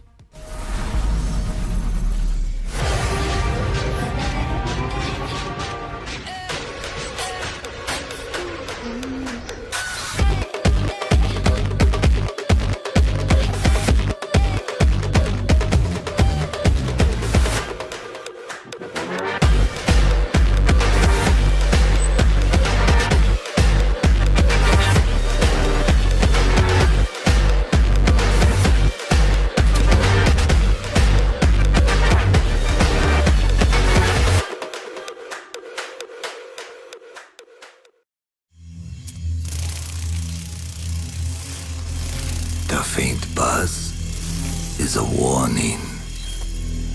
It may be the last thing you hear. But I'm the last thing you'll see.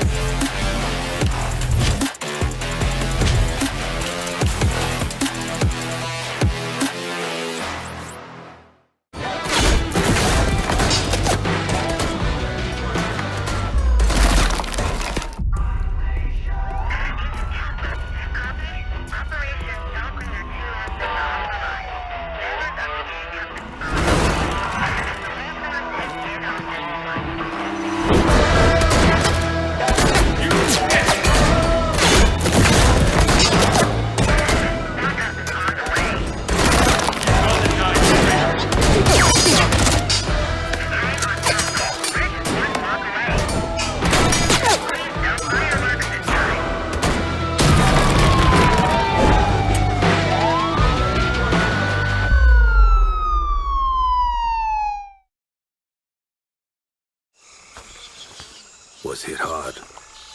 He'll live. Server room, identify perimeter breach. Over.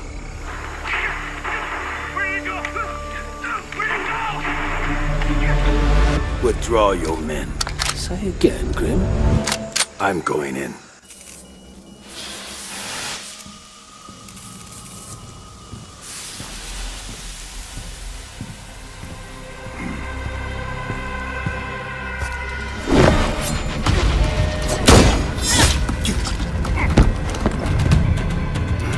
My turn.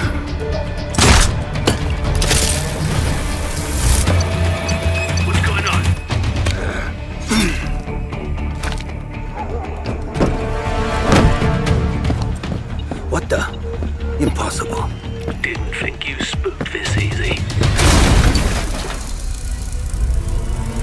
Micro recon drones. Cute.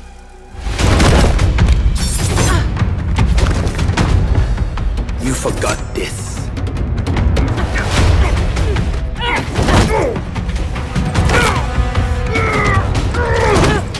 The data key on your jugular.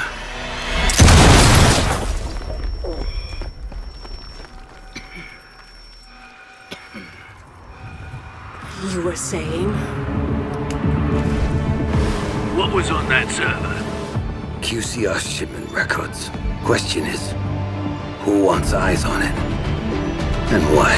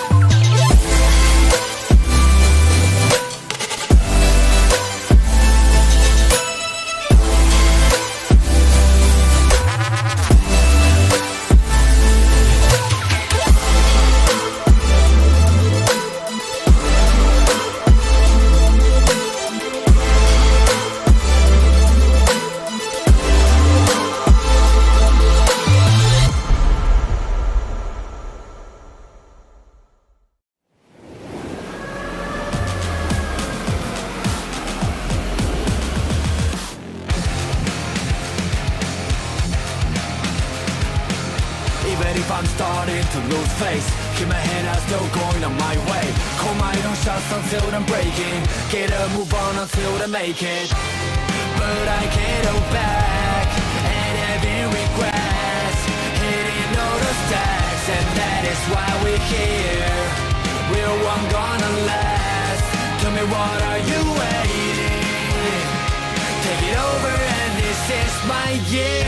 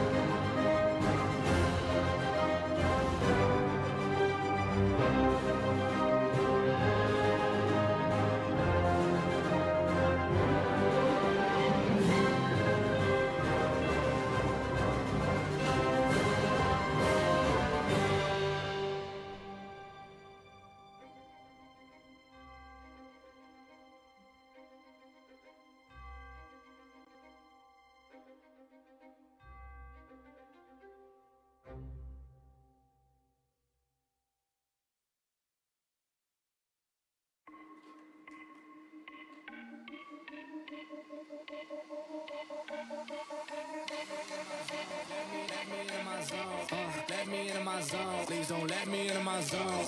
Let me into my zone. Let me into my zone. Let me into my zone. Please don't let me in. Yeah. Gon' play that. Take you down, I'ma say that. Might need me a couple dollars. Telling you now this payback. So I take that. Ask them now, we'll say that. I've been going to the top and I got what they not, so I know that they hate that. But I'm on now.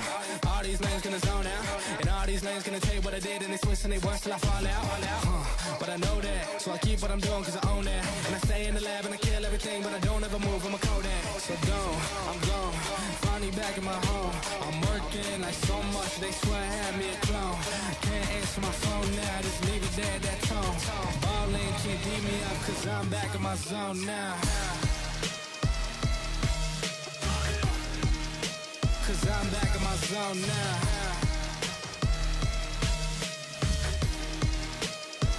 Back in my zone now. Ballin' can't beat me up cause I'm back in my zone now.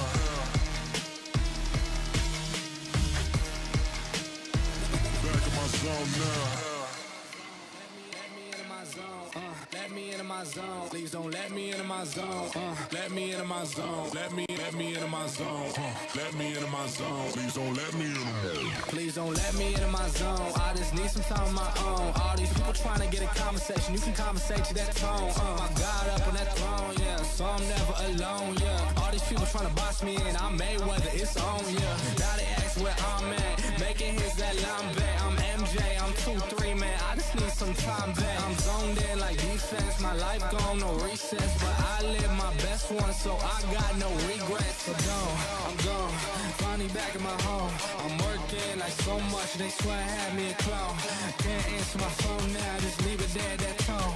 Ballin' can't beat me up, cause I'm back in my zone now. Cause I'm back in my zone now.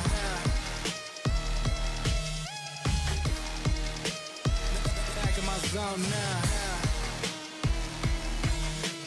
Ballin' can't beat me up cause I'm back in my zone now.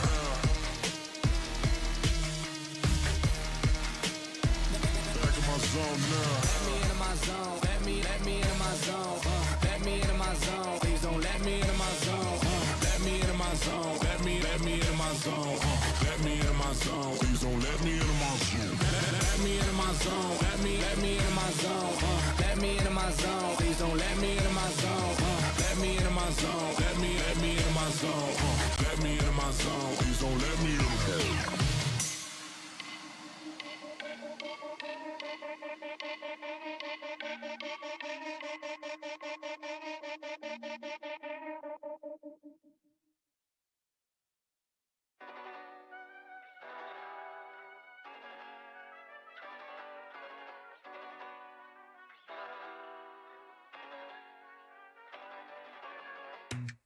I think I let my guard down. Certain things ain't the same now. Hard to navigate these problems. I'm by myself, you're not around. I tried to open up, it wasn't good enough. Put in my all and got nothing back. Now I'm stuck in the rain, dealing with all this pain. Why you gotta do me like that? Don't say you love me.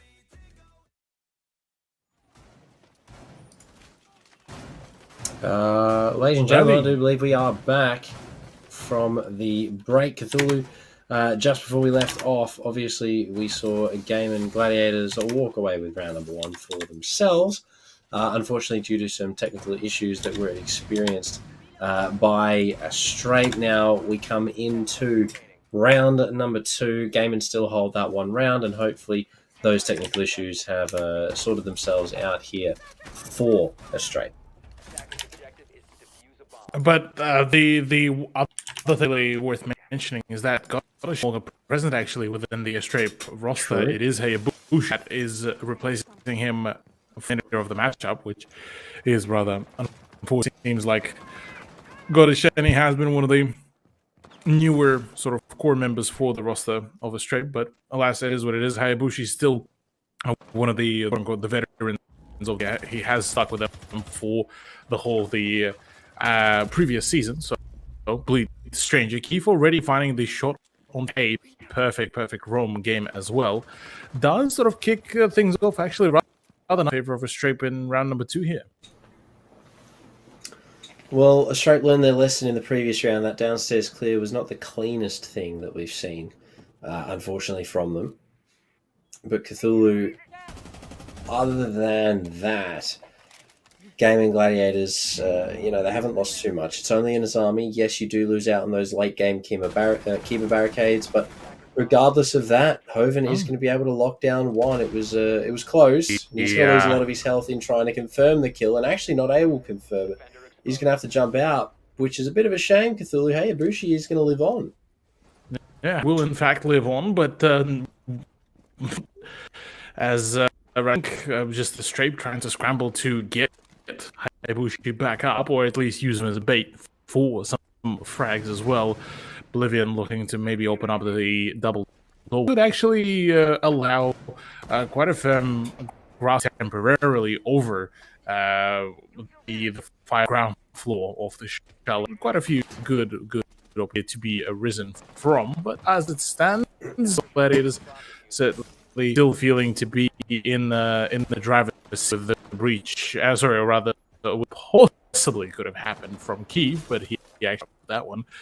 But actually be one of the more sort of closer rounds, all things considered. Yeah, Oblivion picking up yet another frag does sort of push the player numbers factor in favor of a Strape. Yeah, GG only left with 3 now. And Joe is still upstairs here. He's yet to be pushed away with Hoven on his support as well. Utility does start to come. Keith does take some big damage. Rick's the one to deal it. But 27 seconds is all that remains here. Hoven does go down and his teammate does have to fall away. Joe coming back into the site does get spotted, does take some damage, but it's not a lot. Nitro not connecting either. Walking into the site though, he will the SMG. Hayabushi does find the confirmation onto Hoven. However, walking into the site, it's not going to be Rix that connects, unfortunately. It's Keith to take down Joe and a Strape. They find themselves around. Yeah, Keith actually did a pretty good this off from kicking off the initial frag in favor of a Strape on the sort of roam clear as a Nook. Definitely did introduce a really solid start and go off from. So that's also quite a good way to demonstrate how or why is Nook being now frequently banned, at least within APAC, just for the sheer fact that it is very, very difficult to really get a good read as Nook is present at a specific point in time within the map. It's just the ability to rather quickly delete anyone because the FMG9 is still able to be hands with the suppressor as well. That takes away from the usage of it. Yeah, this is a perfect kit.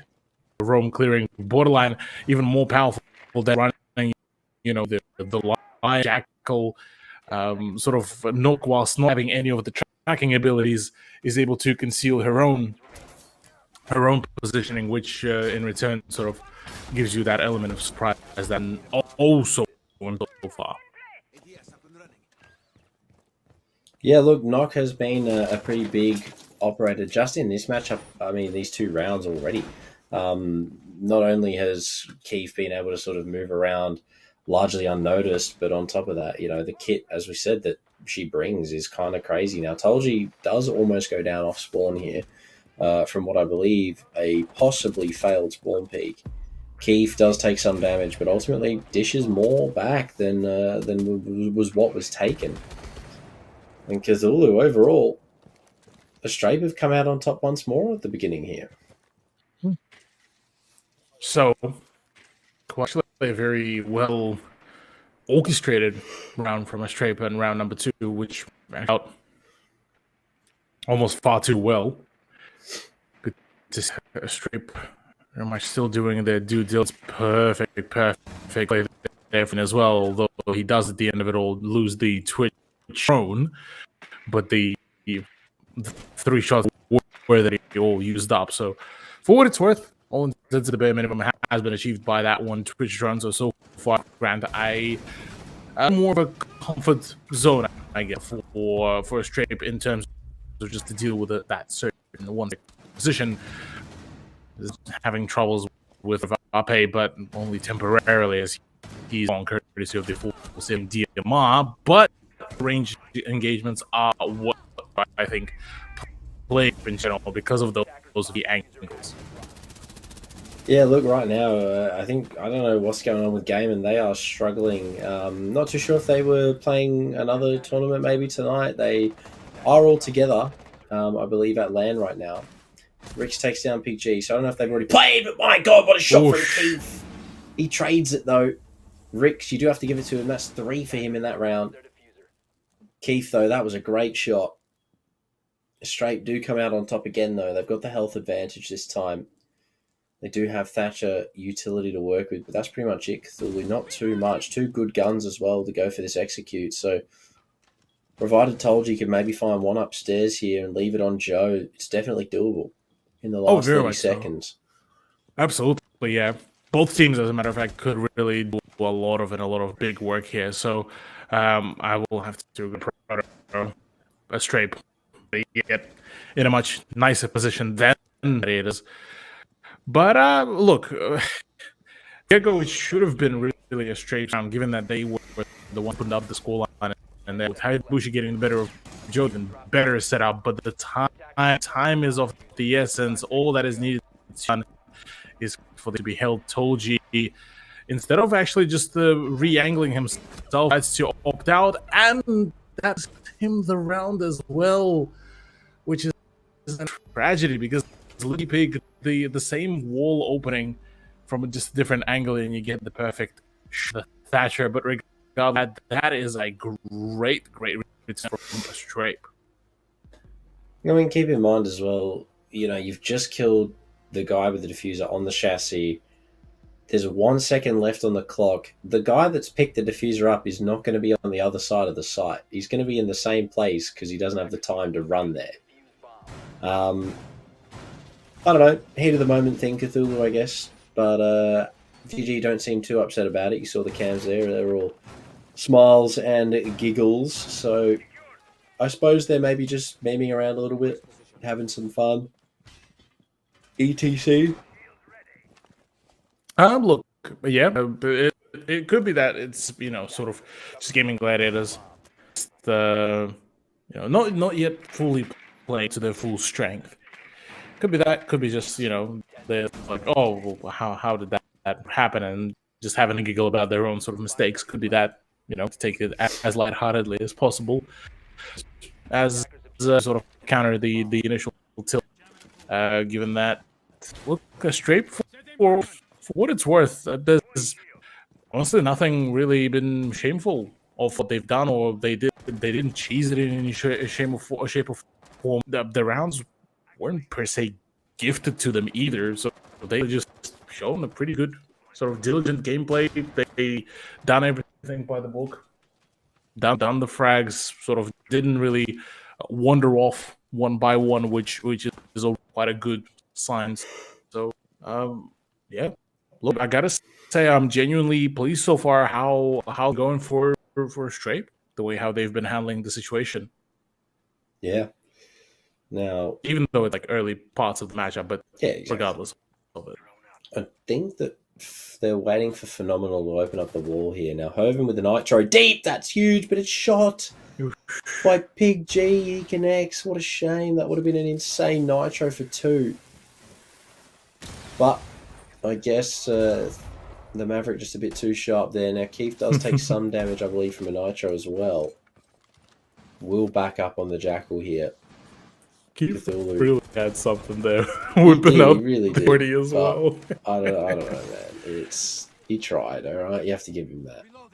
No, absolutely. I'd rather have him. I'd rather see a player try rather than just completely back away without any sort of play. Interestingly enough, here it's the tale of the Fragmite that is about to be possible at the trench, but to no avail, at least well, it would have been probably ideal just wait for the rest of the team to stop applying the pressure, but Hayabusa just gets staunched up and held up at the gunpoint.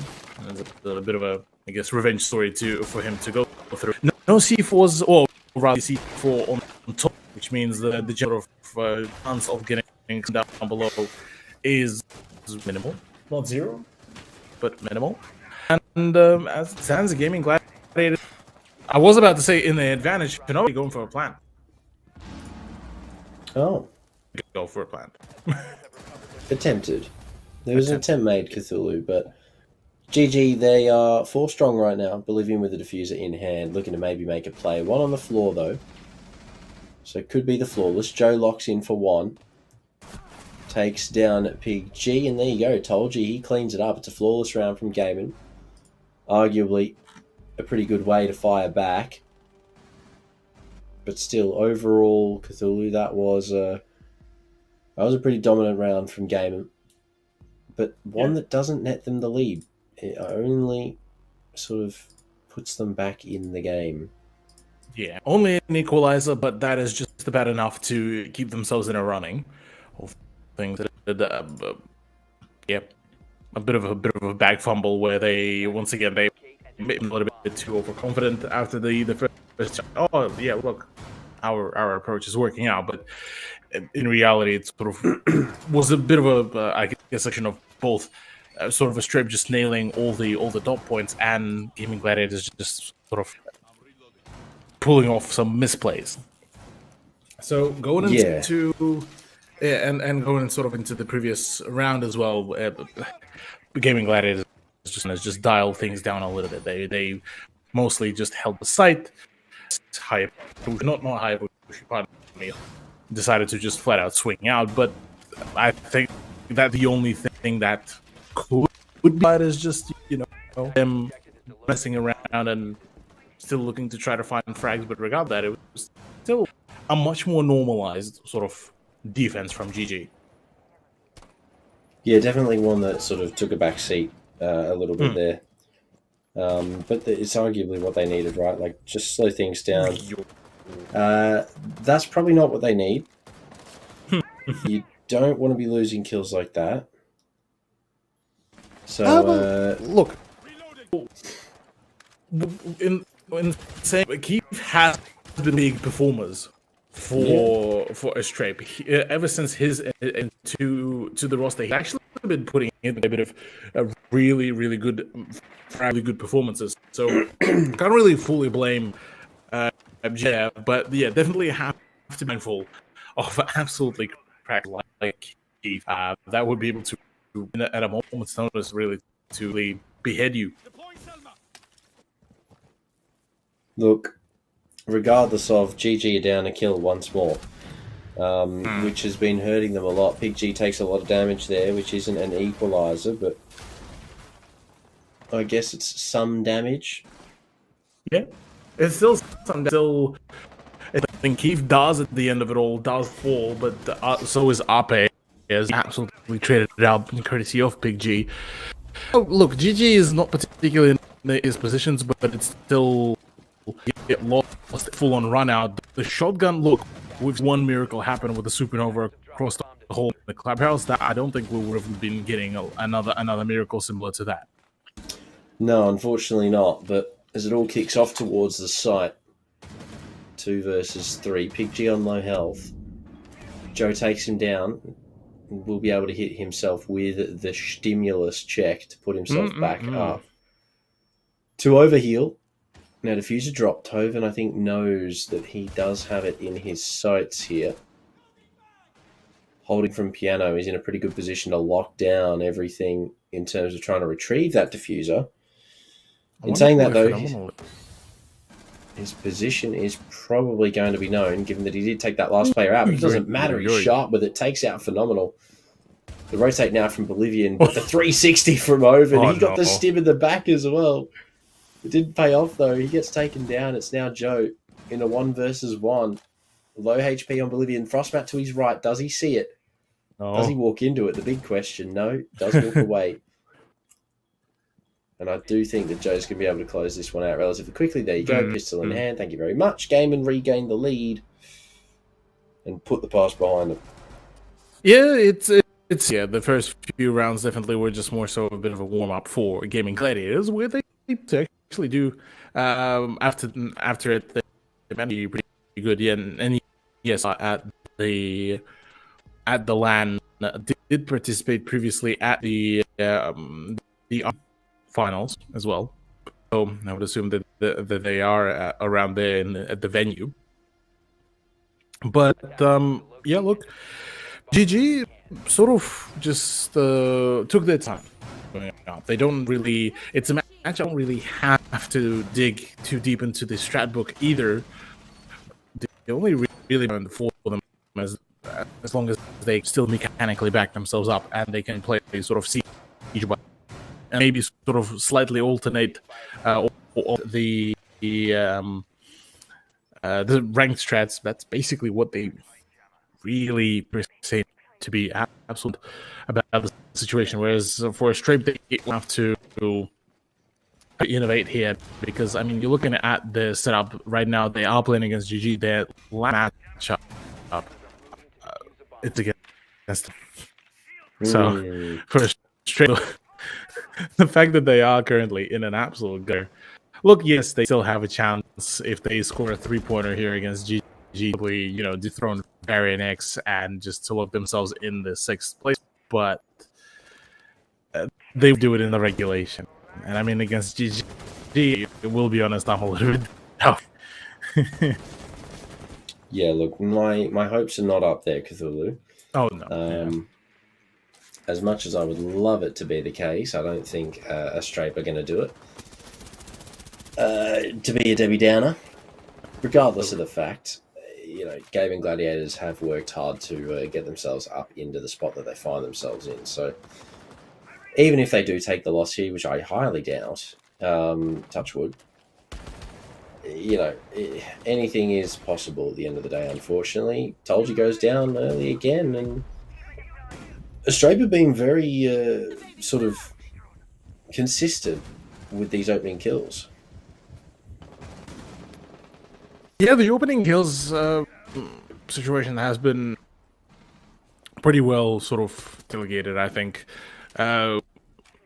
At least within the first few rounds, it was to see that it was Strape taking once again the initiative, but once Gaming Gladiators managed to really bring themselves back into the general swing of things, I think that sort of started taking the matters into their own hands. They're the ones that are swinging at, and it's very fragile. It proves the point. It's just they know that they are basically ready to rumble. They're ready to go. Joe, I'm not sure what was the play there. Understandable. Have a nice day. He's like, you know what, Ape, you already had plenty of frags. Time to grab more for ourselves. Just there going for the BM. Told you falls. So 3v2 with 39 seconds. Yeah, look, this is awesome. This was an interesting round because I mean we keep seeing that's the second time I think Joe's killed his own teammate in this game already. So I genuinely do think that they are maybe just sort of having fun with it. They're not too worried about their spot being compromised or anything along the lines of. So you can't blame them too much, even if they are having fun. But Rich takes down Hayabushi. Big G opts to go for a 6-second rotate up West Main. Not too sure if I rate this here. He is going to come right up and actually run out of time before he even gets anywhere near the site. So unfortunate, but Cthulhu, regardless of that, Gaming Gladiators in the half on a 4-2 advantage. And they now go over onto the preferred side of this map. Attack on Chalet. Straight to defend.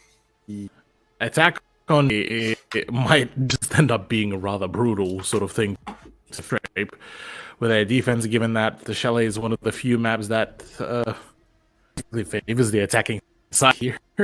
For Gaming Gladiators, you are very much correct. This is the much more preferred side, where they absolutely did the remainder of the rounds.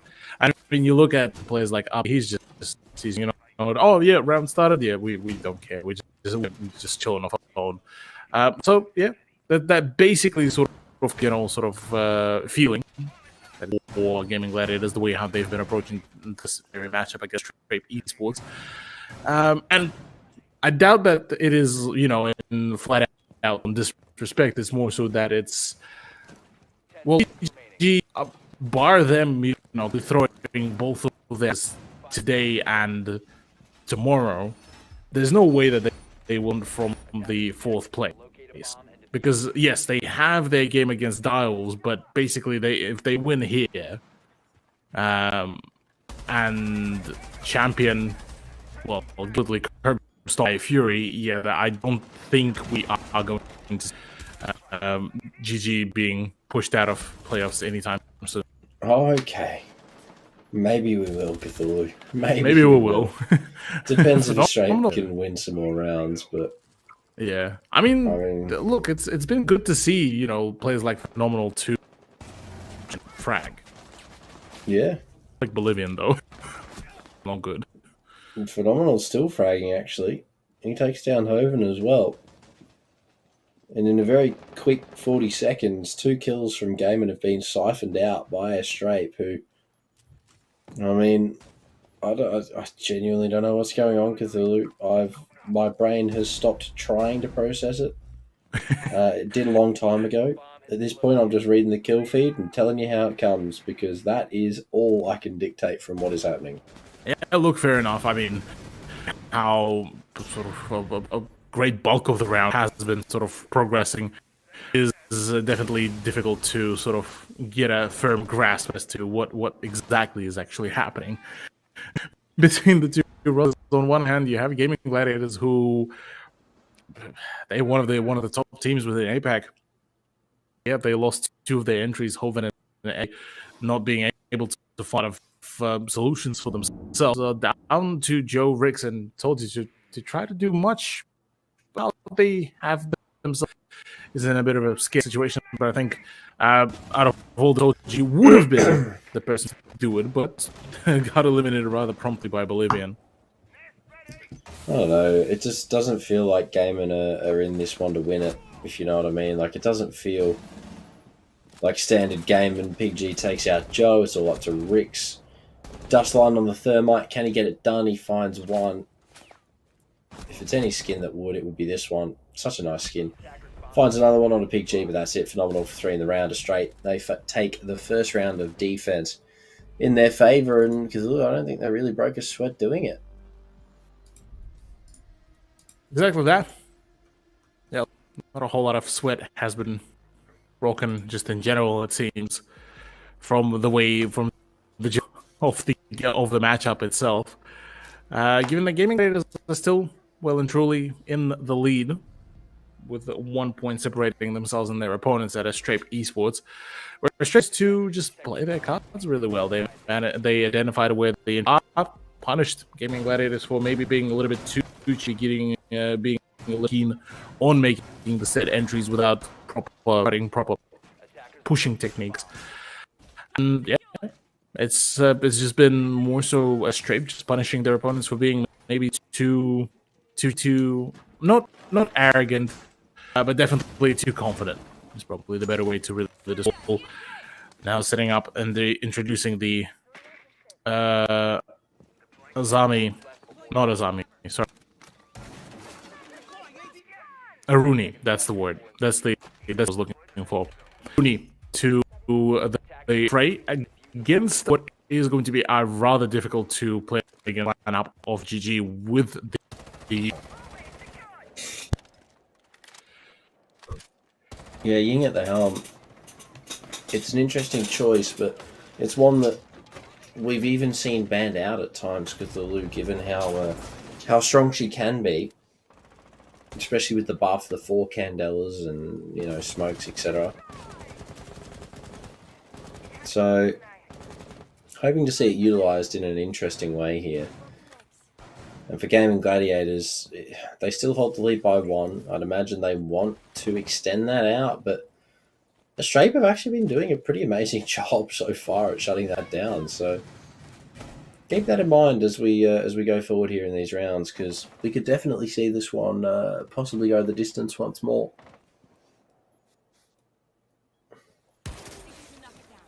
Looks like it. Strape could throw a bit of a work here for sort of punish them rather if they are looking to do just a rush-styled push. I wouldn't be particularly too well advised, but with phenomenal falling, Hoven is already on the side. He's looking to absolutely fiend it up on the rotation cutoffs. Yeah, he's got a good position, but he's taken down by Hayabushi, unfortunately, as the Candelas do come out. Big G completely blinded and traded by Joe, who jumps on in upstairs. Now, it will be Hayabushi's attempt to retake Tolji there to cover the cross, takes him out. Unfortunately, it's all up to Keith inside of the site, with the SMG-11 does find some damage taken, but unfortunately not enough to deal a kill. Will be spotted by the Replicator. Bolivian elsewhere, going ham himself. Takes down Joe. Told you to find Keith. Finally, the air jab to give the position of Bolivian away in a 1 versus 3. Diffuser yet to hit the floor. Finally will now start going down. Can deny from above, possibly, if he can find the angle, but unfortunately cannot connect, and will now go into the post plant in a 1 versus 3. Looking for some big kills, but I don't think he's going to find too much Cthulhu unless he can go absolutely insane right now. Absolutely so. Yeah, a bit of a flustered sort of position where Bolivian found himself. Yeah, look, too much time spent upstairs basically meant that the Nomad could literally just run the frag. Which, look, doesn't too well, but tracking was just nuts. That's why these guys play. Mm-hmm.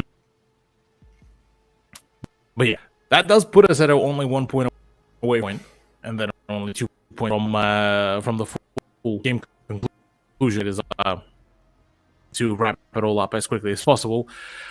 Looking as though this is getting more and more sort of. We initially just introduced just the Ying plus Mar, looking to full send it.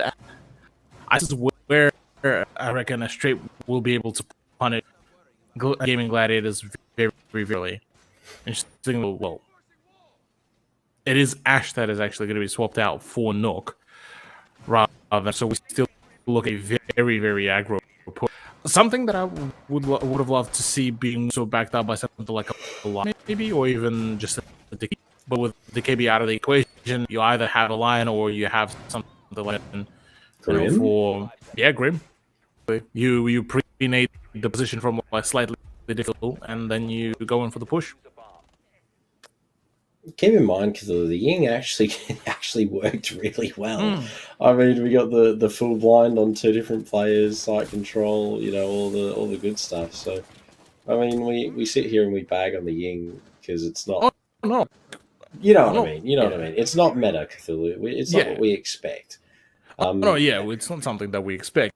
So that it's from a very sort of grow heavy one operator pick to what basically is a full blown strat. I'll pay. Okay. Cracked. My God. The phenomenal Bolivian just got wiped off the face of the planet, but the fade away from PG, Hayabushi to find one as well. They very quickly lose the advantage they had. Joe now on the attempted refrag upstairs. It doesn't matter. They've all fallen back to the site, and Cthulhu. I mean, those two kills from Abe were crazy. The spray transition, I mean, that was 2 heads, click, click, see you later.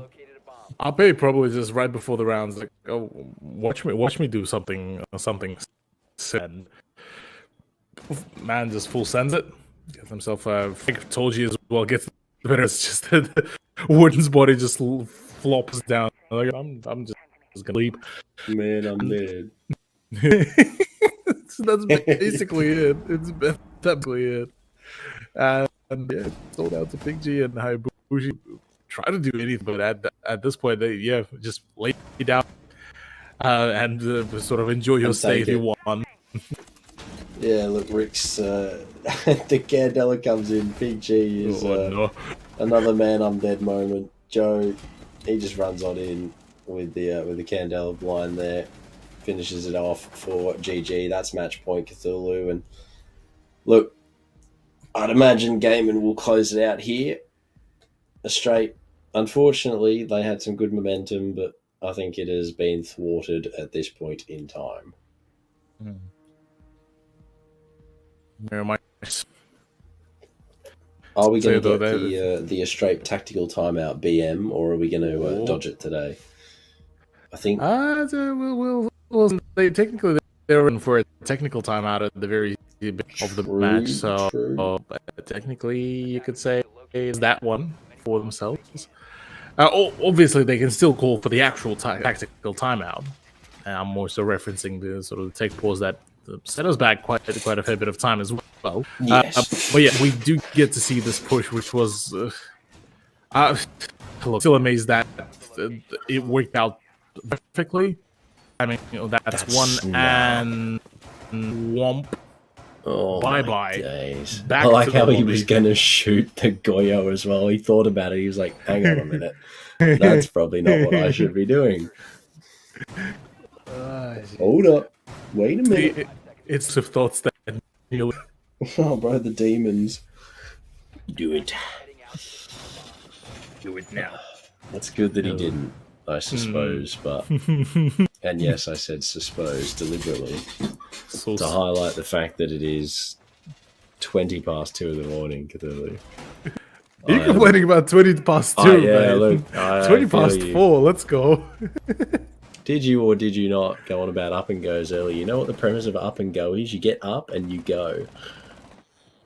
That's what Ape did last.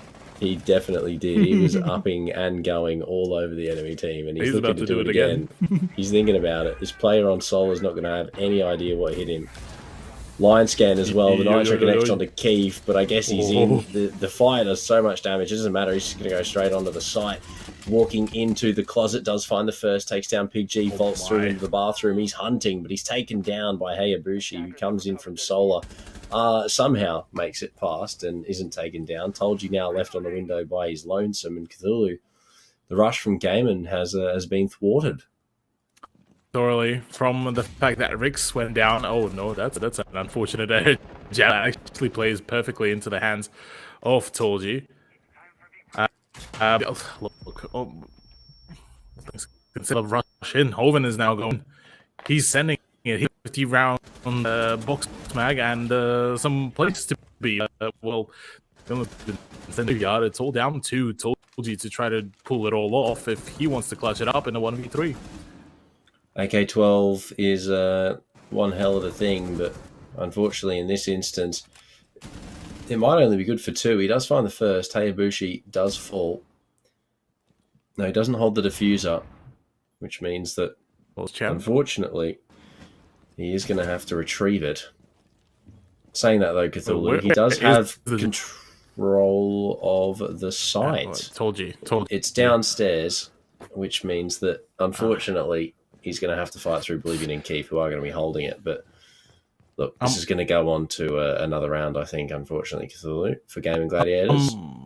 I'm not too sure what was the plan for Tolji to literally step into the flames and just wait till it ticks over, like what? Just towards maybe a HP GG go mark. next. That's just outright outrageous. 28 seconds to go. Oh, yep. Yeah, go next. Fair enough. Yep. Understandable. Yep. Okay. Farmed up a bit of points and then concluded the round on his terms.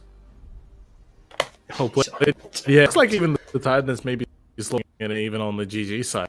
I've started to look a little bit. It was like, yeah. It's whatever.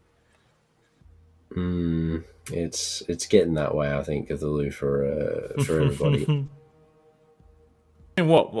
So converting from the New Zealand time, we are, I believe, 5 hours ahead of the at least Singapore. So that is what, just about edging 11 a.m. now for that sort of time zone as well. I mean, yeah, it's getting towards the later end of the evening, but good to see that, you know, on the sides they're still able to hold their end of the evening. So they just these sides for the most of it pretty well, at least in Ape's case.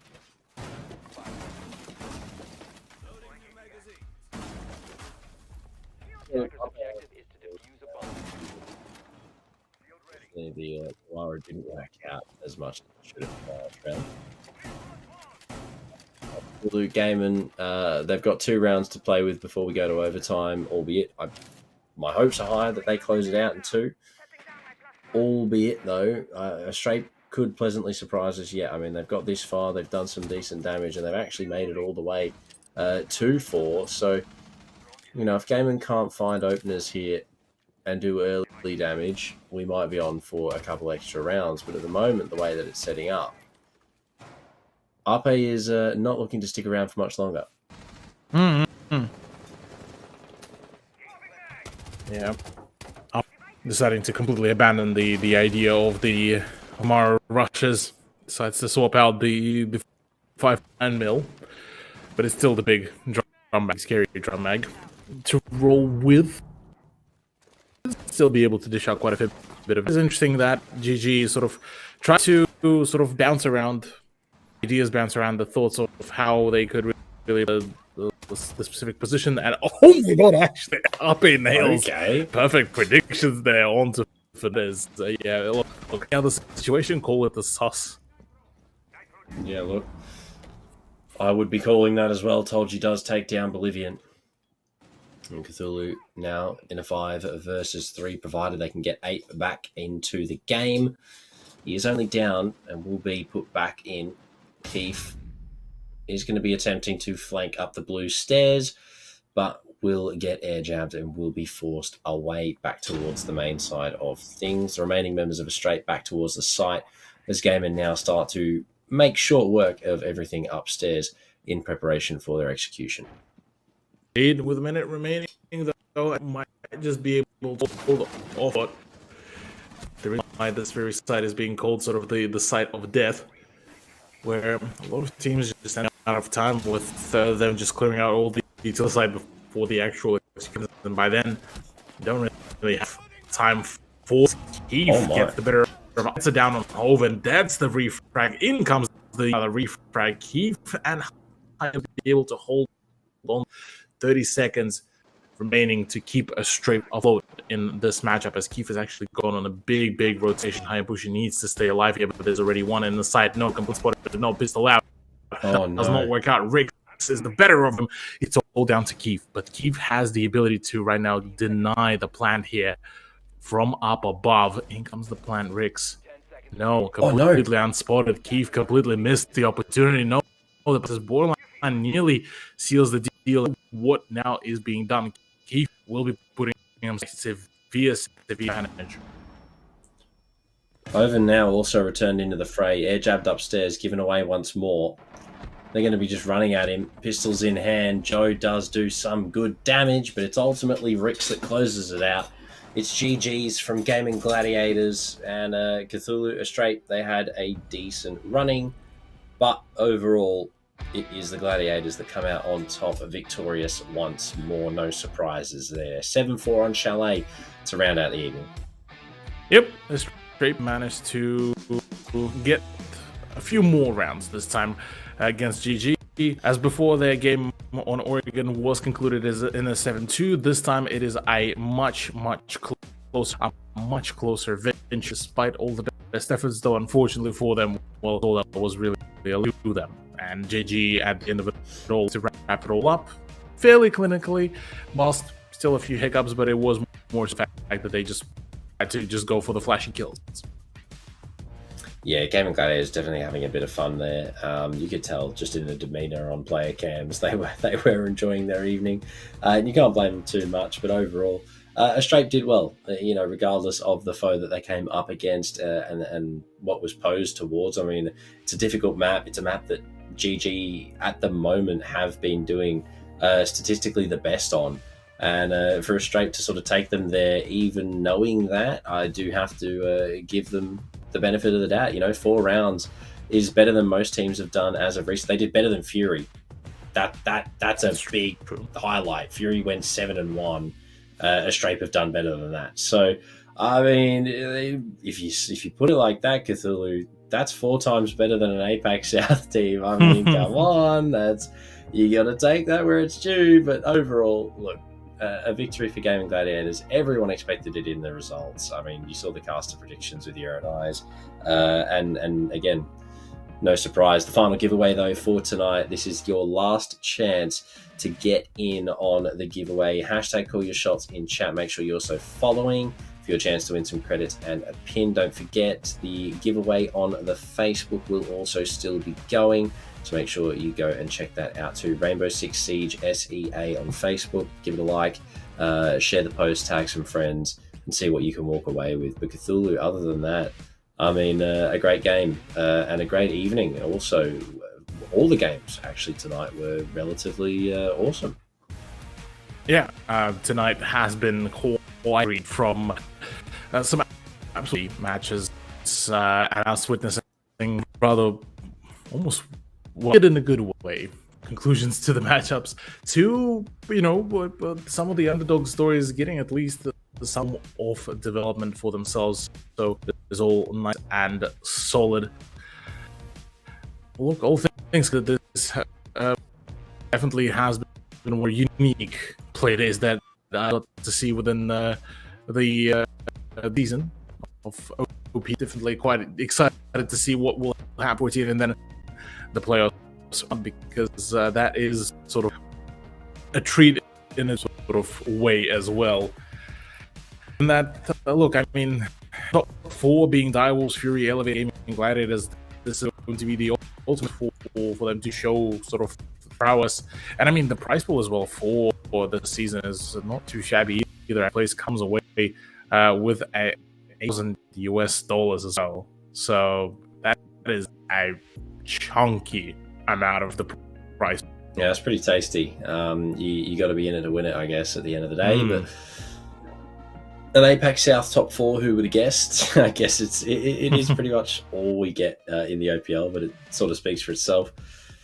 Cthulhu, at the end of today's play day, the leaderboard probably hasn't changed too much. We will get to see it momentarily, but other than that, it has been a really good night. Going into tomorrow's matches, it's going to be interesting to see if the top 4 does end up changing. Fury are pretty much now completely denied that first place finish, which means seeding. They will end up, quotation marks, in the lower end of the seeding, but still, to find themselves in the top 4 is a great feat, and what they've achieved throughout the season with the new roster has been also great for them. But overall, tonight has been a relatively fitting affair, I think, for everyone involved, and it really has just cemented that top 4 that we sort of already spoke about. Direwolves, Elevate, Fury, Gaiman.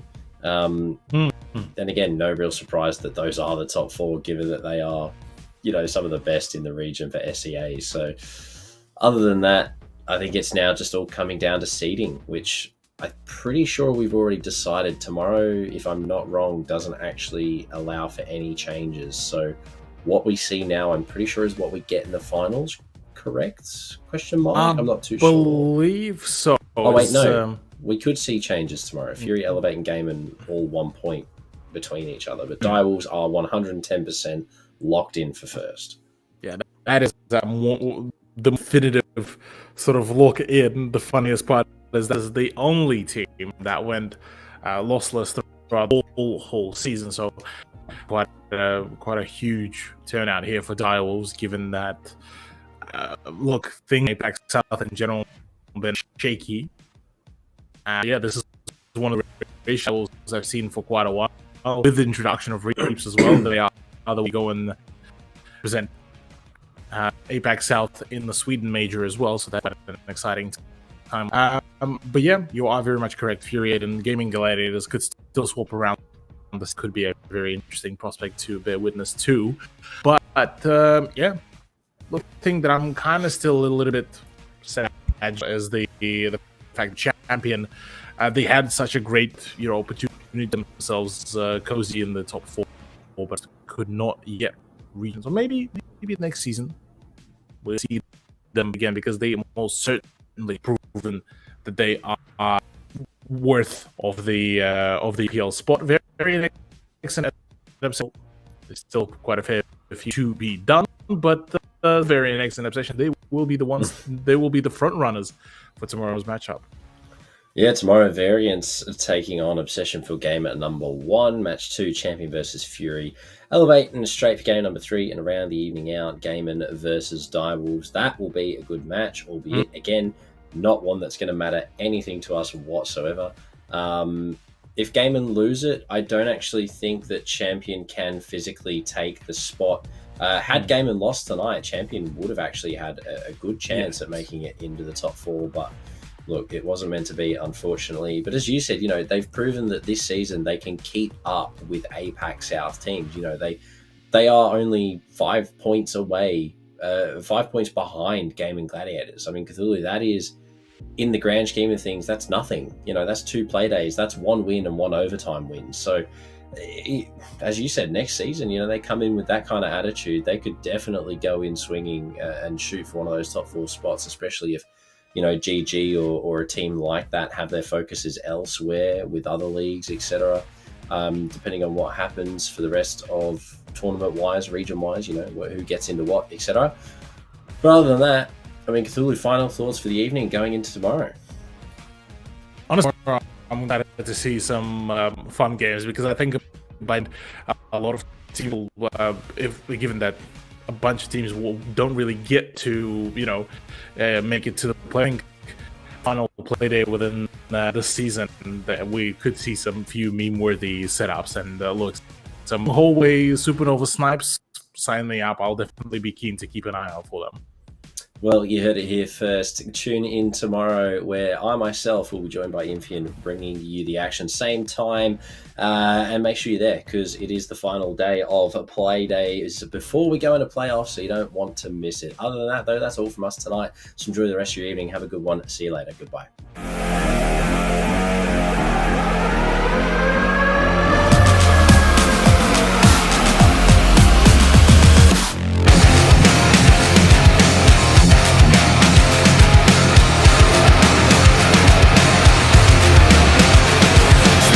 To the come on, it's the first page, but I shift the road up just like an earthquake. Still follow my dreams, even in the worst way. Still doing my thing, no break in my birthday.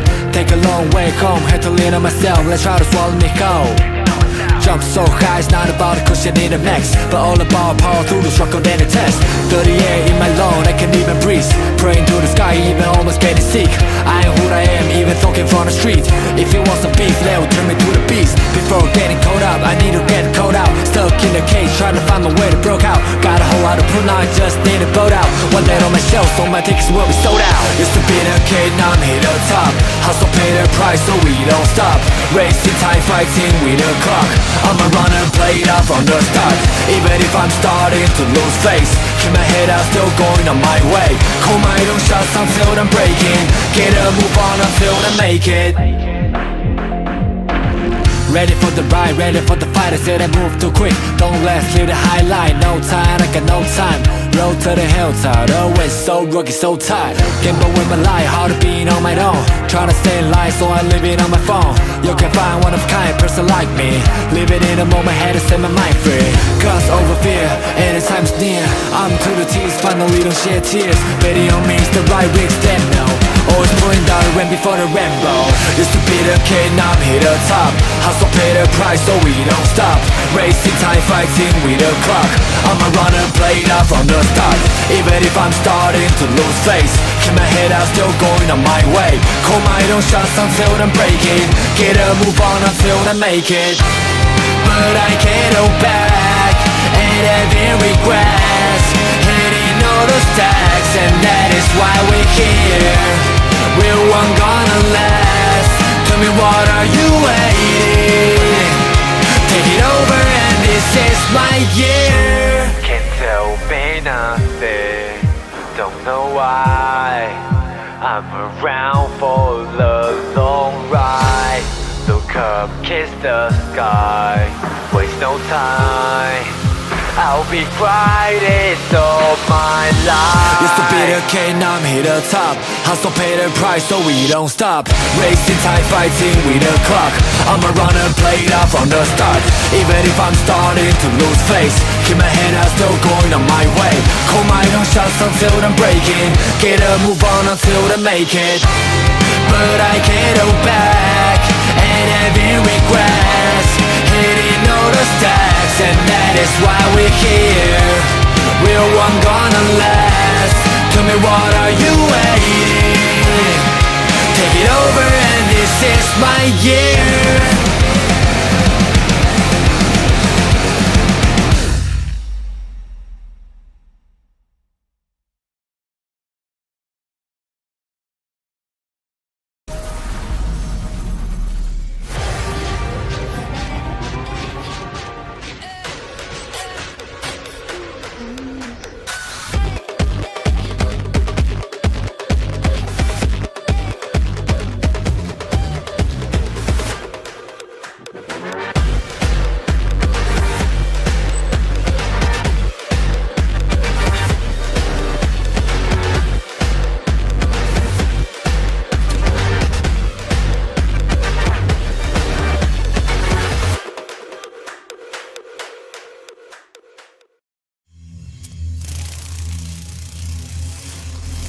The faint buzz is a warning.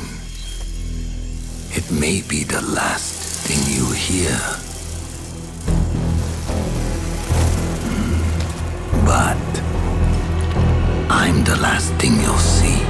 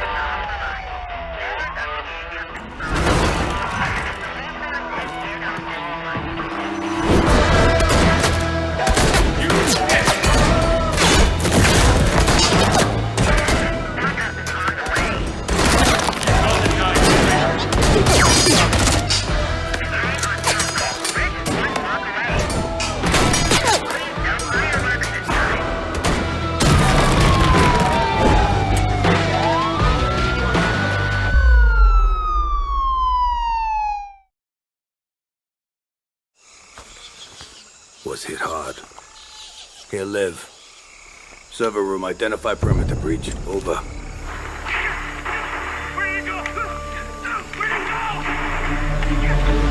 Withdraw your men. Say again, Grim. I'm going in.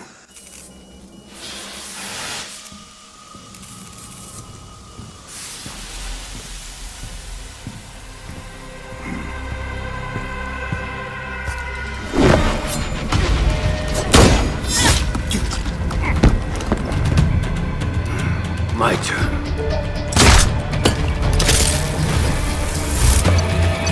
What's going on?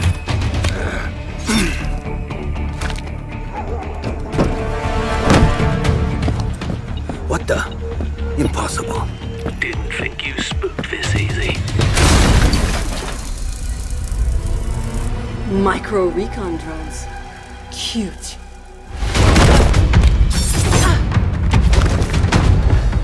You forgot this.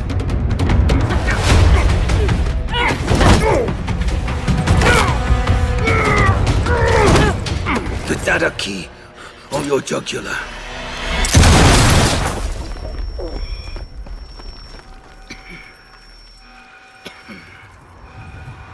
You were saying? What was on that server? QCR shipment records. Question is, who wants eyes on it? And why?